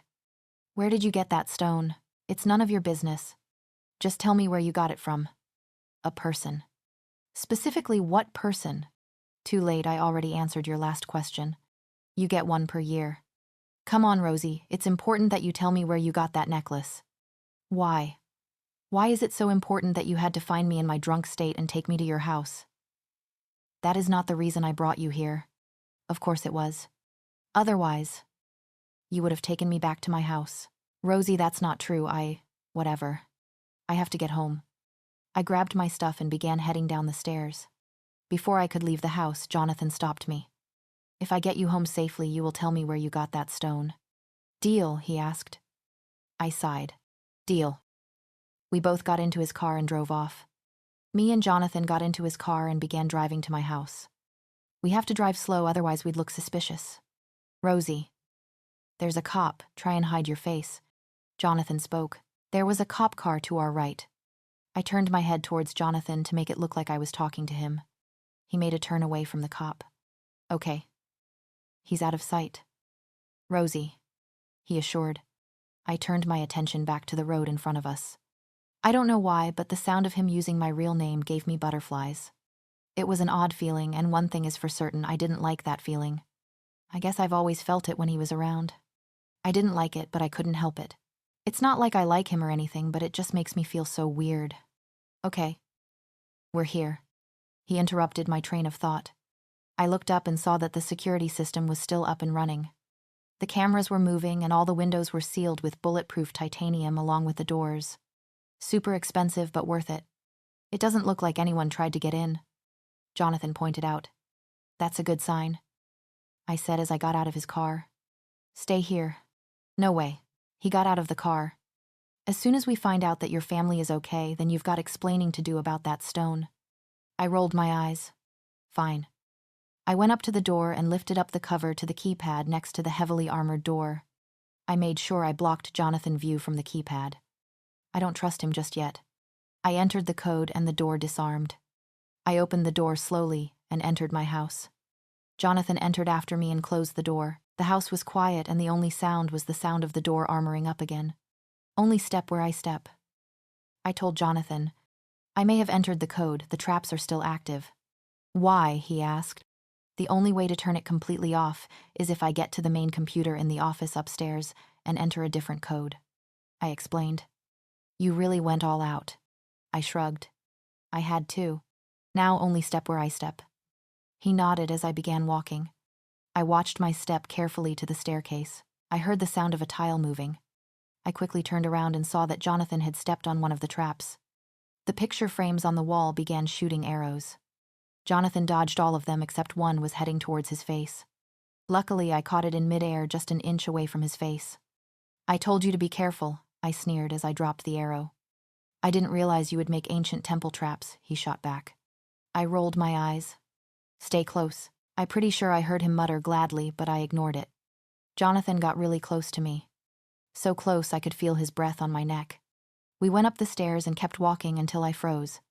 What's wrong? Johnathan asked. I need to turn off the traps in the house before we go into the panic room. Okay, well. Where's the office? He asked. The door on our left. But the thing is, that room has a lot more traps. I made it so I was the only person who could access the computer. You have to stay out here and not move. I said, okay, but you better hurry. I nodded as I turned to the door on the left. I opened it carefully and slowly walked in. The computer was in the far corner of the room. I slowly walked towards it. I made one wrong move. I stepped on a tile trap. A giant spear came put from the side of the wall and was launched at my stomach. I jumped out of the way at the last second and somersaulted on the ground. The spear was now stuck on the opposite wall. The jump was a lot farther than I thought because the computer was now just a few steps in front of me. I began walking again. This time watching where I was stepping, but I messed up again. I stepped on another tile, and arrows began shooting out from the wall behind me. I backflipped and barely avoided all the arrows. I was now right in front of the computer. This time I was able to turn off all the traps without setting any more off. The house was still on lockdown, but there were no more traps. I sighed as I ran to the panic room with Johnathan following close behind me. The panic room was behind a hidden door behind my closet. I moved the picture frame on the wall of my grandma so I could see the hidden keypad. I entered the code while making sure it was out of Jonathan's view. The secret door opened, revealing the panic. My grandma, David, and Archie looking at the opening door. Their faces broke out into smiles. Thank goodness you're safe. My grandma came up to hug me. I'm just glad my past didn't harm you. I mumbled. Once she pulled away, she eyed up Johnathan. Who is this? She asked suspiciously. This is Johnathan, I answered. Her eyes widened before she broke out into a smile. I approve, she whispered in my ear.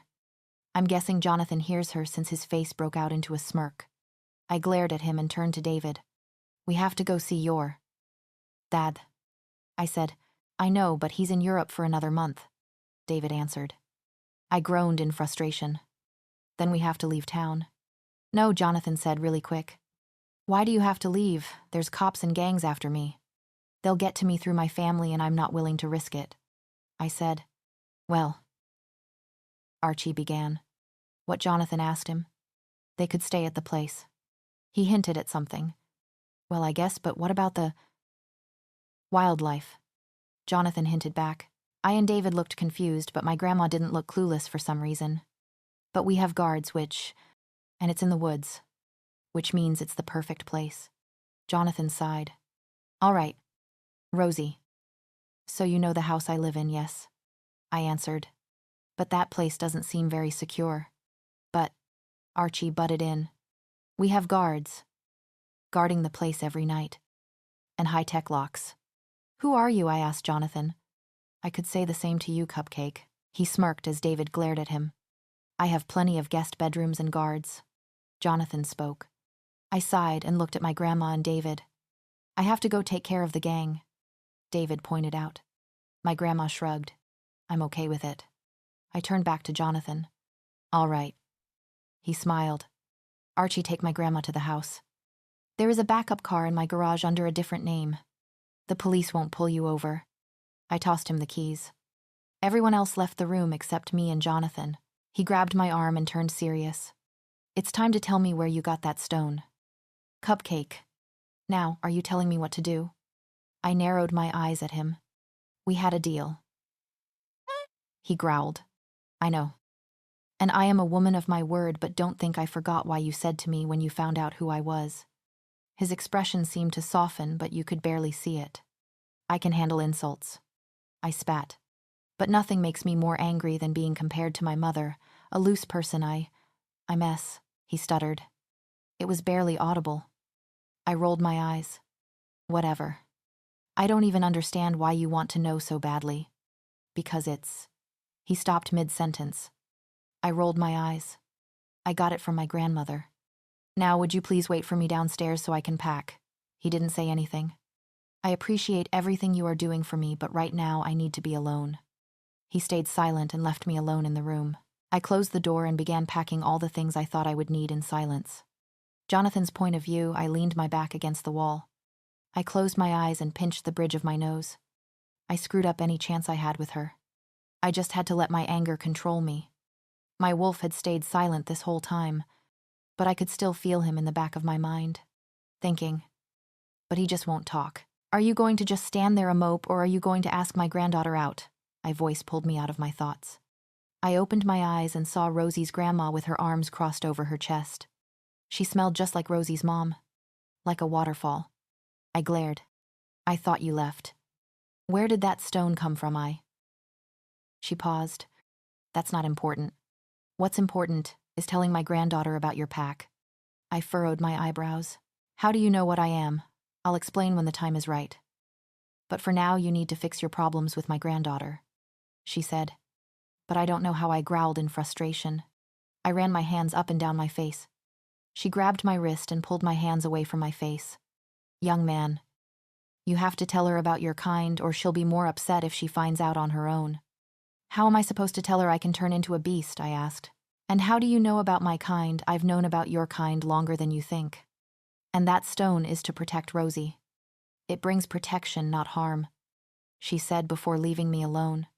I sighed and walked back up to my Cupcake's door. I sucked in a deep breath and knocked softly. Rosie opened the door with a large gym bag on her shoulder. What? She snapped. I'm sorry, I said while looking at the ground. What? She asked, confused. I made eye contact. I'm sorry. I'm sorry for pressuring you about the stone. I'm sorry for yelling. And I'm sorry for calling you a loose person. She licked her lips. Apology accepted. I smiled and pulled her into a hug. I nuzzled my face into her neck and smirked when I felt her stiffen. I pulled away. Let's go. She nodded and avoided eye contact. We walked downstairs and out to the driveway.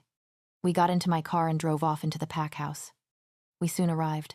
I told Archie to give a room to Rosie's grandma next to hers and put Rosie's room next to mine. Once we entered, Rosie's grandma went upstairs with Archie. Me and my Cupcake were met with Josie in the living room. What is she doing here? Shouldn't she be in jail? Josie asked as I walked into the pack house. Nice to see you too, Rosie said sarcastically with a fake smile. She rolled her eyes and turned her attention to me. Baby, your sister is here. I told her you needed to take that trash home. Looked at my mate and placed a hand on my chest. I grabbed her wrist roughly and pulled it off me. You don't talk about your Luna like that, I growled in her ear, making sure Rosie didn't hear. But. She stuttered. No buts, I growled. Where is my sister? She's upstairs. In your room. I grabbed Rosie's hand and walked up the stairs. I was about to open the door to her room, but instead the door to my room opened, revealing my sister. There you are, she smacked me upside the head. Ow! What was that for? I complained as I rubbed the spot where she hit me. For not being here, she said. I've been got for an hour and a half, I pointed out. Still, she was about to continue until my mate spoke up. I'm sorry to interrupt. But where's my room? She asked. Is this your mate? My sister asked through the mind link. Yes. And please don't scare her off. I replied. Hi. I'm Stephanie. I'm Johnathan's sister. My sister held out her hand to my mate. My mate took her hand and said her name. Rosie. Wait. She paused. Are you the girl on the news, Rosie? Sucked in a deep breath and didn't answer. Don't worry. I won't tell the cops. Stephanie assured. They're idiots anyway. Rosie smiled at her. I like you. You state the obvious. Stephanie let out a chuckle and turned to me. Wow. Little brother. Way to catch a good one. Well, I wouldn't say he caught me. More like he kept me here, my mate said. I rolled my eyes. I let you go, didn't I? Anyway. Where's my room? She asked. I pointed to the door right across from my room. Thanks. She entered her room. I like her. Stephanie spoke. Although, I'm not sure how I feel about the whole cop thing. Hey. It's not her fault. It's Josie's. She exposed her secret out of jealousy. What about the stone around her neck? Don't worry. It's a protection stone. Not a destruction stone. But it looks so similar to one, she pointed out. I know. I've already made the mistake of assuming it was. Rough day in paradise, little brother. She teased. Shut up. Why are you even here? I asked. I got the sense of a new Luna. It's been months since I met her and you just got the feeling now. Hey. I was in Europe with my mate. She glared. Where is he anyway? He had to stay behind. So I can't stay that long. With everything that's been going on, I'm glad you're here. A few weeks ago during a dance. The blood pack nearly killed my mate. She growled. Those awful people nearly killed my future sister-in-law. Calm down. I sent a spy into their pack. My mate and her grandma are staying here until the police stop looking for her. She sighed. Are you sure she's safe here? Yes. Half the police force are werewolves anyway, so they'll understand. What about the human half? The human half will have to kill me first. I was perfectly fine sitting in my room reading until Johnathan bursted through the door. What the hell? Dude. Ever heard of knocking? I could have been naked. He mumbled something under his breath with a slight smirk. I rolled my eyes and snapped my fingers to get his attention. He snapped his head towards me. Sorry, he mumbled. I was going to ask what you want for lunch. Anything is fine, I said while turning my attention back to my book. Okay, he mumbled. He didn't make a move to leave my room. He just stood there looking at anything but me. I've only been living here for 2 days, but I can tell when a person has something on their mind. And it was clear he wanted to tell me something. I sighed and put my book down on the side table. I stood up from my bed and walked up to him. Okay. What's wrong? I asked. What? He furrowed his eyebrows. It's clear you want to tell me something. So what is it? Nothing. All right, I said, unconvinced. A low growl erupted from my stomach. I'm going to the kitchen, I said to Johnathan before going down the stairs. I entered the kitchen and opened the fridge. You. Since when are disrespectful people allowed in the kitchen? A squeaky voice appeared. I rolled my eyes and closed the fridge. I was met with Josie's smug little face. You. I didn't know Satan was allowed in the kitchen. I shot back. Seriously, I don't know how Johnathan talked her into keeping my secret. She growled. How dare you? I'm an angel. I'm pretty sure those are devil horns. Not a halo. She growled and stepped closer until a loud voice boomed. Josie. Enough, Johnathan growled. She started it, Josie shrieked. I don't care. He said bluntly, then turned to me. Rosie. You can live here, but you need to play nice. I shrugged. It's not my fault some people can't keep their thoughts to themselves. Josie growled and lunged at me, but Johnathan helps her back. I'm going for a walk. I said before, walk towards the back door. Maybe when I get back, Beast will calm down. I opened the sliding door and was about to walk out until a loud growl filled the air. It wasn't a normal human growl, it sounded more like an animal. I turned around and the sight of Josie made my eyes widen. Her eyes were glowing an unusual yellow color. The sound of bones cracking echoed. Soon Josie was gone and a reddish-brown wolf took her place. Somehow she got out of Jonathan's grip and slowly stalked towards me. I wasn't aware I was backing away from her until I was outside. Jonathan's point of view, I was about to run towards Josie until a hand on my shoulder stopped me. I turned and looked at Rosie's grandma. "Why are you stopping me?" I growled. "She can handle herself against Josie," she said. "She's human. She won't last against a werewolf. Let her fight." As much as I didn't want to, something was telling me to stay put. Something was telling me that Rosie would survive. I stayed next to Rosie's grandma, watching Josie and Rosie. Rosie's point of view. Josie was circling me and growling. There were a million thoughts running through my head. But the main thing was, how the hell am I supposed to stay alive? I looked down at my trembling hands. My eyes widened as I realized I was feeling an emotion I haven't felt in such a long time. Fear. She growled and began running towards me. I barely dodged her at the last second. She face-planted into some mud. It took all of me not to laugh. Josie got up and shook her fur. But the mud still covered her fur. She ran towards me again, but this time she leaped. She tackled me to the ground and began snapping her teeth at my neck. "Get off of me," I yelled. She stopped snapping at me and growled in my face. Foam started to drip out of her mouth and into my face. I knew it. "You don't have the guts to finish me off," I said a little more calmly. She growled angrily. She opened her mouth wide over my face. I closed my eyes out of fear. It was clear that she was about to close her jaws and bite my face off. I let out an ear-piercing scream. My eyes opened and my hands went into an X shape over my face. There was a loud explosion and a large burst of light. Coming from me. All of a sudden, Josie was over 20 feet away from me, back in her human form. Completely undressed. She got up with a struggle. "See, I knew it," she shrieked. "I knew she would use that stone on me. On the contrary, Josie." My grandma interfered. "How could Rosie use her stone on you if she didn't have it on?" My grandma pulled the stone out of her pocket with a smirk. Josie looked both shocked and frightened at the sight of me. Johnathan threw a blanket at Josie and glared. "Go clean yourself up." "Josie, we'll talk about this later." Josie didn't look like she wanted to argue. She scurried back into the house. I looked down at my trembling hands again. How did I do that? Johnathan came up to me with an unreadable expression on his face. "What are you?" he asked, like he was afraid of the answer. I don't know," I said. "What are you?" I redirected the question back to him. "Rosie." My grandma spoke up. "Yes." "Grandma." She pulled out a book. It was a dark red leather book, and it was clearly very old. I've seen that book. I'm her house on a shelf, but she never let me touch it. I took the book from her hands. "What is this for? It will explain everything. But don't read it until the time is right," she said. "How will I know when to read it?" I asked. "Trust me, you'll know. I have to go." "What, Grandma, please?"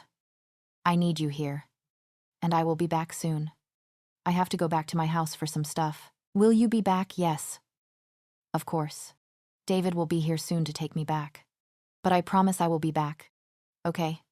I hugged her. "Grandma." "What am I? How did I do that?" "The book will explain everything." We hear a honk from the front of the house. "I have to go," my grandma said. "Be back soon, okay?" "I will." She went back inside, leaving me and Johnathan outside. "What are you?" he asked again. "I don't know. But something tells me I should be asking you that." My hands were trembling as I was pacing back and forth in Jonathan's room. He was sitting on his bed with his knees looking down at the floor. He hasn't said a word since he brought me up here. I had left the book that my grandma gave me on the table next to his bed. I haven't read it yet. Just the sight of that book gives me an odd feeling. I can't explain the feeling I get every time I look at that book. It creeps me out. Even when I saw it at my grandma's house on a shelf, it always gave me a weird feeling. "You got scared." Johnathan pulled me out of my thoughts. Huh, my eyebrows creased. He looked up from the ground and stood up. I've never seen you so scared before. Who wouldn't be? I just saw a girl turn into some sort of tiger wolf. Tiger wolf. He raised an eyebrow. She was too big to be a wolf and too small to be a tiger, so I thought. Why am I explaining this to you? I rambled. I don't know now. Why won't you tell me what that burst of light was? He changed the subject. I don't know. Why don't you tell me what the hell you are? He sighed and looked down at the ground. I'm a werewolf. He mumbled, but I could barely hear him. What? I asked. I'm a werewolf. He looked at me and spoke louder. That's impossible. They don't exist. Sure, that whole incident made me question everything, but not werewolves. They are real. Are you one? He nodded his head. I am the alpha, the leader of my own pack. The Stone Moon Pack. Okay. This has to be a joke, right?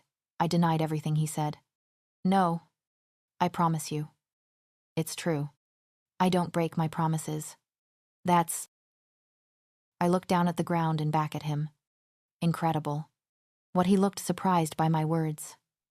You're a werewolf. You're not tied down by the rules of society. You're free. That sounds incredible to me. Really? Yes, although I'm not sure I like the whole pack thing. I tilted my head. Why not getting told what to do by an alpha? Doesn't really work for me. I'd rather live out my life completely free as a wolf. Don't you ever get that feeling? Of course I do. But being alpha means responsibility. I have to protect my pack. I sat down on his bed and patted the spot next to me. Sit down and explain your world to me, I said. He sat down next to me. Where do you want me to start? Hopefully from the beginning. I yoked. I saw a faint smile play on his face. There is this woman. No one knows her real name, but she is known as the Moon Goddess. She is the source of our power. If she is strong, we are strong. She created werewolves. We've been around since before humans. What about a full moon? I asked. You had to pick that one day of the month, didn't you? He joked.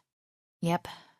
That one day our powers, emotions, and our senses increase.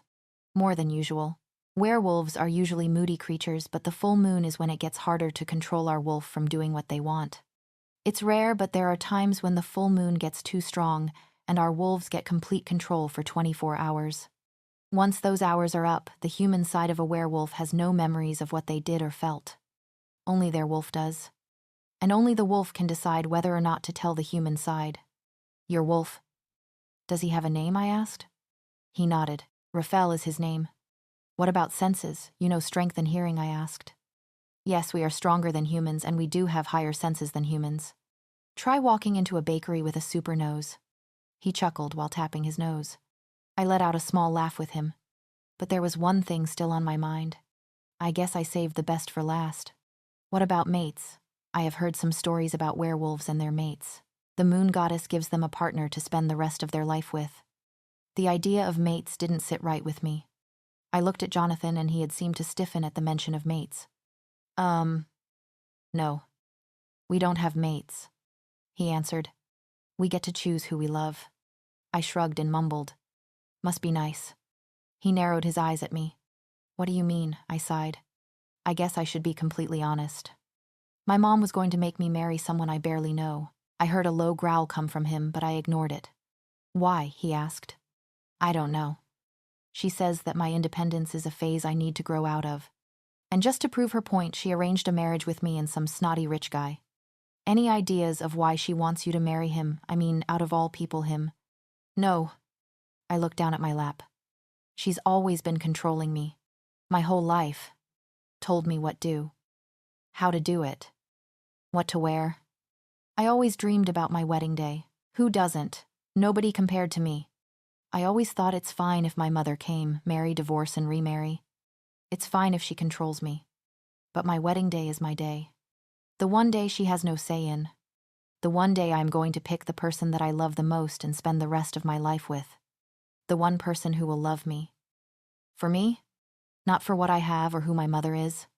You've put a lot of thought into it, he pointed out. Of course. I smiled. That's the one day that nobody can take away from me. The day I will be free of my mother. Do you think you are ready to read that book? He changed the subject. I turned my body and stared at the book on the side table. I shook my head. No. I don't want to read the words in that book yet. I get a weird vibe from it. Are you sure? He asked. Yes. Something tells me it's not the right time to open up that book yet. I looked at him. How do you know? My grandma told me that I'll know when the time is right. I shook my head slowly. It's not the right time. I looked back at the book. Not yet. It has been a few days since I told Rosie about werewolves. I also told her my real age and came up with an excuse to why I was in high school. I wish you wouldn't lie to her. Raphael growled. She's not ready to know about the blood pack. She's shaken up enough. He growled but didn't respond. I was currently in my office doing paperwork until my office door bursted open. I looked up from my work and saw Archie and Josie storming in. What the hell, Johnathan? Archie yelled as soon as they reached my desk. What? I asked bluntly. You didn't tell Rosie about mates, the truth. You shouldn't have done that, he yelled. Yeah. I agree. She needs to know about us. Josie touched my arm flirtatiously. You are still in trouble for exposing us to her. Josie. So you can leave my office. I said. But, out, I used my alpha voice. She sighed disappointedly and left my office. Are you guys buddy-buddy now? I asked sarcastically. Quit avoiding the topic, Archie said as soon as she left. I had no choice. I said, yes, you did. You're her soulmate. It would have changed everything. I stood up from my chair and glared. She doesn't like the idea of someone being chosen for her. If she's going to fall in love with me, it's because she wants to, not because of some stupid mate bond. She will find out eventually. And until then, no one is to mention mates to her. I sat back down. Let everyone know. He rolled his eyes and left my office. Luke. I mind-linked him. Yeah, he responded. Go and find Rosie and tell her to come to meet me in my office. All right. I blocked him out and waited for her to come. I heard a small knock at the door. Come in, I said. Rosie opened the door. Hey. What did you need me for? I stood up from my chair and walked over to her. I noticed we were wearing the exacted same thing. Black shirt, blue jeans, and black Converse. The only difference was she was wearing her stone. She stemmed to notice too. She scoffed. Well, I'm not changing. Come on. I rolled my eyes and grabbed her hand. Where are we going? She asked, stopping me. For a run. A run. I didn't respond. I began leading her out of the pack house and into the forest. Rosie's point of view, Johnathan took me in the forest. Once we were far away from the pack house, he stopped. He pulled out a dagger with strange markings on the wood handle. Are you trying to kill me? I asked. No. This is to bond you into my pack. He said. You need a dagger for that. I looked at him in shock. Yes. I will cut your palm. Then I will cut my palm. Once I put our hands together, my blood will mix with yours and you'll be bonded into my pack. My eyebrows creased. Well, that's one way to give my a blood clot. It's not going to harm you in any way. I promise. I stared at him for a moment, unconvinced. He grabbed my wrist and put my hand towards the blade. I tensed up and clenched my hand closed. He looked me in the eyes. Trust me. Cupcake. I let out a small breath and slowly opened up my hand. Johnathan used the blade to slice my palm. I cringed out of pain as blood seeped out of my hand. He then used the blade to slice his own palm. He put our hands together, making sure our blood mixed. I could feel a change in me. I felt a closer connection to his pack. To Johnathan. After he pulled his hand away, he pulled out a handkerchief and tied it around my wound. I stared at his hand and saw his wound start to close. Does anything kill you? I asked. Yeah. Silver. I know that. But what else is there? I asked. What if I got attacked? I need to know what harms werewolves to defend myself. Wolfsbane. Cupcake. But that can only be injected or in liquid form and placed directly on the skin. So it's like a drug. But a fast-killing drug or acid. Pretty much. Yeah. I nodded. He looked around, then looked at me with a smile. Stay here, he said before going behind a tree. You better not ditch me, I yelled out to him as a warning. He soon came out from behind the tree, only it wasn't him. It was a wolf. He was huge, Johnathan, I spoke. It's me, Cupcake. A voice appeared in my head. What was that? I freaked out. Relax, Cupcake. It's called mind-linking. We can talk in our heads in private. But I don't want you in my head. I said out loud. I like my privacy. I won't go into your memories without your permission. So, you're going to be in head forever, no? Just think about me not being in your head to block me out. Also, since you're bonded to my pack now, you have to block everyone out. It's not hard. Just imagine everyone else but me. I tried it. He was right, it wasn't hard. Everyone's private conversations were now out of my head. How do I mind link you back, I asked. Just think about what you want to say to me and only me. I responded. Like this. I thought. Yes, perfect. I looked at the wolf and saw a huge wolf-like smile on his snout. He walked up next to me and nudged his body to me. Hop on. Cupcake. He spoke. I looked at him cautiously but obeyed. Once I was on his back, he began running further into the forest. I grabbed onto his fur and ducked my head on the back of his neck. Don't be afraid. Cupcake. I got you. He spoke in my head. I slowly lifted my head up and saw the trees zooming by. It felt amazing. It felt like I was free. A smile broke out into my face as I screamed, "Woohoo, this is amazing," I yelled. I'm glad you're enjoying yourself. Cupcake, Johnathan spoke. He ran faster before jumping over a collapsed tree and landing perfectly on his paws. I closed my eyes and enjoyed the moment. Duck, Johnathan shouted. My eyes shot open and I felt Johnathan slowing down, but it was too late. A large, low-hanging branch came into my view and hit my head. I was knocked back and I hit my head on the ground. I groaned as I sat up and rubbed the back of my head. It was throbbing and I felt dizzy. I doubt I had a concussion, but it still hurt. A lot. Is it just me, or do I get injured more than the average person? I opened my eyes and realized I was still in the forest.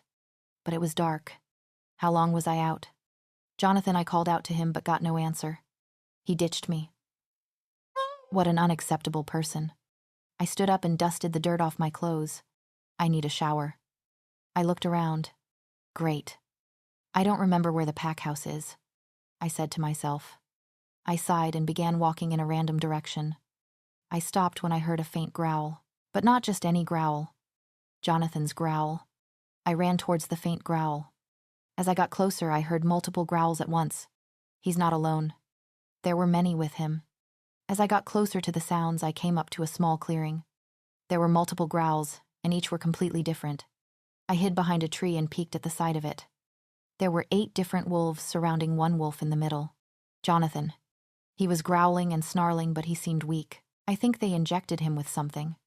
One wolf jumped onto Johnathan and bit his side. Johnathan grabbed the wolf with his teeth by the neck and threw him. The wolf he threw hit the tree I was hiding behind. I reached into my pocket and pulled out my pocket knife. I need some sort of protection, and this is all I've got. I ran up to Johnathan. A wolf lunged at Johnathan, but I stepped in front of him. I used my knife to cut the side of his face before he got to me. The wolf fell to the ground, but healed quickly. The wolves were now growling at me. I looked over at Johnathan's wolf. He was more injured than I thought. He could barely stand. He wasn't healing either. One wolf clawed at me, but I slashed his shoulder. Get back, I yelled at the wolves. They snapped their teeth at me, but their eyes were trained on something else. My stone. I took the stone in my hands and moved it around. Their eyes followed it. I took a step towards them with the stone in front of me. They backed away in fear, growling and snarling. I heard rustling in the forest. My eyes widened as I saw the person that came out of the woods as Johnathan growled. Wyatt. His eyes widened as he saw me. Rosie. He gasped. Wyatt. I glared. Call off your wolves. But these aren't. Call them off, I yelled. I saw him gulp before he turned to the wolves. Leave. The wolves hesitated but left. I heard more rustling and my mother came into view. Mom, I spoke. Her eyes widened. Rosie. She changed the subject and pointed to Johnathan. I told you to stay away from that boy. It's not what it looks like. Wyatt stuttered. I ran past the wolves and pushed Wyatt into a tree. I placed my pocket knife against his neck. Don't you dare lie to me, I growled. Rosalinda. Let him go, my mom commanded. No, Mom, this person nearly had me killed. What are you talking about? He hasn't done anything. Yes. He has, I argued. He's been sending me texts. Love texts. Saying he's a secret admirer. There's nothing wrong with that, she said. Let me finish. At the masquerade. He followed me there. He told me to find him, but I didn't because I was dancing with Johnathan. But he got jealous. After I refused to stop dancing with him, he called in his bodyguards, and they began shooting up the place. Me and Johnathan fought them off, but one guy shot me and nearly killed me. It wasn't meant for you. Darling. Wyatt spoke, but I pressed the blade closer to his neck. Don't call me darling. Let him go, my mom said in a calm voice. I snapped my head in her direction. What? You want me to let go of the man who nearly killed me? The man that you want me to marry, let him go. Rosalinda, she repeated. I glared at her but let Wyatt go. Of course. I said, you don't care about me. I turned back to Johnathan and realized he was struggling to stand. I picked him up in my arms, but he struggled. Stop struggling. You're injured, I said in his ear. He stopped struggling and slowly relaxed in my arms. He was big, very big. But he was light at the same time. I looked over my shoulder. Goodbye, Mother. I didn't wait for a reply. I walked into the woods where I thought the pack house was. Why aren't you talking to me? I spoke to Johnathan over MindLink. He didn't respond. I sighed. At least tell me where the pack house is. I slowly lifted his head and pointed his nose in a direction in the woods. He struggled to keep his head up. Okay, I said to him. Try to get some rest. I'll get you the pack house. I began walking in the direction he pointed at. Jonathan's point of view, I slowly opened my eyes and realized I was in my bedroom. I looked over and saw Rosie sitting on the bed next to me reading a book. She looked up from her book when she felt me move. She put her book down. Careful. Try not to move, you're still injured. I groaned as I sat up. I'm fine. What happened? She asked. Why couldn't you heal? Those wolves you saw were from another pack. They attacked me and injected me with wolfsbane. That's why I wasn't able to heal or MindLink you. After you fell, they came out of the forest and chased me to that clearing. They nearly killed me until you showed up. But why did they attack you? They're from our rival pack. The blood pack.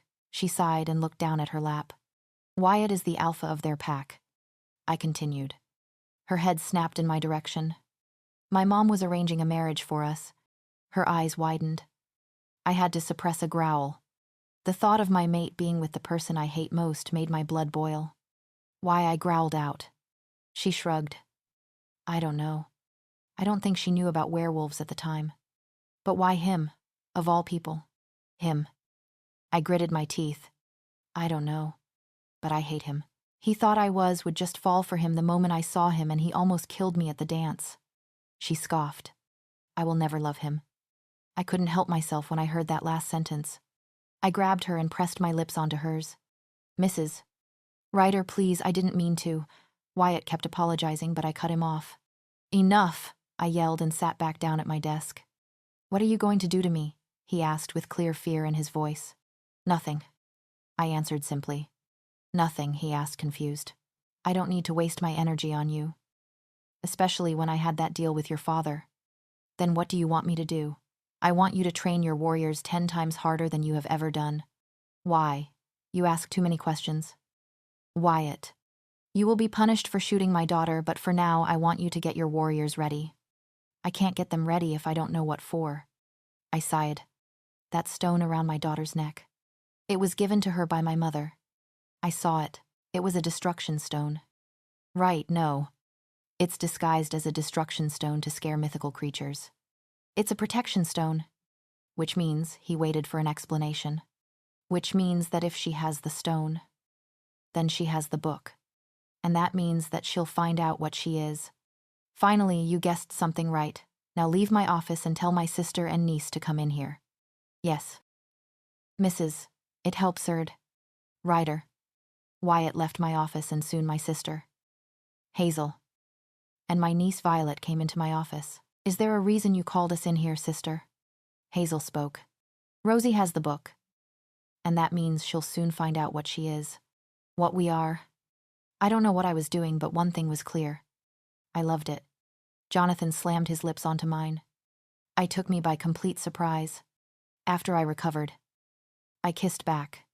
He pulled me closer to him as soon as he realized I didn't pull away. There were a million different scenarios going through my head. Was I a good kisser? Why was I kissing back?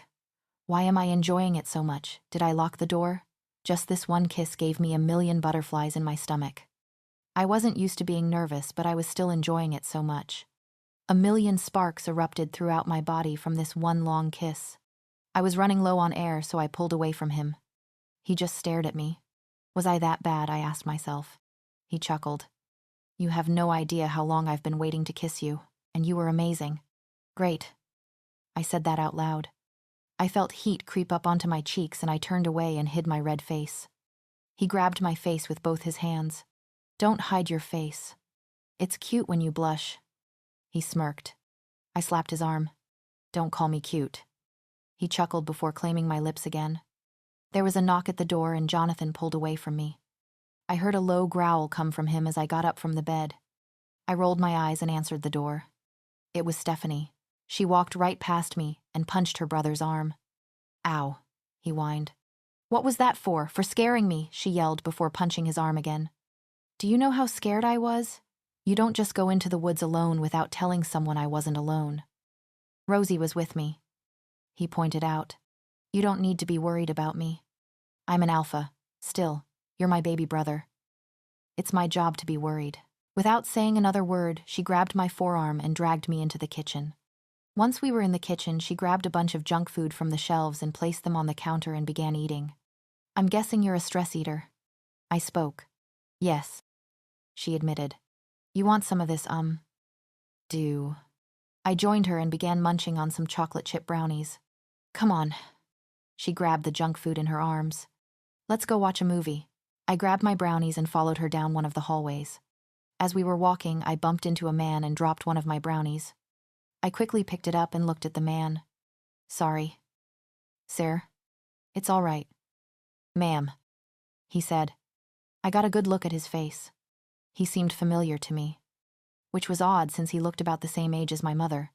He seemed to be getting the same vibe off me. Do I know you from somewhere because I haven't seen you at all till now? He asked. I don't think so. Sorry again for bumping into you. I didn't wait for a response. I entered Stephanie's room and tossed away the brownie that was on the floor. It was past the 5-second rule. I know. I counted. What took you so long? She asked while scrolling through Netflix. I bumped into someone. Was it Josie? She asked with disgust. That girl. Gives me the creeps. No. It was an older guy. What did he look like? Around 40 years old. Brown eyes. Dark hair. Oh. That was Mr. Locke. He's like a second father to me and Johnathan. He has his own kids too. Marie and Mason. I sat on her bed. He looked so familiar to me, and I've never seen him around the pack house. Maybe you have met him somewhere else, you just don't remember. I shrugged. Maybe. He got the same feeling about me too. Creepy. We'll talk about it later. Right now we are relaxing. She played the movie as I got comfortable on her bed, munching on the rest of my brownies. You kissed him. Suddenly spoke up. What I asked? You kissed my brother. She teased while smirking and poking my sides. I slapped her hand away. I did not. Yes, you did. I could tell because your face looked like a baboon butt when I came in. She laughed. I gasped. It did not. The thought of her figuring out that I did kiss Johnathan made me blush. I think Rosen is a good name, she thought to herself. For what I asked? Your ship name. I think it should be Rosen or Joni, she suggested. I rolled my eyes. Now I couldn't focus on the movie anymore. What were me and Johnathan? Were we a couple, or just friends with benefits? Does he even like me, or did he just kiss me because he was interested? The one question I could answer myself was, did I like him? Yes. I groaned as I felt someone shake me awake. Go away. I groaned. Cupcake. Wake up. I heard Jonathan's voice but didn't open my eyes. No. I grabbed my pillow and covered my face with it. Cupcake. You have to wake up. No, I don't. Cupcake, if you don't wake up. I'll splash a bucket of water on you, he warned. I don't believe you. I mumbled. I heard his footsteps leave the room, finally giving me peace. I rested my head back on my pillow and brought my blanket up to my chin. I felt something ice cold fall on my face. I screamed as I sat up. I heard laughing next to me and I slapped the person. Then I heard another person laughing even harder. In front of me and I slapped that person too. The laughing stopped and I wiped the liquid from my eyes with my sleeve. I opened my eyes and saw Luke and Ethan standing away from me, holding their cheeks, and Johnathan standing in the doorway, smirking. Luke and Ethan had red handprints on their cheeks, and Ethan was holding an empty bucket. Why, I glared at all of them. If it's one thing you should never do is wake me up. I had to get you to wake up somehow. Johnathan said. No. You didn't, and we had to pay for it. Luke glared. I am never waking her up again, Ethan mumbled before they left the room. Why did you wake me up at? I looked over at the digital clock on the side table. 6:00 inches the morning. I was wide awake now due to the icy cold water that was splashed on my face. Because, he sat at the edge of my bed. We are going to train. For we are going to train with the warriors, to help your fighting skills. I bursted out laughing. Sorry. Not really, but I have a stepfather that was in a gang. I trained with him for a gang. I was in a gang. I'm pretty sure I know how to fight. Well then, just think of it as a warm-up. To help you improve. There is always room for improvement. I raised an eyebrow at him. Sorry, that came out wrong. Get dressed and meet me downstairs. He kissed my cheek before leaving the room. It's a good thing he left because my face felt like it was on fire. How can a kiss on the cheek make my face look like a baboon with a skin rash? I got up from my bed and went to my closet. I put on some gray yoga pants, a sports bra, blue tank top, and Nike shoes. I put my hair in a ponytail and went downstairs. Once Johnathan saw me, his eyebrows furrowed. What's wrong? I asked. You can't wear that, he said. Why not? This is normal workout clothes. I argued. Yes, but you're showing too much. Interested guys are going to look at you. I rolled my eyes. So they are not allowed to look at you, only I am, he growled while grabbing my waist. You're just going to have to deal with it because I am not changing. I got out of his grip and headed outside. There was a bunch of other wolves training. Mostly warriors. Some were sparring, throwing knives, and others shooting targets using a bow and arrows. I heard him following close behind me, mumbling to himself. Why was he getting so possessive? We weren't dating, we just kissed. Did that kiss mean something? I felt his arm go around my shoulders. I'll make you a deal, Cupcake. He spoke. What kind of deal? I asked. If you can beat me in sparring, then you can skip training as much as you would like and sleep in. That sounds good to me. And if you win, I asked, you have to go on a date with me. He smirked. I stopped walking looked at him. He removed his arm from my shoulders. What do you say? Cupcake. Betty held out his hand for me to shake. What are the rules? I asked. No rules. I sighed and took his hand. Bet. I saw a smug smirk play on his lips as we walked to the sparring area. I began to stretch as I thought about how this bet could go. There is a chance I could beat him. Right, I'm going up against an alpha, but then again I was able to punch him and make his jaw bleed. He could also easily kill me. But I've been in near-death situations many times. I got this. Right, I mean, a date wouldn't be so bad. But I also really want to go to sleep. Okay, Rosie, you got this. You got this. You know you didn't close your mind link. Cupcake. Johnathan's voice appeared in my head. Stay out of my thoughts, I scowled and blocked him out. I looked over at him as he smirked, and I responded with a glare. Let's do this. Alpha. I squared up. Let's do this. Cupcake. He smirked. We began circling around each other. A bunch of wolves gathered around to see who would win. The male half of the crowd were chanting the name of their alpha, whereas the woman half chanted my name. I hit Johnathan's face with a palm strike. It doesn't seem like much, but it was effective. His head was thrown, but as he held his nose, I took the opportunity to throw him off balance by kicking his stomach and pinching the back of his head. He growled as his eyes glowed. I didn't pay much attention to it. He didn't scare me. He was able to kick my stomach and grab me in a tight hold from behind. I struggled to get out of his grip. I threw my head backward and hit his nose with the back of my head. He grabbed my wrist and locked it behind my back. He used his other hand to grab a pressure point on my shoulder. Out of pain from the pressure point, I fell to the ground on my stomach as he kept my wrist locked. Johnathan lowered his face down to my ear. Looks like we are going on a date soon. He kissed my cheek. No way. I'm not losing, I said. I was able to lift my leg and kicked his groin. He fell to the ground, groaning, and released my arm. I was able to get on top of him and pin him down. I lowered my face down to his ear. I win. You cheated. He growled. You said no rules. I pointed out. So I win. I woke up feeling refreshed. I finally got some sleep, without getting interrupted. No alarm. No noise. No Johnathan waking me up for training. A good night's sleep for once. I looked over at the clock. 1036 a.m. I guess I didn't sleep in too late. I got out of bed, took a shower, and got dressed.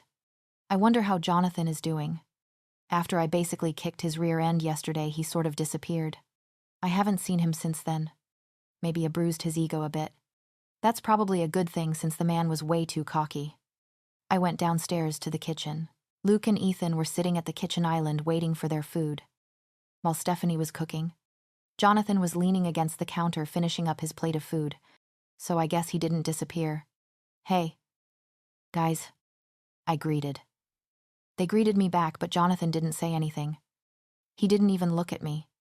Hey, Johnny, I teased. He still didn't say anything, or even looked at me. He put his now empty plate in the sink and went upstairs. What's with him, I asked. I didn't know you cared. Luke teased, then Ethan smacked him upside the head. Don't say anything foolish. Ethan scowled. I don't think he wants her to know. Doesn't mean you have to hit me. Jerk Luke rubbed the spot on his head. Know what I asked? Nothing, they both said quickly. Johnathan is upset because you beat him in front of his whole pack, Stephanie said casually, while she focused back on cooking. What? My eyebrows furrowed. Is that true? I asked Ethan and Luke. They shrugged and shook their heads. We don't know because he hasn't spoken since yesterday. Ethan said, That is so dumb. And why come to that conclusion, I asked. It's a guy thing. Luke spoke. We hate it when our ego takes a hit to the face, especially when it's in front of other people. Well, if that's the case, then I'll just go talk to him. I responded. That's not a good idea, hun. Stephanie intervened. If there's one thing I know about my little brother is that if you bother him when he's upset, it will only get worse. I scoffed. Men and their egos. She's right. You don't poke the bear. And Johnathan is one mean bear, Luke pointed out. I sighed. I'll give him some time to cool off. Where does he usually go during the day? He's usually in his office. Ethan answered. For how long depends on how much work he has. And considering all the stuff that has happened the past few weeks, I'm guessing it's to be a while before he comes out. Luke answered. How long is a while? I asked. He counted on his fingers and mumbled his counting. 3 weeks. 3 weeks, hey, an alpha's work is never done, he pointed out. I groaned. I'll talk to him tonight, and if he doesn't want to talk to me about something stupid, then I'll leave. You mean to leave him alone? Stephanie asked, concerned. I shook my head. No, I've caused him too much trouble already. If he won't talk, then I'm leaving and I'm going into hiding. Away from him. It's already 11. Nearly midnight. I haven't heard Johnathan go into his room yet. Since his room is right across from mine, I thought I could wait for him to go to his room. I haven't seen him all day. Nobody else has either. I really did upset him.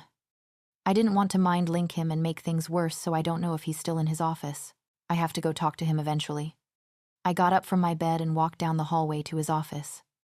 I stopped when I reached the door. Why was I so nervous? Was I afraid of leaving? I raised my hand slowly to the door and knocked softly. Come in.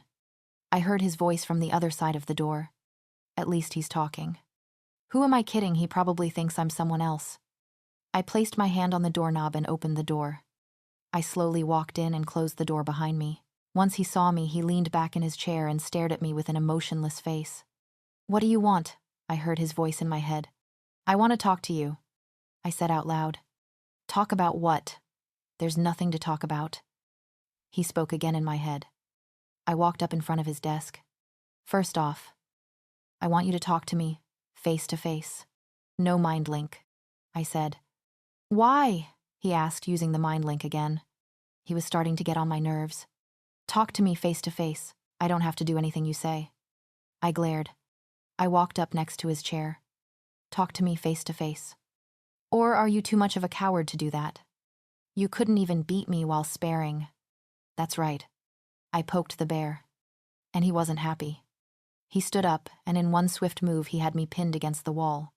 His arms were around my waist and he had an angry expression on his face. You really think that's why I'm upset? He growled. At least he was talking out loud now. If you think that's the case, then your ego is bigger than mine, he said. He inched his face closer to mine until our noses were almost touching. Then tell me. Why are you avoiding me? I asked. He growled lowly in response. Your growls don't scare me. You should know that by now. I glared. Because I'm upset with you, he said. Not a good enough answer. Is it because I damaged your pride? He let out a small chuckle. I knew you could beat me. My brows furrowed. What I knew you were strong enough to at least pin me down for a few seconds, but that's not why I'm upset. Then why are you? I asked, waiting for an answer. I thought that if I offered you that date, you'd let me win. But no. You just forgot about that kiss we had and led me on. He growled. That's why he was upset, all because I would throw in the competition for the date, because he thought I led him on. I sighed. You are really stupid. Before he could respond, I grabbed his face and placed his lips on mine. He kissed back roughly. I pulled away for air, but he didn't stop. He picked me up so I would wrap my legs around his torso. He attacked my neck with open-mouth kisses. I didn't lead you on. I spoke. He stopped kissing my neck but didn't remove his head away from my neck. I did want that date. But I also wanted my sleep. I continued. I'll go on a date with you. I reached out next to me for the warmth of my mate next to me. But I couldn't find her. Last night I remember her going to bed next to me. In my bedroom. But she wasn't there. Rosie, I called out to her. Maybe she was in the bathroom. She wasn't in there. I didn't hear any water running and the lights were off. She opened the door to my bedroom, but she had all of her stuff in a small suitcase. I got up from my spot on the bed and walked up to her. She didn't say anything, just stared at me emotionless. Cupcake, what's going on? What are you doing? I asked her frantically. I'm leaving you. Johnathan, she said. My stomach dropped as my eyebrows furrowed. What, I have to leave? She said again. I finally realized why my mom wants me to marry Wyatt. I have to leave. You can't. My voice cracked as tears began streaming down my face. You're part of my pack, not his. You're mine, not his. I have to leave. I have to go with him. Plus, you didn't tell me about mates. She grabbed her suitcase. Goodbye, Johnathan. Don't do this. You didn't tell me the truth. That's one secret you should not have kept from me. It's the most important thing in the werewolf world. No, please don't do this. You can't do this to me. Rosie Ryder. Reject you. Alpha Johnathan Beckett. As my mate. No, I reached out to grab her, but she vanished. Everything around me vanished and turned to pitch black. My eyes shot open as I sat up from my position on the bed. My heart was racing and I was covered in sweat. It was just a nightmare. Raphael spoke in my head. I could tell he was frightened also. It seemed so realistic. What was that about, Raphael? We never have nightmares. Why now? I asked. The moon goddess is pushing us closer to our mate. She's speeding up the mating process, he explained. Then what did that nightmare mean? It meant nothing, but if we don't at least start sleeping in the same bedroom as her now, then you'll keep having nightmares and Rosie will be forced into heat. I sighed and got up from my bed. I slowly walked over to my mate's bedroom and carefully opened the door. She was laying down on her bed asleep, but she stirred around when I opened the door. Be quiet, Raphael spoke. Shut up. I blocked him out. I walked over to the side of the bed and laid down next to her. I put my arms around her and pulled her into my chest. Her warmth calmed me down. I felt her cuddle closer to me. I smiled and soon fell asleep with her in my arms. I woke up feeling refreshed yet again. I stood up from my spot on the bed and stretched. Once my hand touched a part of the bed, I grew confused. It was warm, but the bed was empty. And a familiar scent was around my room, but it was faint. Maybe I moved around in my sleep. I got up and got ready for my day. No one had made breakfast yet, so I began cooking up sausages and eggs. I felt arms go around my waist as I was cooking. It looks good. Johnathan nuzzled his face into my neck. So does the food. I cringed. Corny much, I'm just trying to be cute. You failed. I hit his nose with the spatula. We heard the sound of glass breaking behind us. We both turned around. A girl was standing there and there was shattered glass on the floor. Sorry. Alpha. I didn't mean to interrupt. I panicked, she said frantically. It's all right. Don't worry about it. Johnathan replied. I'll clean it up, she said. She went to clean it up, but I stopped her. You shouldn't do that. You don't have any shoes. I'll clean it. I spoke. Thank you, miss. She smiled. I was able to get a good look at her. Dark brown hair and brown eyes similar to mine. I smiled back and began cleaning up the glass, and Johnathan finished cooking the food I had. What's your name? I asked the girl after I finished cleaning up the glass. Marie, she answered. My eyebrows furrowed. I'm Rosie. You're Mr. Locke's daughter. Right. Yeah. How did you know? She asked. I saw him a while ago. Oh. I finished cleaning up the glass and threw away the pieces. Marie first spoke. Yeah, she responded. Do you know where I can find your dad? Why? If you don't mind me asking. I just need to talk to him. Well, he's usually training the guards with my brother. Okay. Thank you. She smiled before leaving. Why do you need to talk to him? Johnathan asked. I'm not sure yet. What does that mean? He just seems really familiar to me. I can't explain it. Can you take me to him? All right.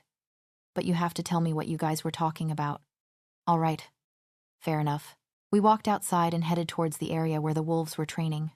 I saw him. He was commanding the wolves, and there was a younger guy about Maria's age standing next to him. Guess that's his son. Mason. I'll be waiting in my office. Johnathan spoke. I nodded. All right. He kissed my cheek and left. I took a deep breath and walked over to them. I have no idea why I'm so nervous. Was I afraid, Mr. Locke? I called out his name. He and his son looked over in my direction. It's you again. Mr. Locke said. May I speak with you? I asked. What's going on, Dad? Mason asked. It's nothing. Mason. I'll be back soon. Just keep working with the wolves. He responded. Okay, Dad. He walked up to me. Let's talk in the pack house. I didn't question it. I began walking with him. Once we got back to the pack house, we sat down at the kitchen island. Neither of us had spoken a word. Wow. He spoke up. My brows furrowed. Wow, what? You look so much like your mother. I'm guessing you've seen her on TV a lot. Because she never mentioned you. Because she didn't want you to know about me. Why not? You seem like an ordinary guy. Well, werewolf. Actually, let me ask you this. Do you know everything about your mother? It's obvious I don't. She never mentioned you. Your mother is keeping a secret from you. I know her. Well, Mr. Locke. I'm pretty sure she would have had a good reason. I fight with her a lot, but that doesn't mean she'd lie to me. Don't call me Mr. Locke. Well then, what should I call you, and how do you know my mother, Rosie? I'm your father. What? I gasped. I am your father. Rosie, he repeated. He got up and began walking towards me. I got up from my seat and began walking away from him. You can't be. My mother said he left as soon as I was born. It's why she started sleeping around. You can't be my father. She lied. She was the one who left me. No, that's not true. You're a werewolf. I'm human. You're lying, Rosie. Why would I lie to you? No. If you really my father, you wouldn't just show up out of the blue. Why now? Because... He stuttered. You can't even tell me. I felt like I was on the verge of tears. I ran up the stairs and entered my room. As soon as I closed the door, I let the tears fall. Why now? Why did he have to show up out of nowhere? It's been 18 years. He has 2 kids that he cared for and raised. He just forgot about me. His firstborn. Why did he leave my mom? Did he leave to be with someone else? Was she more important than his family? What's wrong? Jonathan's voice appeared in my head. Nothing is wrong. Don't worry about it. I lied. I can sense something is wrong. It's my job to worry. Tell me. Don't you have work to do? Leave me alone. It can wait. I will not leave you until you tell me. Where are you? My room? Stay put. I'm coming. He soon appeared in my room. After one knock, he just let himself in. He had a worried and angry expression on his face.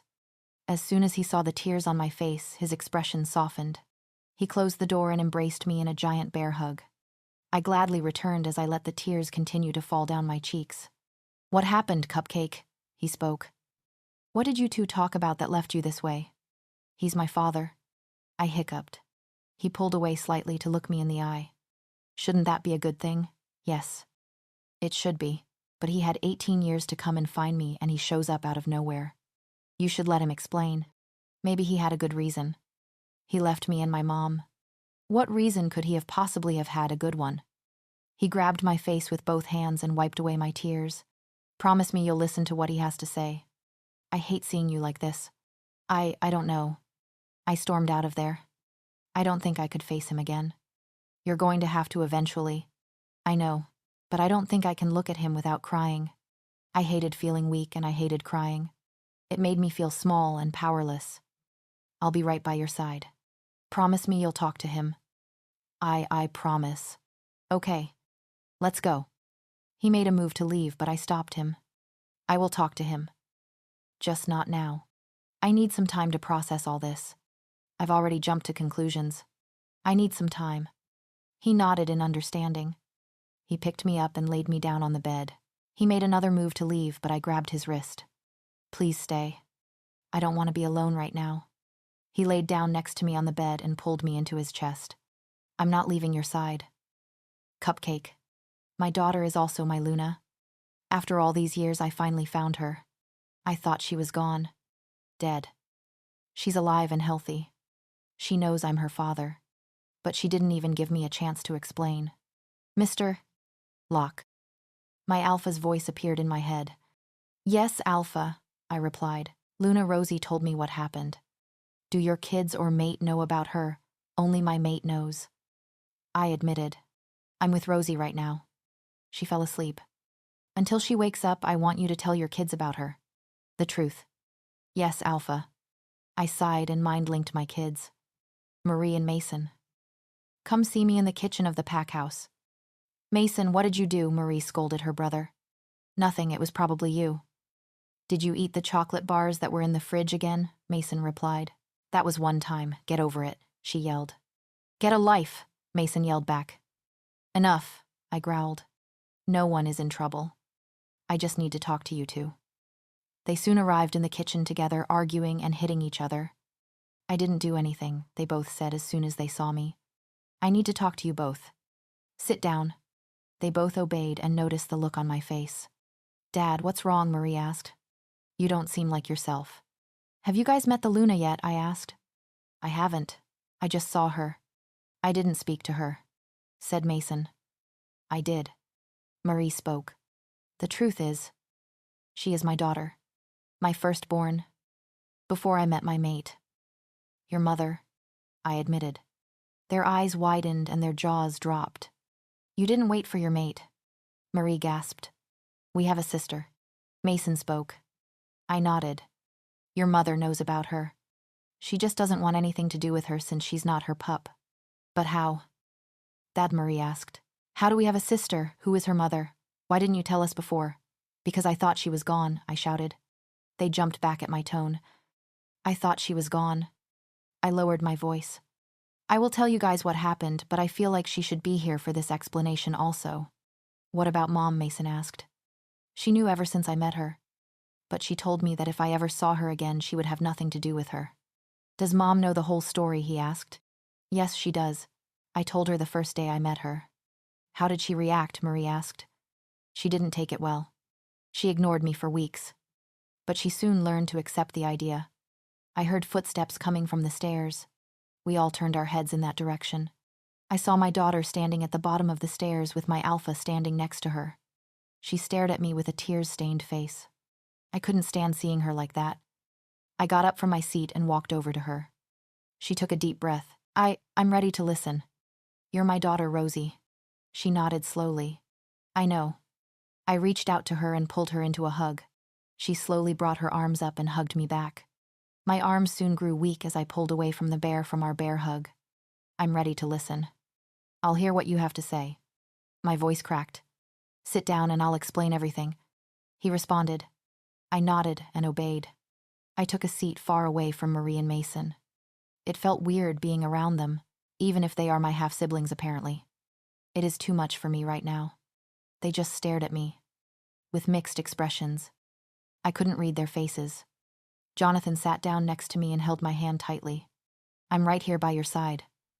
His voice appeared in my head. Mr. Fond as it 5. Locke took a seat near all of us, close to me and his kids. It felt weird calling him Mr. Locke, but it also felt strange calling him Dad. Rosie. I met your mother in a bar. 3 years before I met my now wife. I was 21 at the time. I was out with my friends just messing around. She came up to me and started flirting. I told her I wasn't interested, but that didn't stop her. She ordered me a drink and spiked it. She must have known I was a werewolf because it takes a lot of alcohol to make a werewolf drunk. How could she have known, I asked. I don't know. I don't remember anything except waking up next to her. She told me what we had was a one-night stand. I agreed with her. How did you find out I was your daughter, I asked. About a year after I saw her in a store with you. I knew it was you. Werewolves are able to smell the scent of their children. Only a werewolf parent can tell if it's their kid without a DNA test.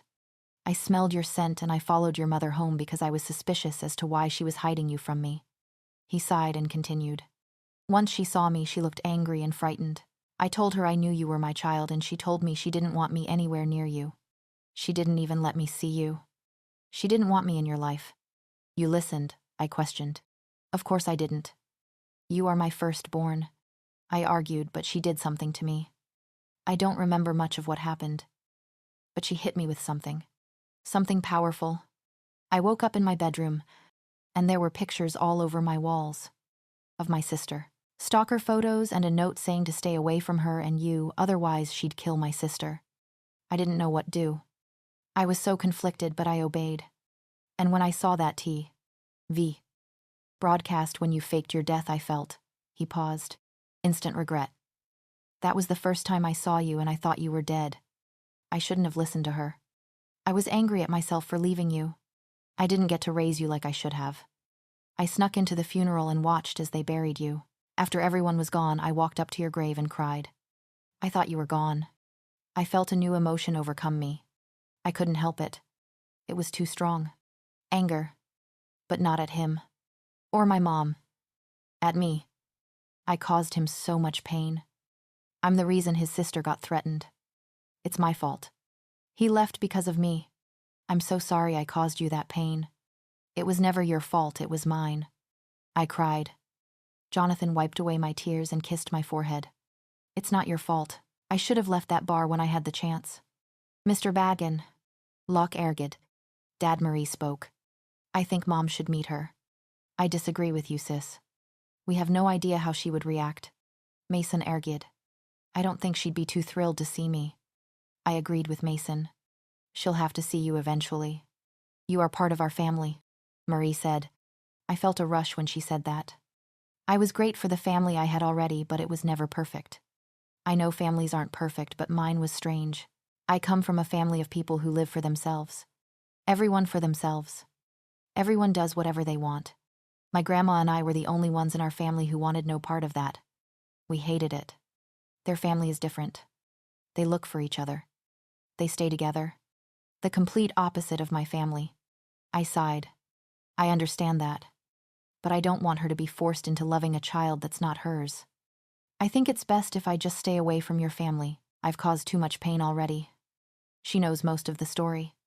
Mr. Locke pointed out. She doesn't know all of it.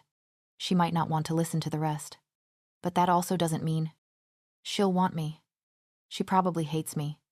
No. I don't. A new feminine voice appeared. We all turned our heads in the direction of the voice. A woman stood by the staircase. She had blonde hair and green eyes, and she was around Mr. Wyde. Locke's age. She was beautiful. This must be his wife. I heard everything. She broke the silence and stepped closer to me. I now know the full story. I didn't want anything to do with you the first time I heard about it. But that was when I only heard parts of it. I now know that it was not your fault. She walked up to me and placed her hand on my cheek. It was my mom's fault, I said. She's crazy. I don't know why she's like this. We can figure it out. Together. I will not shun you out, and I do not blame you for anything. I do not hate you in any way. She removed her hand. Thank you. Mrs. Locke, From now on, you will call me Claire. Or whatever you want. You are my daughter, too. I turned to my father. Dad, he smiled and looked like he was about to cry. Daughter. I turned to Marie and Mason. Sister, brother. They grinned and walked over to me. Sister. They said at the same time. I turned to Johnathan. Mine. He spoke in my head.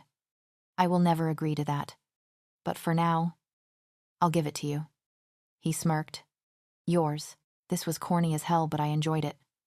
I was just sitting next to the window, staring into the forest. I've been sitting here for half an hour. My mind has just been blank. It has been a few days since I found out the truth. I haven't been thinking straight. I can't focus on anything either. I've been getting distracted easily by random thoughts. I don't know what's wrong with me. Maybe just learning the truth has been too much for my brain to handle, but it's hard for me to think here. I haven't been able to sleep well either. I either get woken up by a dream or only sleep for 4 or 5 hours. Bags have been starting to grow under my eyes. Because of this, Johnathan has insisted on sleeping next to me. He has been worried about me because he doesn't know what's going on. I heard a knock at my door, interrupting my thoughts. Come in. I spoke. Johnathan walked in, and as soon as he saw me, a wide grin appeared on his face. I smiled back and turned my attention back to the forest outside my window. I felt his arms go around me as he hugged me from behind. Are you tired? He asked. A little. But I'm okay. I answered. You really should get some sleep. It's the middle of the day. I pointed out. Still. You haven't been sleeping well. It's not good for you. He buried his face in my neck. I just need to be surrounded by something familiar. You know you can't go anywhere. The cops are still after you, but there is this one place. Near the alley where you saw my brother for the first time. No one knows I go there. Except for the person who owns the bar. But I'm really good friends with him. And what if he talked to the cops? He wouldn't. I'm not taking you. Why not? Because I don't know the guy. I can't risk the cops getting to you. Fine. If you won't take me, then I'll go myself. I got out of his grip and went to my closet. You can't go by yourself. He yelled. Well, I offered you to come, but you declined. I pulled out a black hoodie from my closet and put it on. I put my hair up into a ponytail and put on some dark sunglasses. I'm not letting you go alone. Johnathan said. I put my hood over my head and turned to him. Then you're welcome to come with me. It's the bar near the alley where you saw my brother. I won. I convinced him to come with me. He is not the happiest werewolf in the world right now, but he'll get over it. He parked the car and we got out at the same time. We walked up to the door of the bar. And there was a sign that said closed. See, it's closed. Now can we just leave? I hate this part of town. Hey. I have more good memories in this part of town than I do on the other side. He rolled his eyes. Can we just go? No. Besides, I have a key. I pulled it out of my pocket. How do you have a key? I told you, in Friends with the Owner. I heard a low growl come from him, but I ignored it. I was about to open the door until I saw a familiar gold plaque above the door. I stared at it. They kept it up. I shook off the feeling, used my key, and opened the door as we walked in. As soon as we walked in, I noticed was quiet. A little too quiet. We turned the corner. As soon as we did, Jacob was standing there with a gun pointed towards us. How did you get in? He yelled. I already told the cops I don't know anything. Johnathan growled and was about to do something, but I stopped him. Wait, Jacob, it's me. I took off my sunglasses and hood. Jacob's eyes widened as he saw me. His eyes were filled with so many emotions, but mostly happiness. He dropped his gun and embraced me in a hug, but soon pulled away. Finally, you got here. You knew I was coming. Of course I did. I knew that was you who came in a few weeks ago. Ace Winters. He smirked. My eyes widened. Why didn't you say anything? I knew you had a good reason for not saying anything. How did you know it was me? You are the only person who orders a marker's mark. I'm sorry for not telling you. I don't care. You're here now. I smiled and pulled him into another hug. Johnathan growled and pulled me to his side. And I see you finally got yourself a man. Seriously, it took you being dead to date someone, Jacob pointed out. I rolled my eyes. Where's Jason? He's visiting your grave. He went into denial when he heard that you were alive. A lot of us did. I crossed my arms over my chest and closes my eyes. All the pain I caused to my friends, it's all my fault. I know what you're thinking, Rosie. It's all my fault. But it's not. It just took you's my shock, that's all. Jacob spoke. Thanks. Jacob. Before anyone could do anything else, the door bursted open and a bunch of armed police officers came in. We all backed away from them and held our hands up. Rosie Ryder. You are under arrest, one cop yelled. Johnathan growled. I knew it was a mistake coming here. I told you we shouldn't have come here. I looked over at Jacob. Did you do this, Rosie? You know, would never sell you out. You're like my sister. He didn't have to. The same cop spoke. We knew you would come back here eventually, so we tapped the security cameras and the phones. You tapped into my cameras, Jacob yelled angrily. Johnathan began growling and snarling. His eyes began to change colors also. Oh no. This is not good. They'll take him away and experiment on him. I'll never see him again. What's happening? Jacob asked as we backed away from him. He's shifting. I gasped. Shifting into what? What do you mean? Jacob yelled frantically and terrified. Johnathan stepped closer to the group of officers. They all pointed their guns at him. Johnathan, calm down. You can't shift here. They'll lock you up. Stand back. An officer yelled at Johnathan. Go. Rosie. Johnathan spoke with his alpha voice. No, I'm not leaving you. I can't. You know what they'll do to you. I said go, he shouted before shifting into his wolf. Everybody froze. Except for me. Everybody stared at Johnathan with shock and horror. What is he? Another officer asked in fear. I don't know. The first officer answered. We should kill him now. Another spoke. I agree. The first officer said. They all pointed their guns at Johnathan. No. I yelled while blocking Johnathan. I won't let you kill him. He's a monster. He deserves to be dead. Oh, sure. Destroy what you're afraid of. Thanks for the logic, I said. Johnathan growled at me to leave. Go, he spoke in my head. I am not leaving you. Johnathan. I said to him. You can understand him, Jacob asked. Well, in that case, you both deserve to be dead. The first officer aimed his gun at me. Open fire, all the guns went off. I got this reflex to put my hands up. I did as I closed my eyes and waited for impact. But nothing came. I slowly opened my eyes and saw that the bullets had stopped in midair. I had stopped them. I gasped as all the bullets fell to the ground. Everyone now looked at me in horror. How did you do that? Johnathan asked in my head. I don't know, I answered. I stared at my trembling hands. The first officer kept firing at me once he recovered from the shock. But the bullets never reached me. They all fell to the ground until he ran out of ammo. Jacob, get behind me, I said. Why now is not that time for questions? Get behind me, I yelled. He ran behind me as all the officers began to open fire again. I held my hands up again and the bullets once again fell to the ground before they could reach me. I felt something in me take over and I could feel my eyes change. Once the officers ran out of ammo, they stared at me. I stared back. I didn't know what I was doing. I just did it. I stared into their eyes. You will forget about me and you will come to the conclusion that I left the country. You will forget about what you saw here today. That includes the wolf. And you will no longer hunt me down. We will no longer hunt you down. They repeated what I said, then began to walk out of the bar. I snapped out of the trance I was in and collapsed on the ground. I felt lightheaded and dizzy. Rosie. Are you okay? Jacob asked while helping me sit down on the floor. Johnathan sat next to me and rested his wolf head on my shoulder. I'm fine, I answered. All of a sudden I got this random thought. I turned to Johnathan. We need to read the book. Are you sure? What book? Jacob asked. A book my grandmother gave me. She told me to read it when I knew was the right time. Now is the time. This is crazy. Jacob freaked out. Jacob, you have to come with us. What?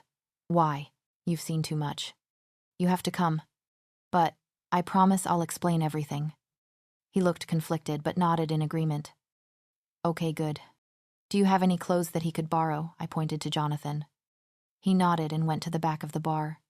He came back with clothes in his hand. He gave them to Johnathan as he grabbed them with his mouth. He went behind the counter and when he came back fully clothed, I smacked him upside the head. You idiot, I scolded.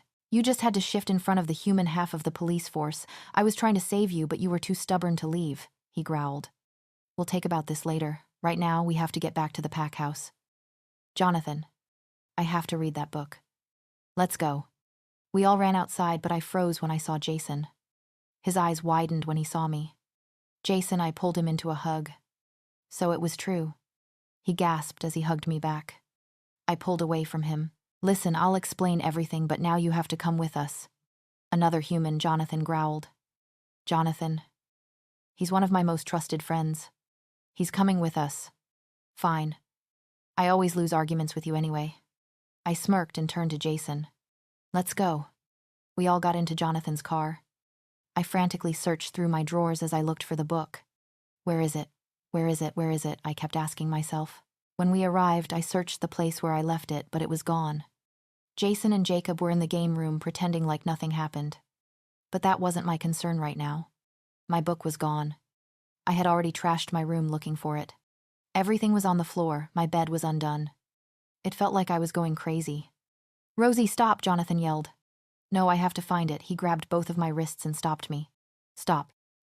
Rosie. It's not here. You need to calm down. You took it. Didn't you? I accused. Why would you even think that? Because you are scared. Scared of me. Scared of what I did. I got out of his grip and pushed him onto the bed. The thing is, he grabbed the chain that held my stone and pulled me down with him.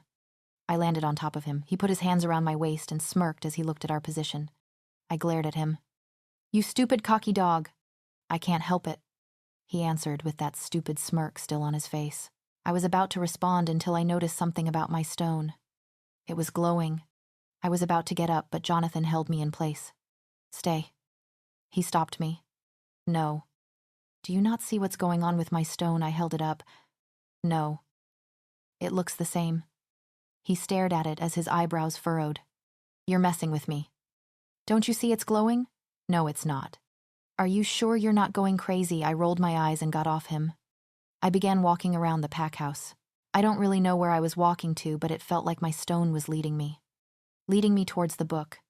I soon arrived at a room in the pack house. It was so unfamiliar to me, but I knew my book was in there.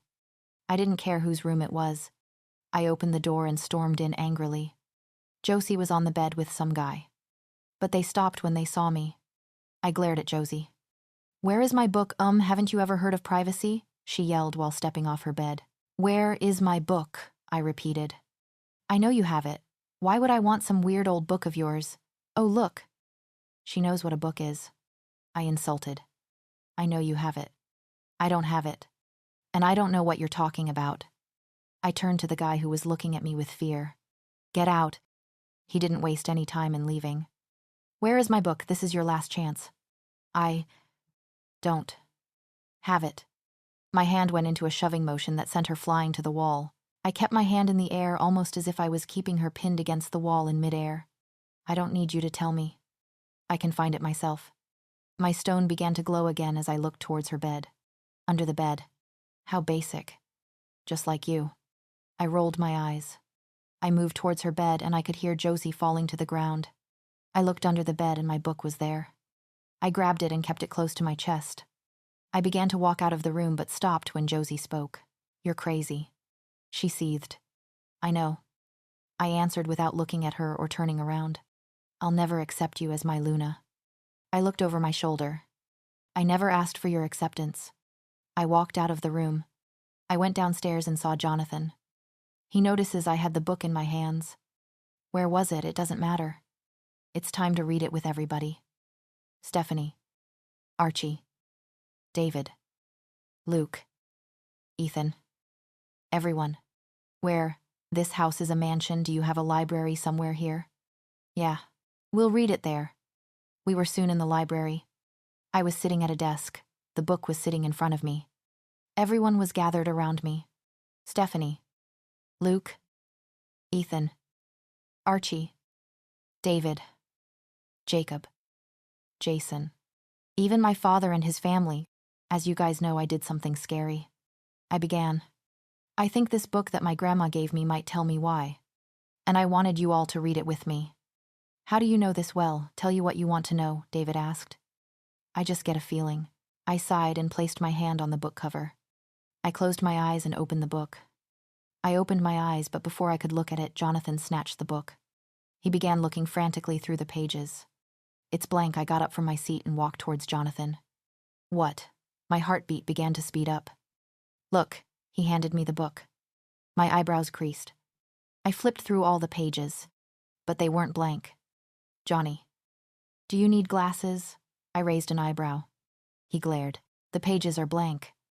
Rosie. No. They're not. I held up the book to a random page and let everybody view it. That page is blank. Rosie, Archie said. I flipped through all the pages. I looked at my necklace. It began to glow again. Only you can read it. It felt as if someone was speaking to me. Only I can read it. I said out loud. I sat down back in my chair and resting the book in front of me. The writing was cursive and large. I flipped to the first page and began to read out loud. The beginning, there once was a woman. She didn't have a name, but she was known as Mother and was only referred to as Mother. She was one of the first supernatural creatures to walk the earth. Mother gave birth to 2 kids. They were both blessed with strong and amazing powers, and so was Mother. They were known as witches. I continued. Her youngest was kind to both humans and other supernatural creatures, but her eldest was the opposite. She wanted to know why humans had to walk the earth with them when they could easily fall under their control. Due to her behavior, she influenced her sister. Her sister became just like her. She was corrupted and evil. Nothing could bring her back to the light. Soon the population of witches began to grow as centuries passed. Mother's daughters were secretly corrupting the witches. They wanted to rule over all creatures, both human and supernatural. Mother soon found out about their plan and tried to stop them. They convinced their mother that they had gone back to the light.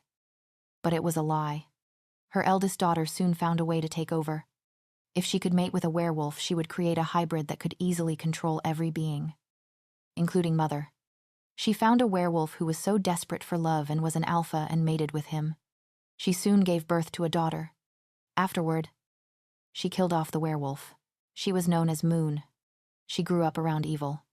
Her mother kept trying to teach her about how they should rule over all creatures. But Moon never cared for all that or paid attention to it. Instead, Moon was kind and loving. Nothing could ever bring her into darkness. She soon learned about what she was and learned how to control her abilities with the help of her grandma. Her mother was angry that she could control Moon, so she began taking over with her sister. Without Moon, Mother and Moon soon learned about their plans and fought against them. But they weren't alone. They worked with all supernatural creatures. Werewolves, vampires, witches, sirens, even humans. Many lives on each side were lost during this war. But Mother and Moon won. Moon learned that she would take away one's powers, but at a large cost. Taking one's powers also drains her life force. She did it anyway. Moon took away her mother's and her aunt's powers. She only left their ability to live forever. Ever since this war, all supernatural creatures have gone into hiding away from humans. I let out a shaky breath as I stared at the page. Keep reading, Johnathan spoke. I slowly nodded and turned the page. Witches can't age. They stop aging around the age of 50 to 60. But they can live forever. It's they want. After the corruption of witches started, all other creatures were worried if they would be killed by one. The werewolves noticed that witches had the scent of water. To other creatures, besides humans, werewolves smelled like silver, which was their weakness. The werewolves thought that if they smelled like water, that must be their weakness. They were wrong. Instead, witches created a spell that made it seem like they would melt every time water would be poured on them, and made everyone think that water was their weakness. A witch's weakness is gold. Gold reacts the same way to witches, as silver does to werewolves. Witches also use animals as companions and helpers. Animals have always been fond of witches, even corrupted ones. This happens because witches have a deep connection with nature. Animals are used as helpers to witches, to help obtain ingredients from nature. They are also used for companionship. Each witch can have many animals of all species, but only one is their main companion. They one that always stays by their side. Only one. Should I keep going? I asked. David sighed. Keep going. I nodded and turned the page. The next hybrid. Even though Moon's mother had lost her powers, it didn't stop her from planning her next takeover. She was no longer able to sense a supernatural creature unless she could create a certain potion. The potion is difficult to make and doesn't last long. She only uses a few drops of it when she felt she needed it the most. Using this potion, she was able to find another werewolf centuries later. She mated with him and soon gave birth to another hybrid. Only this time the hybrid had no idea what she was, and her mother didn't bother killing the father since she didn't have her powers anymore. She used different methods of bringing her daughter into the darkness, but only time will tell if it worked. Her sister also gave birth to a daughter a few years before her older sister did. Her daughter didn't have any powers either, but they are still looking for a way to restore their powers. Only then will they bring the war back. What happened to Moon? Stephanie asked. I turned the page. Reborn Moon soon died minutes after draining the powers out of her mother and aunt. But she wasn't dead. Instead, she was given another life. Off Earth and in the clouds. She was the moon. A moon goddess. Now, she protects all werewolves. She was now the source of their powers. She helped them find love, and she helped corrupted rogues back into their packs, or helped them stay safe as they ran free. She soon learned that she could not help everyone. After packs broke out into wars, lost of lives were lost. It reminded her of the war she fought in. She couldn't help everyone. Some wolves she couldn't control. But she still tried to help every wolf she could. I flipped to the next page. It was a drawing of a woman. It said Mother in large cursive letters above the drawing. She looked so familiar to me. I turned the page. Mother's Daughters, it read above, a different drawing of two women beside each other. One of them I recognized. My mother. I flipped to the next page. The first hybrid, aka Moon, it read, with a drawing of Moon. Even she looked familiar to me. With my trembling hand, I turned the page. The last hybrid. It was a drawing. Of me. Rosie's eyebrows creased as she turned the page. Her eyes widened in horror. She stood up from her spot and began backing away from the book. She didn't say anything, she just stared at the book. Rosie. I walked up to her and shook her by her shoulders. What's wrong? What was on that page? No. It has to be a lie, she said to herself. What is it? What did you see? I grabbed her face. Me. I'm in that book. That whole story was about my mother killing and corrupting, she cried. I brought her into my chest and hugged her tightly. My sister is Moon. She spoke to herself. The moon goddess. She was your sister? I asked. She nodded her head slowly. I am the hybrid. Just like my sister was. I didn't say anything. I just kept holding her in my arms. Instead of pulling away, she pushed me away. I can't do this. She ran out of the room. I could stand to be in the same room as that book anymore. I ran out of the room. And out of the pack house. I ran towards the forest, but stopped at the first tree. Rosie, I heard Johnathan call out my name. I ran into the forest. I kept running in every direction so it would make it harder for him to sniff me out. I ran around trees and went in circles. After I thought it was enough, I ran deeper into the forest. I got tired of running, so I stopped. I sat by a tree and leaned my back against it. I buried my face in my hands and groaned. I felt something licking my hands. I lifted up my face and saw a wolf pup licking in my hands. It stopped licking my hands and tilted its head. He had grayish-brown eyes and light brown fur mixed with a dark shade of gray. His 4 paws were light brown and his ears were too, and the top of his head. He had a long tail that started out brown and the end of it was black. Hey there. I stood up. I picked up the pup. What's your name, cutie Quincy? I screamed and dropped the pup. Ow! He screamed as he hit the ground. Animal abuse, how are you talking? I stepped back in horror. I just can. He shook off his fur. Don't quote Coraline to distract me. How are you talking? Why am I talking back? You're a witch, aren't you? He asked while laying down. Maybe. I sat next to him cautiously. How did you know I feel a connection with you? I can't explain it, but I can tell you have a connection with nature. Oh. I guess the book was right. So wolf do you? My name is Quincy. He cut me off. Quincy. Do you have a pack? I mean, you're just a pup. Shouldn't you be with your mama? My wolf pack abandoned me. I was the runt of the litter. So they left me. I'm sorry. Don't be. I'm glad they left me. My brothers would always pick on me. I'm free, but lonely, I pointed out. It has its ups and downs. I heard a low growl come from Quincy. Are you hungry? I asked. I'm fine. When was the last time you had something to eat? Couple days. Maybe a week. I don't know. Fine. You're coming with me. No thanks. I'm a lone wolf. Too bad. You're coming. No. Now I know I have a connection with him. He's as stubborn as me. I rolled my eyes and picked him up. Hey, put me down. He kept trying to get out of my arms by biting and growling, but I didn't let him go. I walked back to the pack house. It soon came into view, and Quincy stopped struggling and sniffed the air. I smell other wolves here. He spoke.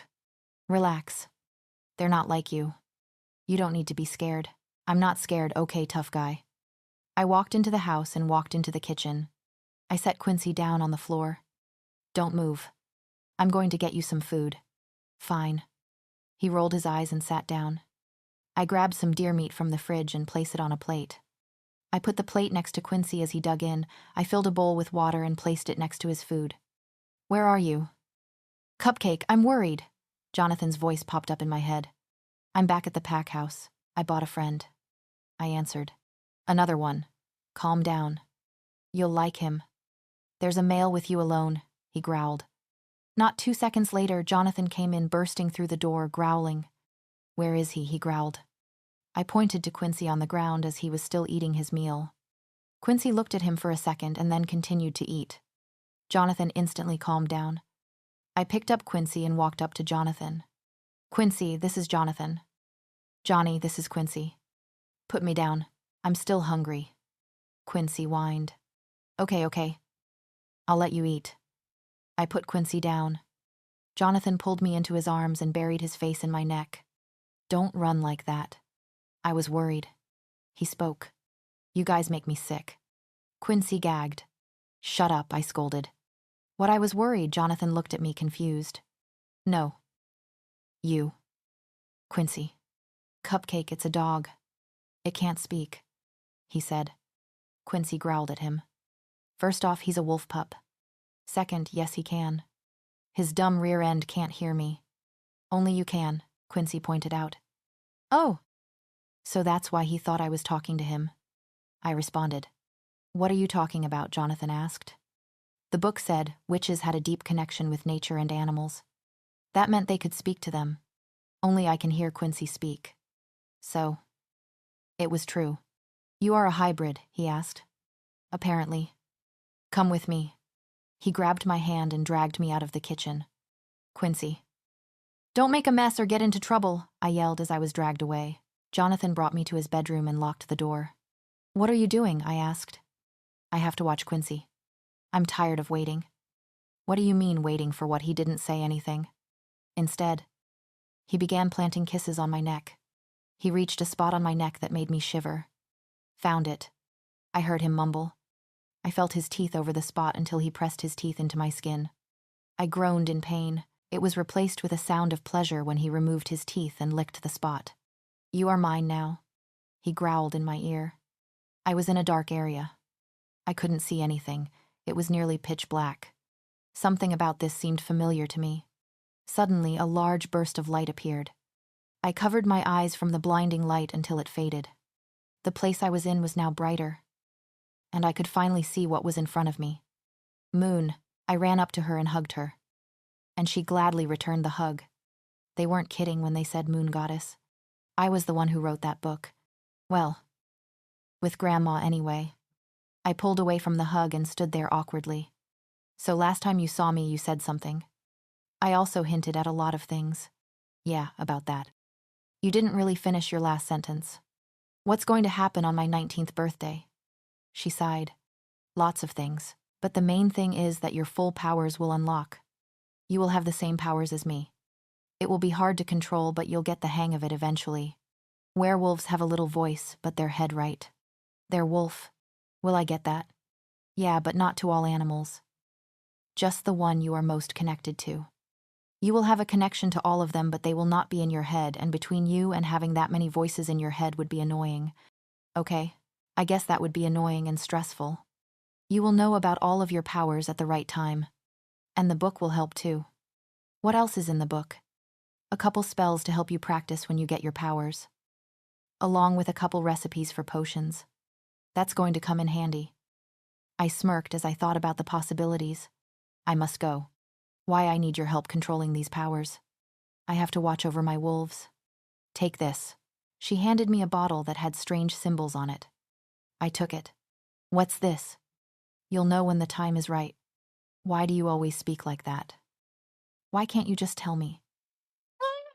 If I wanted weird questions, I would have gone to find the Riddler. I have to go. There was another flash of bright light. I closed my eyes. When I opened them again, I was in bed. But it wasn't my bed. It was Johnathan's. Johnathan was sleeping soundly next to me with his arm around my waist. I sat up and stretched.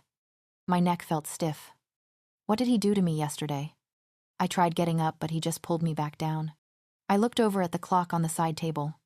It was 4 inches the morning. I wasn't tired as I usually would be. Why did I wake up so early? I looked down at my clothes. No wonder I woke up early. I fell asleep in jeans. I grabbed my pillow and put it in between me and Johnathan. I slipped out of his grip. I nearly bursted out laughing when I saw him hug the pillow and smile wide. I went to my room and changed into a pair of leggings and a t-shirt. I went downstairs quietly and saw Quincy asleep on the couch. I saw his ears twitch as I sat down next to him. He yawned and rested his head on my lap. "Why are you up so early?" he asked. I wasn't tired anymore. He jumped off the couch and stretched. "Well, if we're going to be awake, we might as well be productive. Go get that book of yours. How do you know about that?" "I heard some people talking about it." "How much did you hear?" "Everything. Now I know why I have a connection with you. Now go get your book." "I don't know where it is. I ran out yesterday reading it. Then I fell asleep." He tilted his head. "Do you know that stone thing of yours is glowing?" What I looked down at my stone. It was glowing. It led me to where my book was, still in the same place as it was yesterday. I grabbed it and went back downstairs. "Let's go outside," said Quincy. We both walked outside and sat down in the middle of the yard. I sat down the book in front of me. Quincy used his snout to flip through the pages. "Can you read it?" I asked. "Yep." "Try this." He pointed to a page with his paw at the back of the book. "What's this?" I grabbed the book and read it. It was a spell. To conjure up fruit. "You want me to make fruit?" I asked. "You know, we could just to the supermarket." "Look, this is the perfect starter spell. You will eventually need to learn bigger spells." Still, I don't think I can do this. Just read what it says and try. I sighed and read. Fructus facer repeter quid cupio. Mango. Pepo. Pupillium. Musa sapientum fixa. Frequam. We waited, but nothing happened. "Try again," said Quincy. "But this time try imagining the fruit. Or try feeling your connection to nature to make the fruit." I put my hand on the ground and closed my eyes. Fructus facer repeter quid cupio. Mango. Pepo. Pupillium. Musa sapientum fixa. Fraquem. I opened my eyes and looked at the ground. A small plant began to grow from the ground, and soon an apple appeared from it. I smiled as I picked it. The plant disappeared and went back into the ground. It worked. I smiled as I took a bite of the apple. "And it's ripe. See, you could do it." Quincy gave me a wolfy smile. "Try a different fruit." I closed my eyes and did it again. I felt arms go around me as I cut up some apples. "What are you making?" Johnathan asked. "Fruit salad," I smiled. "How did you get this much fruit?" The store," I lied. "And where did you get the money for it?" Sale," I said, but it sounded like a question. "I know when you're lying." "Okay." So, in the back of my book there was spells, and I tried it out to grow fruit, and it worked, so I made a fruit salad, I said quickly. "What? Slow down." "In the back of my book." I'll now speed up a little bit. Make up your mind. Do you want me to talk fast or talk slow? Just tell me. "No." "Come on." "All right, fine, I grew it." "Well, that's normal. But how did you grow it so fast?" "No, not like that. There was a spell that allowed me to grow fruit." "That's so weird." "That's exactly why I didn't want to tell you. I could never judge you. It's a good kind of weird. That doesn't even make sense." "Well, it makes sense to me." I rolled my eyes and continued to make the fruit salad. Johnathan, I asked. Yeah. Why did you bite me yesterday? I froze in my spot as soon as the question came out. What, I asked. Yesterday. You dragged me upstairs and bite me. Why, she asked. I didn't. Yeah. You did. No. I think I'd remember if I did. Now look who's not telling the truth. She crossed her arms over her chest. I swear. I didn't. Wow. First, you tell me that I can tell you anything. But you don't even tell me anything. No. I swear it's not that. Then tell me why you bit me. I sighed in defeat. I marked you. What? And you had to bite me for that. Couldn't you mark me another way? Like some secret handshake or something, she yelled. No. There was no other way to mark you. What is the purpose of marking anyway? I can't tell you. And why not? She asked, annoyed. You'll hate me more than you do now, I said. I don't hate you. At most I am annoyed with you, she admitted. That's not any better, I whined. Then what's the harm in telling me? I was about to respond until I saw the mark on her neck. It had finished healing, and my pack mark was on her neck. A wide smirk took its place on my face. What are you smirking about? Rosie snapped. You'll see. What the hell does that mean? Go look in a mirror. I'm not going anywhere until you tell me why you bit me, she shouted. Then I guess you're going to stay in that spot because I'm not saying anything. She gave me a death glare and walked away. Good going, genius. Now she's mad at us, my wolf yelled at me. She'll be even more mad if she finds out why we marked her. I hate this, he complained. And you think I don't? I hate seeing her like this. That's it, I'm taking control. I growled as I followed the scent of my mate. It led me to her bedroom. I didn't even bother knocking. I just bursted through the door. She was reading her book on the bed. As soon as I walked in, she glared at me. What do you want? She snapped. I closed the door behind me and walked in. Listen to me, I growled as I sat down next to her. Why should I? I growled as I felt my eyes change color. Her eyebrows creased. You're not Johnathan. I smirked. No, baby. I'm not. Okay. Well, what do you want? She kept trying to act tough, but I could hear her heart racing. Stop it, she's scared, Johnathan yelled at me, but I ignored him. I want you to understand why I marked you. I said. How can I when you won't give me an explanation? She crossed her arms over her chest. I will explain. Just not now. She scoffed. Typical. What is that supposed to mean? Oh, nothing, she shrugged. It's obviously something. You never tell me anything, she said. You always tell me, you can talk to me. I'm always here for you. You can tell me anything. But you never talk to me. I have my reasons, yeah. And I have my reasons to not talk to you. When I don't tell you, you get mad. That's different. Cupcake. How? She yelled. I barely know anything about you. You don't tell me anything, and yet I let myself get seduced by you. She tried to slap me, but I grabbed her hand in midair. I growled as I grabbed her other wrist. I pinned her down on the bed and hovered above her. I kept her hands pinned down above her head. Don't. Even. Try it. I am not Johnathan. I will not let myself get hit. But you're just as stupid as him. Before I could ask what that meant, I felt a sharp pain in my area. I groaned in pain but refused to let her go when she struggled to get out of my grip. You were saying I smirked as I recovered from the pain. You are more annoying. I'll give you that, she said. That's because I'm his wolf. I care more about you than he does. That's not true, Johnathan yelled, but once again I ignored him. You won't tell me anything either. I hate you. My expression softened. Why? I barely know you. All I know is your name and your sister, but I don't know anything else. You seduced me and I let you. I hate myself for that too, she mumbled the last part. You don't hate me. You're just upset. How do you know? Because only I know true hate. How? I sighed and let her go.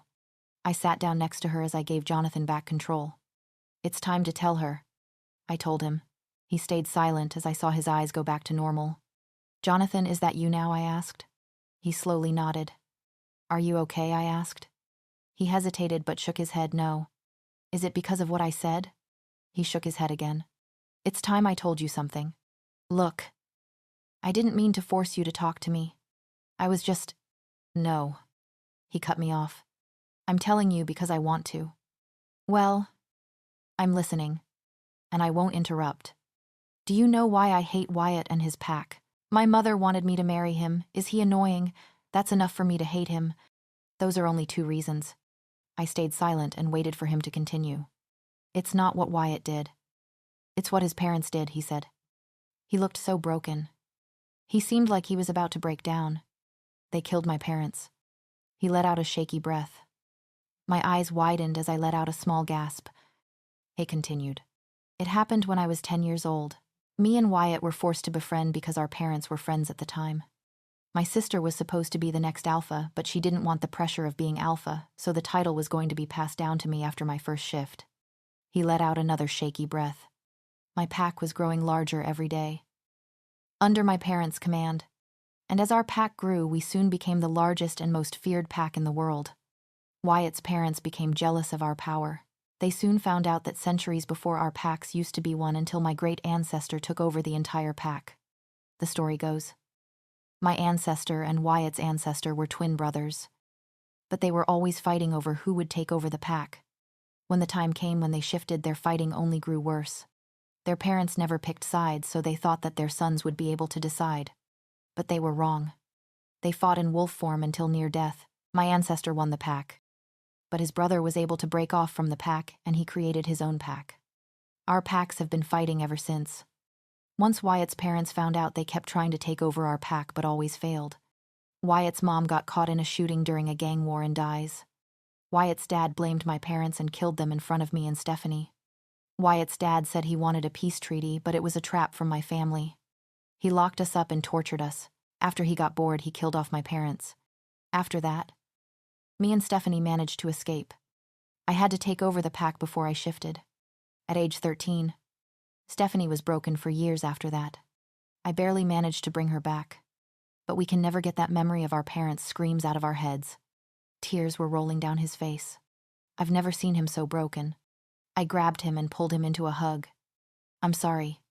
No one deserves to go through what you did, I spoke. He wrapped his arms around me and buried his face in my neck. You're all I have, he said. Johnathan hasn't said anything since his breakdown yesterday. I've barely seen him either. When I did see him, he would only kiss my forehead and leave the room. I shouldn't have forced him into telling me. Now he won't even talk to me. Where are you? I mind-linked him. Well, I'm not at the pack house. Why? He responded. No reason. I lied. Just hurry back. I sighed and went downstairs to the living room. I sat down on the couch and put Quincy on my lap. What's up with you? Quincy asked me. Johnathan won't talk to me. He told me something personal yesterday and now he's pretending like it didn't even happen. Well, I can't help you with that. What even are you guys? What do you mean? My eyebrows furrowed. Are you dating or not? I really don't know. Has he asked you out? Yes. Have you kissed? Yes. Then why don't you know? He has asked me out. But he never took me on a date. Quincy rolled his eyes. He is such a scared little. I heard the front door open, then Johnathan walked into the living room. He looked in my direction as Quincy growled at him. Call your pet off. Rosie, he said. I picked up Quincy. He's not a pet.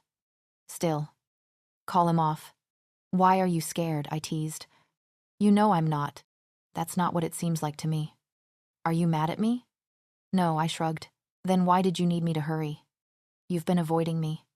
No. I haven't. You didn't talk to me until now. Because I was setting up something. For what? Nothing. So you won't tell me anything again. It's not that. I sighed. Look, if you don't want to tell me, I understand. But just tell me if you don't want to tell me. All right. I don't want to tell you. See, that wasn't so hard. So you're not mad, he asked. No. Okay. Then, in that case, do you want to go somewhere? Right now? Yeah. Are you asking me out again? I teased. Yeah. I am. He avoided eye contact. I'll go with you, I said. So where are we going? It's a surprise, he smirked. Why? Because... Now go get ready. But how do I dress if I don't know where we are going?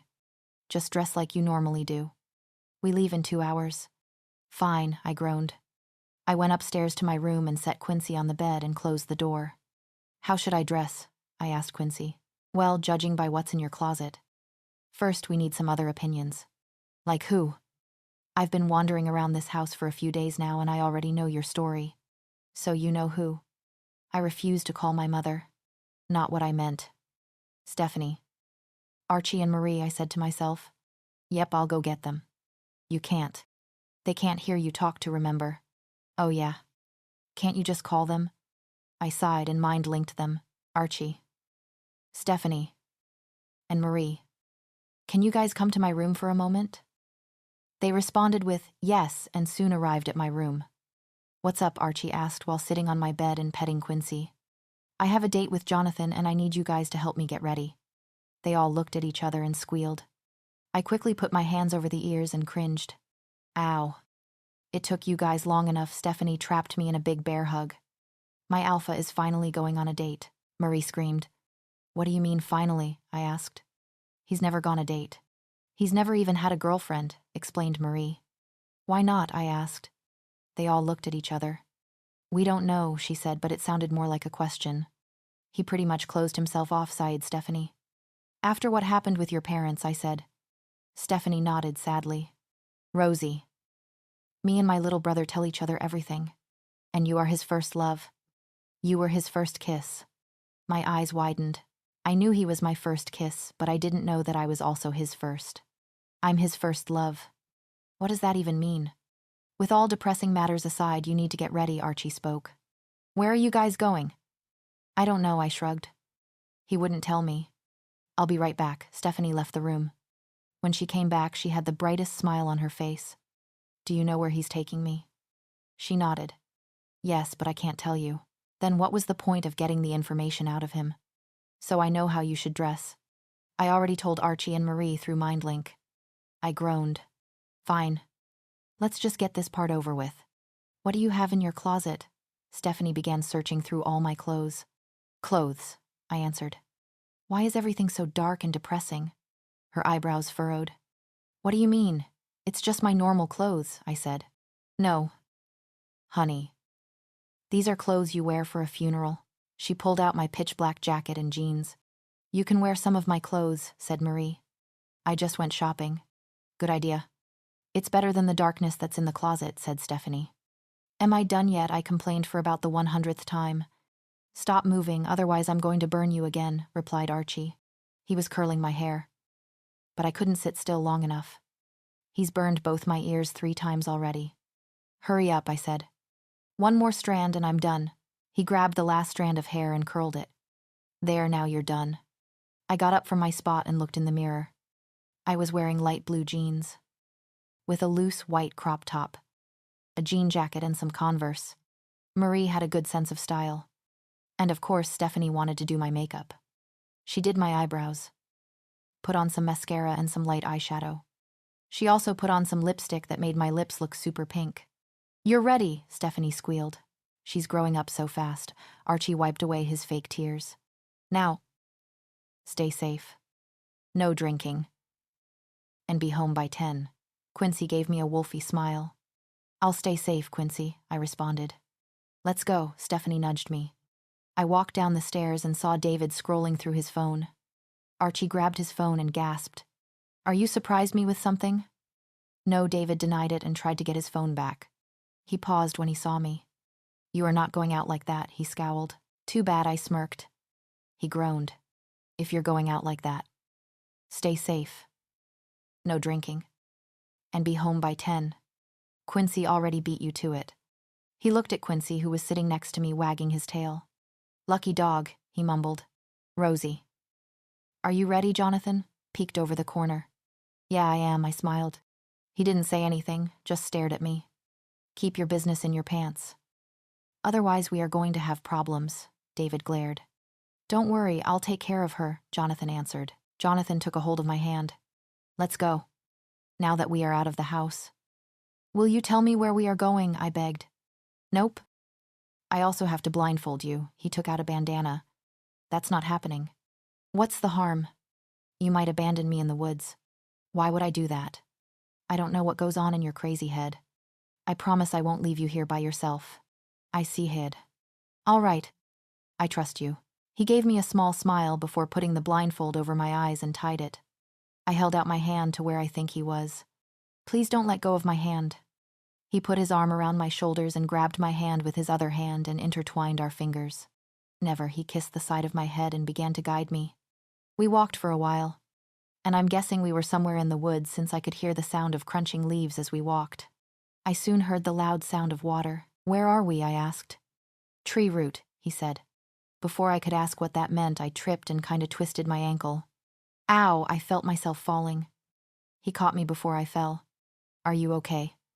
I'm fine. I just twisted my ankle. Sit down.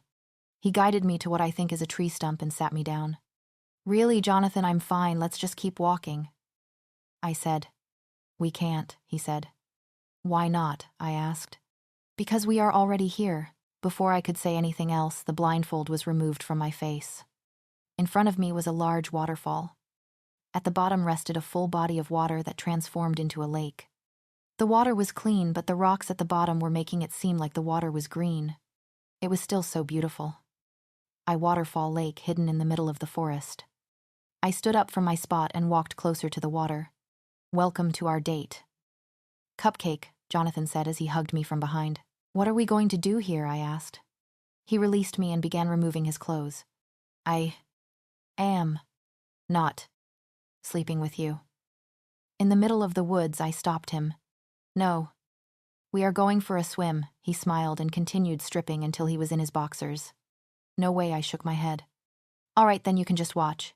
He smirked before walking into the woods. He was soon at the top of the waterfall. You don't know how deep that water is, I yelled so he was able to hear me. I've done this before.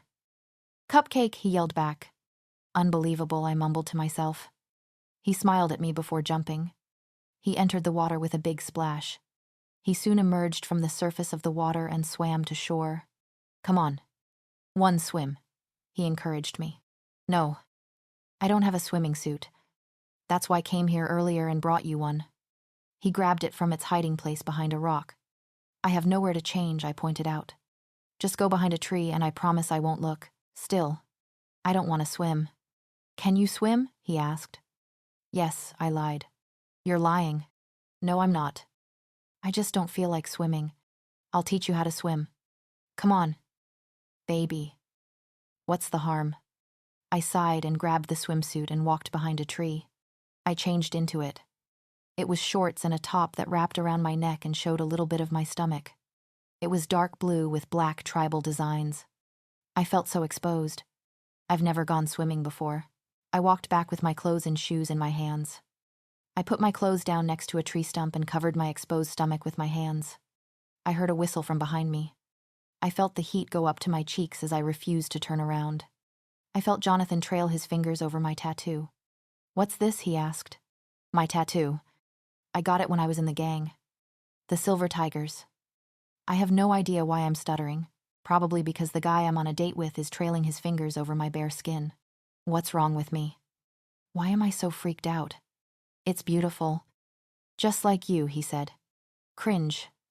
Johnathan took a hold of my hand and led me towards a stone that was kinda like a staircase. A really steep staircase. We walked up the stones until we were at the top of the waterfall. I looked over the edge, then stepped away from it. I can't do this, I said, as my eyes widened. You'll be fine, he said to me. No, you don't understand. I try to act tough. But when it comes to heights, I panic. I'll jump with you. That's the only way down. I can always take the stairs. They're too steep to walk down. You'll slip and fall. I looked over the edge again, then stepped back further when my hands began to shake with fear. I can't swim, I pointed out. That's why I will not let go of you, he took a hold of my trembling hand. Before I could say anything else, he grabbed my hand tighter and jumped, pulling me down with him. I screamed as I fell. I had my eyes and mouth closed as I felt myself hit the water.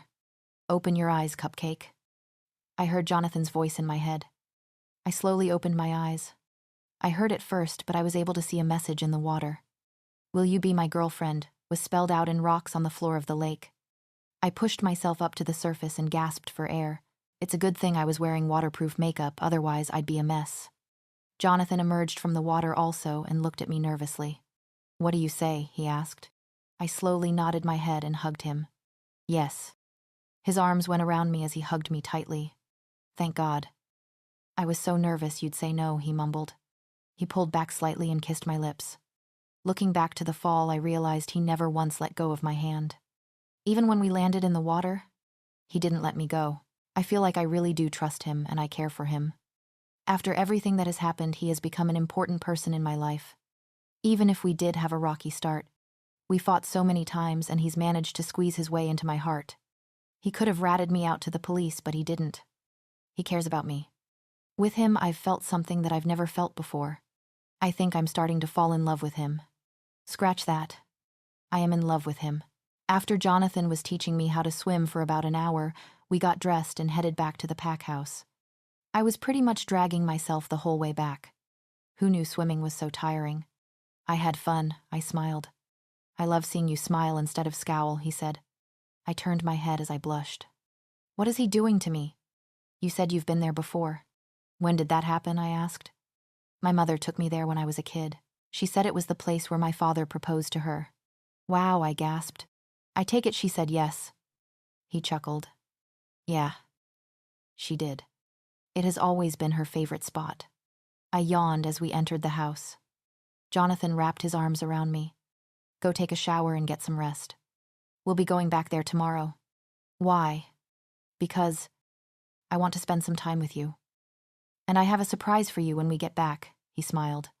"Is it going to surprise me or freak me out?" I asked. "A little bit of both." "Then no thank you. You're coming anyway." I groaned. "All right." He kissed my forehead. "Go get some rest." "Okay," I gave him one last smile before going to my room. "Is everything ready for tomorrow?" I mind-linked my sister. "Everything has been prepared. Now all we need is for you to get her out of the house tomorrow."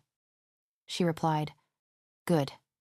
I am taking her back to the same spot tomorrow, so you'll have about 2 hours to set everything up." "Okay.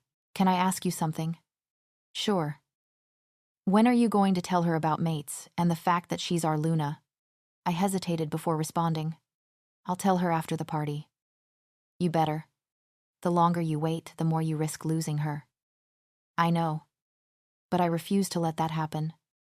I blocked her out and went to my room. "We are going to tell out Mate after her birthday."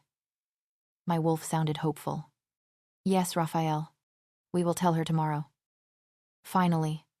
But after her party, I want her to be happy before we tell her." "Rise and shine, sleeping beauty." I heard my wolf scream in my head. "Ow. Be quiet." I scowled. "Can't. We have a big day today." "I know. But you don't have to yell."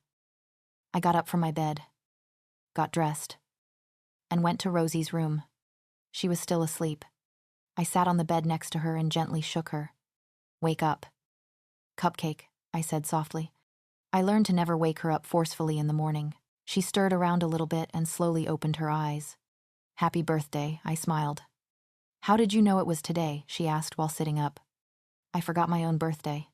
"David told everyone," I said. "Get ready. We are going back to the waterfall." "All right. Maybe a little water will wake me up." "After we get back, I have a surprise for you." She groaned. "I remember. You better not kill me." "I have no reason to." I planted a small kiss on her cheek. "Get ready." I walked out of her room to let her change. "Is everything ready?" I mind-linked Stephanie. "Yep." "Now get her out of the house." She responded. "She's changing right now. We will leave in about 15 minutes." "All right." I blocked her out and waited for my mate to come out of her room. I got dressed into a gray tank top and black shorts. I had my swimsuit underneath. I wanted to try jumping on my own today, which I highly doubt that's going to happen without me chickening out, but it's worth a try. I put my hair in a ponytail and walked out of my room. I went downstairs. Archie passed me holding a large box and he looked like he was struggling. "Do you need help?" I tried taking the box from him, but he didn't let me. "No, I'm good," he stuttered. "Are you sure? What's in there anyway?" He froze. "Nothing." I raised an eyebrow, clearly not believing him. "Then why can't you carry it?" "I haven't been training." "What's in the box?" "Archie." The box opened on its own and Quincy popped out. "Don't worry. It's just me," he said. "And what else is in there?" I asked. "What's with all the questions?" Quincy said. "Mush. Human." "He's not human," I pointed out. "Whatever." "Mush. Sorry." "Rosie." "I got to go," Archie said before leaving with Quincy. An arm went around my shoulders. "Are you ready to go?" Johnathan asked. "Yeah." "Archie and Quincy are acting weird," I said. "They seem normal to me." "Archie carrying Quincy and other unknown items in a box is normal to you?" "Yep." "Let's go." He walked me out of the house without another word. Well then, we began walking, and this time I wasn't blindfolded. The waterfall was just off of pack territory. Honestly, I'm surprised we haven't been attacked by a rogue, but I love coming here anyway. It's a good place to let my worries go. And a good place to figure out how I'm going to tell Johnathan that I love him. I'm grossing myself out. I can't help it. We were now on our way back. Johnathan has been really quiet. Like something was on his mind. "What's up with you? You've been quiet," I spoke. "It's nothing," he responded. "Why is everyone being so secretive today? Why won't you tell me? You've obviously got something on your mind." I stopped walking. He looked behind me and smiled. "Turn around. Unless there's cake behind me, I'm not turning around." "Turn around," another voice said behind me. I turned around and my eyes widened. The whole pack was standing in front of the pack house. There was a large stage that had a DJ. And there was a large buffet table filled with my favorite foods. "Happy birthday, Rosie," everyone yelled and cheered. I turned to Johnathan. "You did this, didn't you?" "Yep." "I wanted you to have a special birthday." I turned back to the pack. "Are you just going to stand there?" Stephanie spoke. "Or are you going to celebrate?" The DJ started to play music and everyone started dancing. I turned back to Johnathan. "How did you manage to do all of this so quickly? We were gone for 2 hours." "It helps if you have a large pack," he smirked. "You really didn't need to do this." "But I wanted to." He put his arms around my waist. "I also wanted to ask you something." I put my arms around his neck. "Ask away." "I want you to be my Luna." "Will you be my Luna?" I froze when the question came out. Why would he choose me to be his Luna? I'd have to take care of a pack. And rule by his side. What if we decide to break up? Then what would happen to the pack? Just the mere thought of us breaking up made me want to cry. I can't help it. I love him and his pack, but most relationships don't last long. I do want us to last. But that's no guarantee. Look, you don't have to answer me now. "Take all the time you need," Johnathan said. "For now, enjoy your party." He kissed my forehead and took my hand and led me to the crowd. People were dancing and other people were requesting songs for the day. I was just lost in the crowd with Johnathan. As we walked by people, they wished me a happy birthday and continued dancing. I let go of Jonathan's hand and stopped walking. The pack has been without a Luna for a long time. And if we do decide to split up, I'm glad that I got to spend time with him regardless. "What are you doing?" Johnathan asked. I have to do something." Before he could say anything, I ran up to the stage. "Hey, birthday girl," the DJ greeted me. "You want to request a song?" "No. I need to make an announcement." "Here. I'll cut the music whenever you say." He handed me a microphone. I took a deep breath. "Cut the music." The music turned off and everyone turned their attention to me. I was nervous. "Hey," I spoke into the microphone. "First off, I would like to thank your alpha for throwing me this party." Even though he didn't have to. Some people let out small laughs. And he just asked me to be the pack's Luna. I heard small whispers and gasps. "I came up here to tell you guys my decision. I gladly accept the position and hope the pack will accept me." Everyone cheered and some people whistled. I put the microphone down as Johnathan ran onto the stage. He walked up to me and hugged me tightly.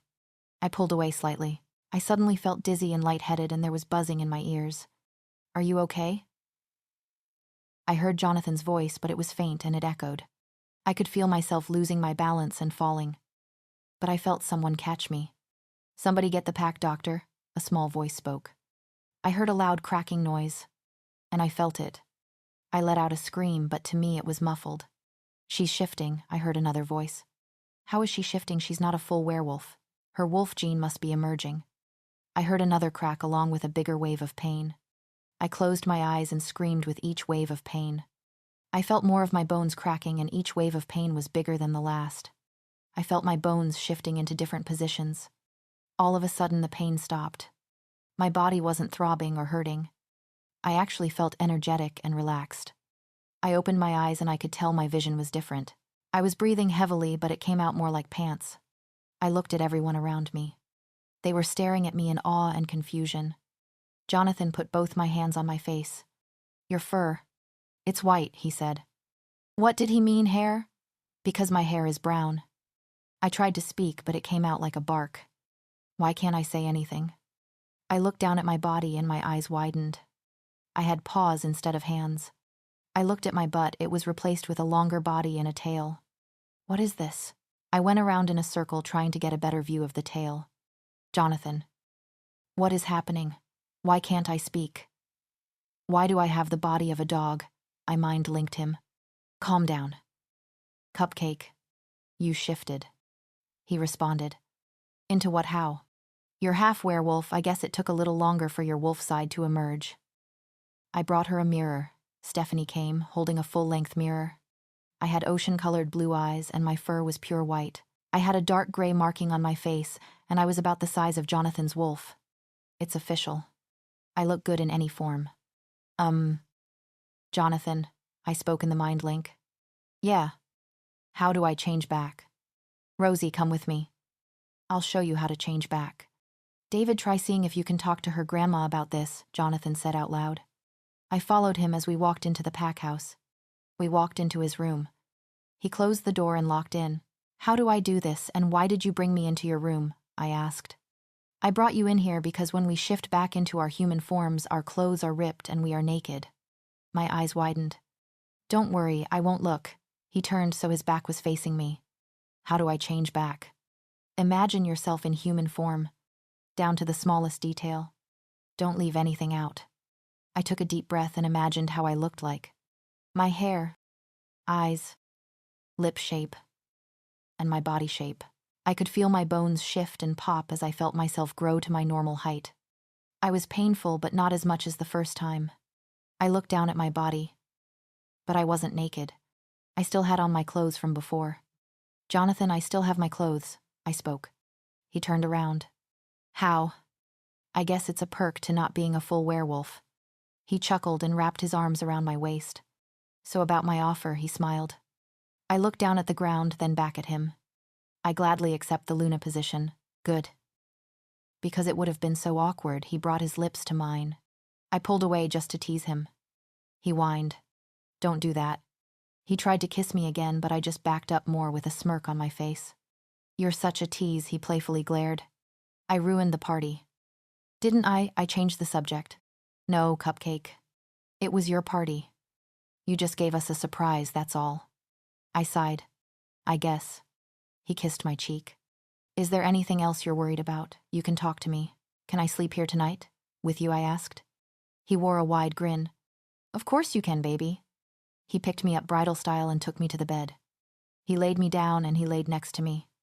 He wrapped his arm around my waist and buried his face in the back of my neck. It was still pretty early, but after transforming into a beast, I was really tired. Who wouldn't be? Hello. A new voice appeared in my head. Who are you? I think I'm your wolf.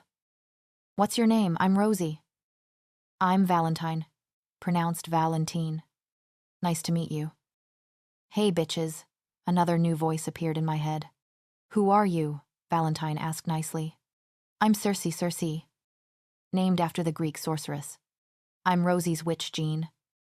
Great, I'm dealing with voices in my head now, I complained. You'll learn to love us. Circe smirked. I don't know. It's really to her if she likes us or not, said Valentine. She's stuck with us either way. But, okay, shut up. As long as it's just you two, everything will be okay. I slowly drifted off to sleep. I woke up to the feeling of a hand exploring my body. I slowly opened my eyes and looked at Johnathan. He was still asleep, but his hand was moving up and down my body. Johnathan, wake up. I shook him a little bit.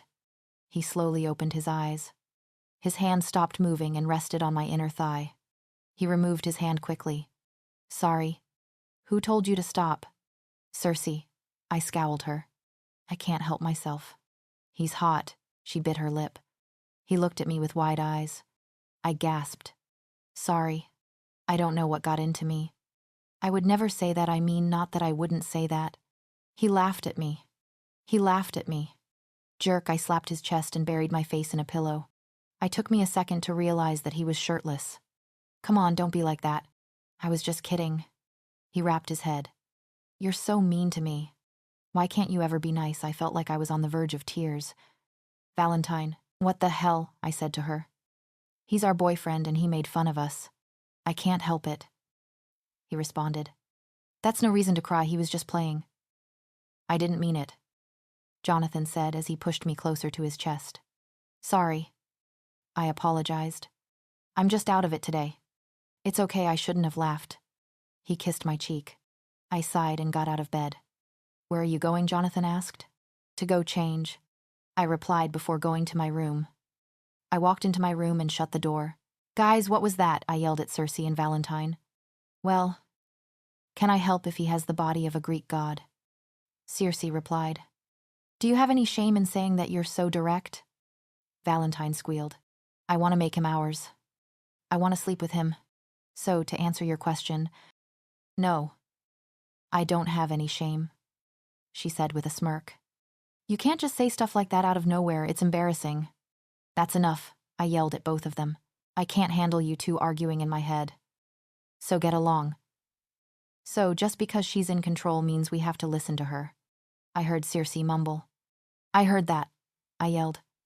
Okay. Fine, I'll behave. She gave in. I looked on my bed and saw Quincy curled up. He looked so adorable when he slept. I went to my closet and pulled out a t-shirt, shorts and new underwear. I took them to the bathroom and placed them next to the sink. I turned on the water to the shower and stepped in. The water was cold at first, but then it started to warm up. I rinsed off my hair before reaching out to grab the shampoo. There were 2 different smelling shampoos in my bathroom. When did these get here? Oh well. Might as well pick one. Grab the strawberry one. It's sweet and light scent. Valentine said. No way. Grab the chocolate-scented one. Johnathan won't be able to resist it. She smirked. Is that all you think about, boys? Valentine rolled her eyes. What's better than Netflix and chill with Johnathan? Circe responded. Stop fighting. We'll compromise. I grabbed both shampoos and mixed both into my hair. There. Now I smell like chocolate and strawberries. I quickly finished my shower and stepped out. I grabbed my clothes and changed before brushing my hair. Why don't you have anything more bright-colored? Valentine asked.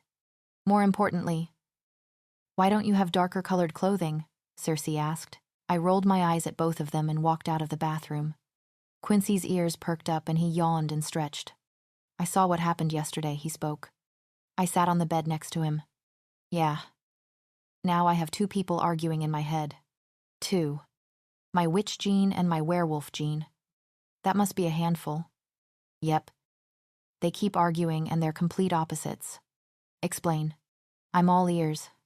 He moved his ears up and down. First off, there's Valentine.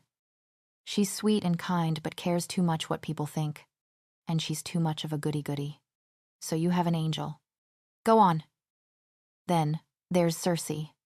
She's more tough. Straightforward. And kind of mean. I can tell she doesn't like following the rules. And she's a little bit too direct with people. So what I'm hearing is that you have an angel and a devil sitting on your shoulders. I wouldn't go that far. But that's what it feels like. Go to someone in the pack and ask them how they control their wolf side, then maybe you can get control over both genes. Good point. But I think everyone is still shaken up by what happened yesterday. Then just wait a couple days and then tell someone. Good idea.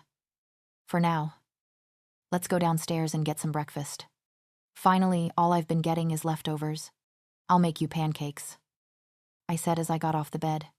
Quincy jumped off the bed and followed me out of the room, went to the kitchen and began mixing the batter for pancakes. Well, if it isn't the birthday girl. I heard a familiar voice behind me. I turned around and saw Josie. Well, if it isn't Satan. Don't think that transformation makes you special. So what if you're a white wolf? What's so special about being a white wolf? I asked. Wow. You're our Luna, but you don't know anything about us. She scoffed. Quincy growled at her and she growled back. Kunisi, he stopped growling but glared at her. I know enough. You clearly don't. You don't deserve to be Luna. That's it, let me mess up her face, Cersei yelled. Why don't you just stop being a mean person to get people to like you and start worrying about your own problems? Stop trying to take my life and get your own, I said. Only it wasn't me who said it. It was Cersei. That's not what I was trying to do. She stuttered. Then why don't you just leave? Josie didn't say anything, she just left the kitchen crying. Cersei, I yelled at her. She deserves so much worse, she responded. It doesn't matter, she's part of our pack whether we like it or not. Valentine pointed out. Rosie. I've been through your memories. She tried to take Johnathan away from us. She attacked us. I understand that. But maybe she was just jealous. I'm going to talk to her. I walked up the stairs until I reached her room. I knocked on the door softly. Come in, I heard her say from the other side of the door. I opened the door. She was still crying, but she glared at me. What do you want? I came to talk. I'm not here to argue or pick a fight. What if I don't want to talk to you? I closed the door as I stepped into the room. I order you. As your Luna. I sat next to her on the bed. First question. Why do you want to be with Johnathan so badly? I asked. She shrugged. We were friends since we were kids. Everyone thought we'd end up together. So did I. After his parents passed away, he sort of forgot about me, which is why I began sleeping around to make him jealous. Question 2. Why do you want to be Luna? She sighed. After my parents found out Archie was gay, they forgot about me too. I thought that if I became Luna, they would stop neglecting me. I don't care that my brother was gay. I just wanted my parents to accept him and stop fighting. Final question. Why did you expose my identity? I didn't want to. I swear I didn't want to. I was forced. I may be a mean person, but I would never endanger someone's family. Who forced you? She looked completely terrified. It was your mother. My eyes widened. My mother forced her to expose my secret. My mom knew about the Rouge Wolf gang wanting a bounty on my head. Why did she do that? Josie. It is not your fault. I don't blame you. You can't let people manipulate you like that.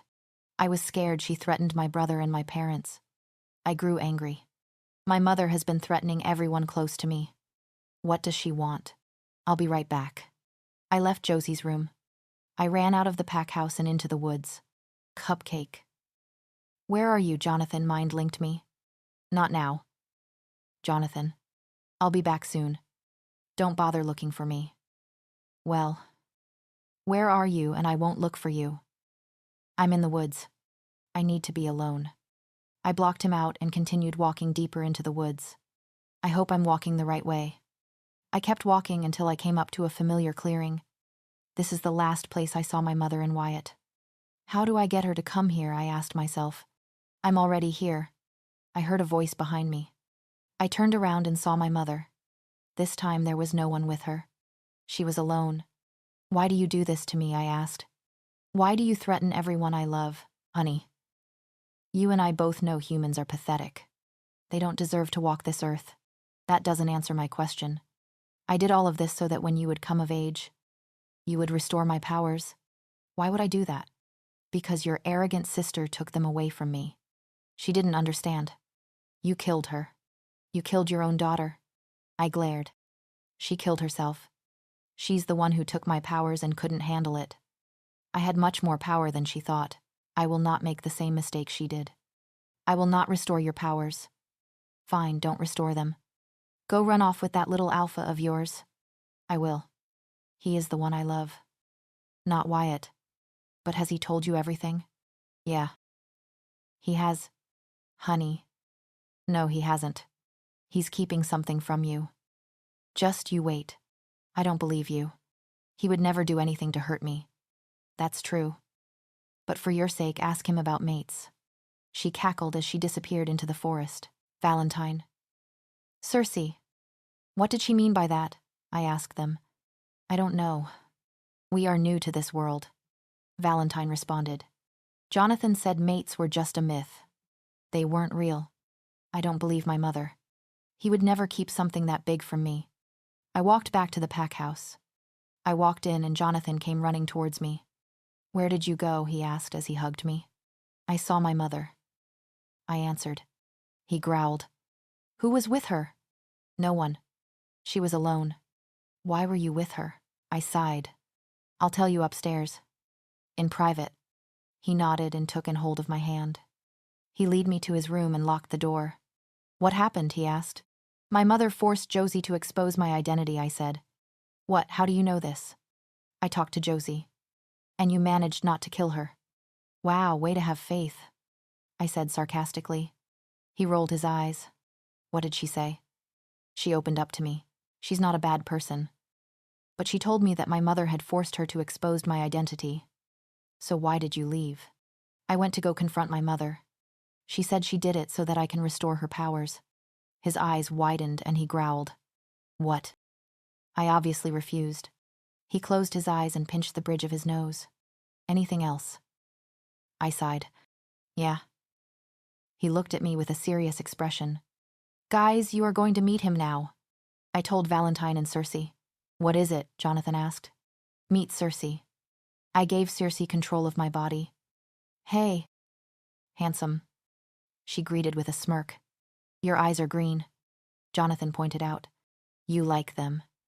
Circe bit his bottom lip. Johnathan growled. "Okay. Valentine, you can have control now." I said before Circe took this too far. Valentine's eyes widened as she pulled away in embarrassment. "Oh my God, I am so sorry. Circe is so direct. Please excuse her," Valentine said as her cheeks turned red. "Now your eyes are blue." "Rosie, what is happening?" Johnathan said. I gained back control. That was my witch side and my wolf side. "What?" "I'm a hybrid. Circe is my witch gene and that blue-eyed tomato was Valentine. My wolf. Circe has green eyes and Valentine has blue eyes. That will be helpful." "Why didn't you tell me about them sooner?" he asked. "Because I didn't know how." "Johnathan, I love you. But I didn't know that you would love all three of us." He was about to say something, but I didn't let him. "Circe and Valentine are complete opposites. It's hard to control them. And I just said I love you and you didn't say it back." He shut me up by kissing me. I closed my eyes and kissed back. He pulled away and stared at me. "Cupcake. Of course. I love you. But you didn't give me a chance to say it." I felt relief wash over me. "What about the other two?" "They are a part of you. I love them too. Well, in that case. Could you teach me how to stay in control?" "Yes. It's not that hard. So what do I do and how do I block them out?" "All they do is argue." "Hey," Valentine and Circe said in unison. I cringed as they started fighting again. "Think of it like this. You are the alpha of this body. You got to learn to be dominate. And how do I block them out?" "The same way you would block me out." "Okay. What if we are all fighting for control? What do I do then?" "Fight against them. Push them to the back of your mind. You are the one in control." I nodded. "Okay. Thanks. I'll try." "Hey." "Rosie." Circe spoke. "Yeah. Want to see something cool." "What do you mean?" "Just repeat these words. Sicut formae mutare virem ne florebi quasi lilium. Sim reduces pythonism." I closed my eyes and repeated the words out loud. I felt my body change, but not in the same way I did as I shifted into my wolf. I opened my eyes, everything was the same. Only Johnathan was looking at me with awe. "What are you looking at?" My eyebrows furrowed. My voice sounded different. "Look in the mirror," Johnathan said. I went to his bathroom and looked in the mirror. My eyes widened. I looked completely different. I had dark blue hair. That made it seem like it was black and bright green eyes. I was also dressed differently. I had knife holsters on my thighs. I grabbed the handle that was sticking out of the holster and pulled out the weapon. Whoa, it was a curved blade with strange markings on the metal that were glowing blue. "How did you change?" Johnathan asked. I put the blade away. "I think this is my witch form. No matter what form you're in, you always manage to turn me on." "Shut up!" I slapped his arm as I looked away, blushing. "How do I change back Circe?" I asked. "Repeat the words forma humana." I repeated the words out loud. I felt my body change again. When No looked in the mirror, I was back in my human form. How do I change back to witch form, I asked. Say forma pythonisam.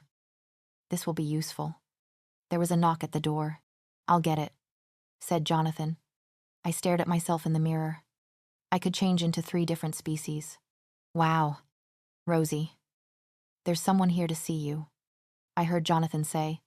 I walked to the door of his room. My eyes widened as I saw who was standing in the doorway. Jack. I ran up to him and hugged him. He hugged me back tightly. How's my favorite daughter, he said. Great, I said as I pulled away. I have so much to tell you. When did you get back, I asked Jack as I handed him a cup of coffee. We were in the living room while Johnathan was attending some pack business. That happened 3 months ago, I pointed out.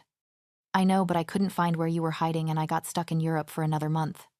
How did you find out I was here? David called me yesterday. He told me where this place was. I think it's bigger than my place. He looked around. Jack, I heard a voice enter the room. I turned around and saw Stephanie. Stephanie, Jack said. How do you guys know each other, I asked. My fiancé was in his gang. I told him about werewolves. Stephanie said. I looked at Jack. You know. Yeah. He released my fiancé from the gang. Stephanie said. You never do that. I told Jack. Well, I didn't want her to eat me. We all laughed. Stephanie, can you give us a moment to talk? I said, sure. She left the room. So now what happened? Jack asked. My mother forced someone to expose my secret. That witch, he mumbled angrily. Well, you're not wrong. What do you mean? He asked. I sighed. A lot has happened since I left. I had just finished telling him about everything that had happened. My mom. The book. The masquerade. Quincy. I even had the book with me to show it to him. Wow. So you're something called a hybrid, and your mom is a witch. Yeah, on a completely unrelated note. Why did you marry her? She had money, I needed it. It's as simple as that. He crossed his arms over his chest. But, before I could finish my sentence, Johnathan bursted through the door growling. You guys need to get somewhere safe, he said. Why? What's happening? I asked. Follow me and tell you, he said before pointed to Jack. You too. He led us to the basement, but it was more like a panic room. Johnathan. What is happening? I asked. We are under attack. By who? I asked. Wyatt's pack. I'm not going to hide while my pack is in danger. I grew angry. You don't have a choice. He grabbed my face with both hands. I can't lose you. I've lost so much already. Johnathan. I am not a damsel in distress. I can help our pack. No. I am not letting you go out there. Before I could refuse any more, he closed the door. I growled. That mean person. Rosie. What is happening? Jack asked me. My pack is under attack. I realized I still had my book in my hands. A smirk grew on my face. Jack, I will be back. I promise I'll come get you as soon as I can. What are you doing? Instead of responding to him, I changed into my witch form. Forma pythonisam. I felt myself change into my witch form. Whoa, how did you do that? It's my witch form, you'll get used to seeing this. I flipped through the pages until I found a spell for escaping. I repeated the words on the page. Effugere extra mundum sentire, te non uno loco. Before I knew it, I was outside. I was expecting everyone to be fighting, but they weren't. Wyatt and Johnathan were growling at each other, and so were the 2 packs. My mother was with Wyatt. They were negotiating. I used my wolf hearing to listen to their conversation. You are not getting her, Johnathan growled. She's my daughter. You can't keep her, my mother said. And she's my future wife. Wyatt interjected. Johnathan nearly pounced on him, but Archie and Luke held him back. I marked her. She's mine. She's my Luna, Johnathan growled. Don't test me, dog, my mom yelled. I'll take you down, old lady, Johnathan growled back. I flipped through the pages of the book quickly. Mitte lutsam ab inspiratione. A large blast of light came out of my hand on blasted the ground in between Johnathan and my mom. They all looked in my direction. That is enough, I yelled. My daughter. So nice to see your witch form, my mom smirked. Have you finally come to your senses? For the last time, mother. I will not restore your powers. Or marry Wyatt. You'll change your mind eventually, darling. But you have to come with us. No, mother. I looked at Wyatt's pack. Oh no. They were the rogue wolf gang. The gang that almost killed me. They were the reason I needed a new identity. I killed their leader. Wyatt's mother. Mother. Have you told them what I did? I said. What do you mean? These people are the rogue wolf gang. The gang that almost killed me. I am aware of that. What's your point? Forma humana. I changed back. Aren't you forgetting I killed their leader? Wyatt's mother. Wyatt gasped. No. You told me it was someone else who killed her. Wyatt yelled at my mother. Oh, get over it. My mother said to him. I used to be friends with her. She was eviler than me. She deserved it. No, she cared for me and your daughter killed her. I flipped through the pages of the book again and quickly found a spell before Wyatt shifted. I held my hand out. Undevenerant tracient. Domus mentorum. They all vanished into thin air. Rosie. What did you do to them? Archie asked, terrified. Relax. I just sent them back to the other side of town. I said. Archie, can you go get my stepdad from the panic room from the basement? He nodded and left. I turned to the pack. Everyone, it's over. Just go about your own business. Johnathan grabbed my hand and dragged me to his bedroom. He closed the door and locked it. I placed my book on the side table. What were you thinking? They could have taken you away from me. Nothing happened. I said calmly. Why are you so worried? Because I love you and I can't lose you. He wrapped his arms around me and buried his face in my neck. I put my arms around his neck. I love you too, but I need to handle some things with you. I brought his lips to mine. Once he recovered, he kissed back. He grabbed the back of my thighs and picked me up. I wrapped my legs around his torso. He slid his hands under my shirt, but I stopped him. No. Wait, I said. He looked at me. Why? I looked away. I was never self-conscious about my body, but I suddenly was. I didn't have a flat stomach, but I wasn't fat either. I think you're beautiful either way. He said. Oh.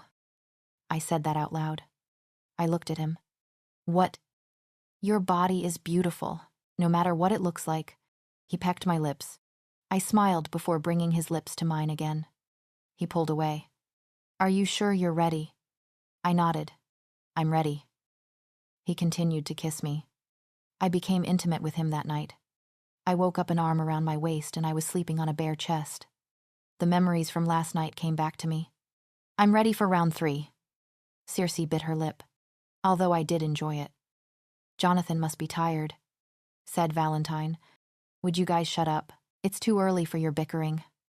I blocked them out. I felt Johnathan move underneath me. I tried to move, but I felt a sharp pain in between my legs. I wince in pain. I'm sore. Johnathan opened his eyes and smiled as soon as he saw me. He adjusted his body so he was laying on his side. How are you feeling? He asked. I'm sore and it hurts, I replied. He smirked. The pain will go away, but I suggest you avoid walking. I can't do that. Then take a warm bath. He got up from the bed and walked to the bathroom. Naked. I'm loving the view. Circe spoke. I'm so done with you, said Valentine. What, you love it too? I blocked out their conversation. I heard the sound of running water come from the bathroom. Johnathan walked out of the bathroom and crouched down beside me on the bed. You go take a shower and I'll go get you some clothes, he said. Okay. He kissed my forehead, then went to his closet to get dressed. I slowly got up from my spot on the bed. I walked to the bathroom slowly, carefully. Every step I took was painful. I heard Johnathan Wolf whistle. I turned my head in his direction. He was peeking his head out of the closet while smirking. I walked into the bathroom and stepped into the bath. I turned off the water when the tub was full. I relaxed my body into the water. I slowly walked down the stairs. Each step I took and the pain would only get worse. The bath helped a little, but I was still in pain. I told you to avoid walking, Johnathan said behind me. I can't just stop walking. I need to be able to at least get to the kitchen. He sighed before picking me up bridal style. He walked down the stairs with me in his arms and set me down on a chair at the kitchen island. I glared at him. You can't carry me everywhere. He smirked. Watch me. I crossed my arms over my chest and huffed. Johnathan chuckled as he began to make breakfast. Out of nowhere, a thought appeared in my head. My mother said Johnathan was keeping something from me. Normal, I would not believe her, but this time was different. Last night we, as werewolves call it, mated. And that chemically bonds people. Johnathan would have told me if he was hiding something. Right. Hey. Johnathan. I spoke while avoiding eye contact. Yeah, he responded. If mates were real, you would have told me by now. Right. He seemed to freeze, but only for a split second. Of course I would. You are the one I love. By choice. That was half true. I did love her by choice. I could have just rejected her, but I didn't. I did dislike her when we first met, but I learned to love her. She is my one and only love. When are we going to tell her? My wolf asked. I don't know. We can't keep this from her forever. Hey. Jack. She greeted him. Sorry for kind of abandon you yesterday. But at least you got to meet Archie. He's a nice boy. Jack responded. I approve of him. For David, Rosie asked. Of course. I knew that boy was gay before he knew. Jack chuckled. Anyway. How's the gang going? It's disbanding. What? I want a normal life. Rosie. I want to be able to sleep without a gun under my bed. I understand that, Jack, but it's not that easy. It is when you have enough allies, he said smugly. I put eggs and bacon onto 2 plates and handed them to Rosie and Jack. Thank you. Son, Jack said as he began eating. Call me Johnathan. Rosie dug into her food. So, when do you two plan to get married? Jack asked. Rosie choked on her food. I tapped her back to stop her from choking. After she recovered, she looked at Jack with wide eyes. Jack, I'm 19, she said. So some people get married when they're 17. He pointed out. He's got a point. I said. What about you? Johnathan. Ever thought about marriage? If I had to marry anyone, I would gladly marry Rosie. She blushed as I kissed her forehead. Can't wait to plan it out. Jack smiled. Okay. I'm done with you two. I'm the library. Oh. Do you need me to? She cut me off. No. I can walk. She glared. She got up from her seat and wobbled out of the room. A smirk grew on my face. I examined the shelves for a book, specifically one about white wolves. I wanted to read more about them since no one in this pack has a white wolf. I finally found one called White Canine. It was written about a year ago. I sat down at the table and began reading it. White wolves are known to have stronger connections to the moon goddess. The moon goddess gives them special abilities. So far, the last recorded white wolf was a female alpha who passed away centuries ago. Then one before her was a rogue who died about 10 years before her. Not much is known about white wolves, but the last one had written down all of her struggles and abilities. Those who are chosen to be white wolves shift at different times.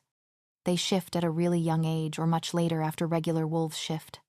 I paused my reading and started to skim the entire book. Once I got to the last page, something caught my eye. The last line in the book. White wolves are not able to find their mates, only their mate can find them. Mates are real. What? No. It can't be true. This book must be flawed. I got up from my seat quickly, then instantly regretted it. I'm still sore. I pulled out my book. There must be a spell for pain. I flipped through the pages until I found a spell. Meus dolor offerat, I said the words on the page. It felt weird at first, but then my body began to relax. I stood up again and this time felt no pain. I looked through the shelves for another werewolf book. I grabbed a random one and skimmed through all the pages. My heart skipped a beat when I read a line in the book. Mates are precious to werewolves. They can't live without them. I closed the book and looked through the shelves again. I grabbed the history of mates and read it. Mates have been around as long as the moon goddess has. A werewolf can find their mate as soon as they shift. Mates are loved and cared for because you only get one. However, if one refuses to be true to their one and only mate, there is a way to reject them. I closed the book and stopped reading. I rubbed my face with my hands. Johnathan lied to me. And Moon picked him for me. I didn't get to choose who I loved. No. Moon picked someone for me. Did you two know about this? I asked Valentine and Circe. Rosie, we only know what you know. Circe responded. We are upset too, said Valentine. I walked out of the library and went to my bedroom. I closed the door and locked it. I felt something wet roll down my cheek. I was crying. Or more like sobbing. I wasn't upset that mates were real. I was upset because Johnathan had lied to me. Repeatedly. I heard a knock at my door. I quickly wiped away my tears and opened my door. David was there, holding a cell phone. "Hey, David." "What's up?" I said. "Your grandma is on the phone. It's important." He handed me the phone. I took the phone from him. "Hello," I said into the phone. "Honey." I heard my grandma's voice on the other line. "Listen." I heard coughing. "Grandma, are you okay?" I asked.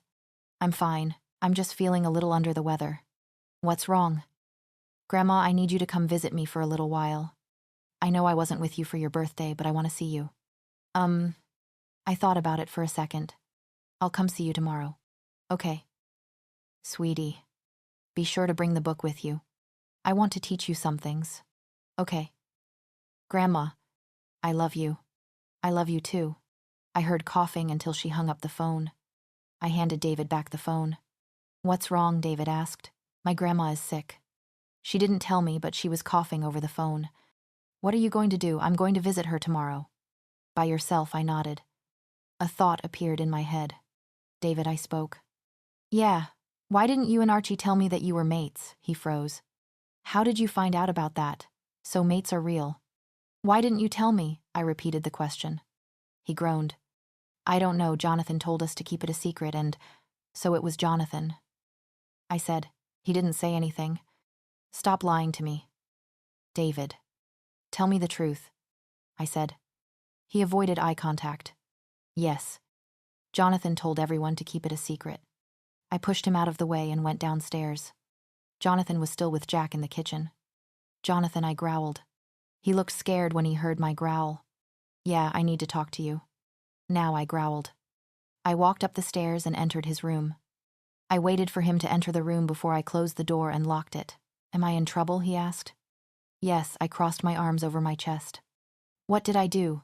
Let me make it right." He lifted up my chin with his finger. I slapped his hand away and glared. "What did I do?" he asked. "You know what you did? I don't know what you're talking about." "I'll give you a hint. It starts with M and rhymes with fate." "Can I have another hint?" he asked sheepishly. "Mate!" I yelled. He didn't say anything, just looked down at the ground. "Why didn't you tell me the truth?" I asked. He still didn't say anything. "So you still won't tell me even after I found out?" I spoke. He grabbed my face with both hands. "I didn't tell you because I was afraid." "Of what you?" "I knew how much you wanted to choose who you love. But instead the moon goddess chose someone for you." I removed his hands from my face. "You kept something so important from me." "I know I screwed up, I'm sorry," he growled in frustration. "I learned to love you, or was that just a mate pull? I don't know. Do you even love me by choice?" "Of course I do." "Then prove it." "What? Reject me?" I said. He looked at me in shock. "I am not going to do that. Reject me, and then the mate pull will be broken." "I am not going to reject you. Reject me. And if you still love me, then I'll know you love me by choice." "Rosie, stop!" Circe yelled at me. "You don't know how you will feel after he says it," Valentine said. "Rosie, I will never even think about rejecting you. You don't have a choice." I glared as I waited for him to say the words. "No." I slowly opened my eyes. It was the middle of the night, and I was next to Johnathan's sleeping body. Angry makeup. Mating. Yeah. I'm going to stick with that term. I removed Johnathan's arm from around my waist and put a pillow in my place. I got dressed. Even though it was the middle of the night, I couldn't stay here anymore. I grabbed a piece of paper and wrote a note. I left it next to Johnathan's sleeping figure. I also left him my stone that my grandma gave me. It will protect him. I went to my room and packed my clothes into one suitcase. "Do we have to leave?" Valentine asked. "I don't want to go, but I have to," I responded. I had my book in my hands as I went downstairs into the living room. Quincy was asleep on the couch. I carefully shook him. He opened his eyes and yawned. "What's going on?" "Rosie," he asked as he whispered. "I'm leaving and I'm taking you with me," I responded. "Where are we going?" "A place where no one can find us." I picked him up before walking outside. I took one last look at the pack house. Are you sure you want to leave? Quincy asked. I have to. I set him down on the grass and flipped through the pages of my book.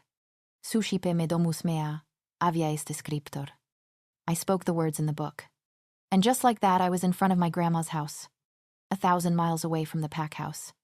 I woke up to an empty bed. I looked around the room for Rosie, but her scent was old. She wasn't here. There was a note in her place on the bed, along with her stone. I read the note and broke out in tears. I'm sorry, Johnathan. Ever since I met you, I've brought you nothing but trouble. I left. Don't bother looking for me. You won't find a scent. I have left for different reasons. Don't blame yourself. Keep my stone with you. It will keep you safe. I love you. What have I done? She left because of me. I walked up to my grandma's house and knocked on the door. What makes you think she's awake this early? Quincy asked. Grandma is always up this hour to attend to her animals, I answered. How many animals does she have? The door opened, revealing my grandma. She had her pet hawk, Casey, on her arm, and some of her animals were behind her. There were a lot. Quincy screamed at the sight of all the animals. I've heard of cat ladies. Not so, ladies, he said. I ignored him and paid attention to my grandma. When Casey saw me, she cawed and flew off my grandma's forearm. Casey flew around my head, causing my hair to spin around a bit. I missed you too, Casey. She cawed again, then landed back on the grandma's arm. Rosie, you made it. She hugged me. I hugged her back. I hope you don't mind, but I was hoping I could stay a while. She pulled away. Of course, sweetie. Come inside. I grabbed my suitcase and began to walk in. Come on. Quincy. I closed the door behind me. I have only been to my grandma's house one other time, but somehow I managed to memorize the names of all her animals. My grandma placed Casey on her wooden perch and took off the glove she had on while she had her. My grandma picked up Quincy. Who is this little guy? That's Quincy. You found your animal so quickly. I didn't find mine until I was 23. He found me. Grandma put Quincy down. Where's that boyfriend of yours? I was hoping he'd be coming with you. My heart dropped at the mention of him. Grandma, things got complicated. That's another reason why I wanted to come as soon as possible. I began to tear up. Go sit down. And tell me what happened. I let out a shaky breath as I saw my brother with his mate. I miss you, brother. Come on. Go talk to him. My wolf encouraged me. I can't. I'm the reason all of this happened. It wasn't your fault. But it was Redder. If you explain what happened, then he'll understand. I don't think he would. Our Luna has been through so much. And she managed to befriend him. After everything that she told our pack about her mother. He'll believe you. I took a deep breath and slowly made my way towards him. Archie, I said. Can I talk to you? His mate pulled him aside as I kept my gaze on the ground. Are you sure you want to talk to her? His mate asked. Why not? She hurt me any more than she has. Archie responded. Archie walked up to me with an expressionless face. What do you want? He snapped. I wanted to apologize, I said while looking him in the eye. What? He was surprised. I know I haven't been the best sister. I sided with Mom and Dad, but please give me a chance to explain. All right. You have 5 minutes. He crossed his arms over his chest. I made those 5 minutes count. I told him everything that had happened, even the talk I had with Rosie. Wow, he said.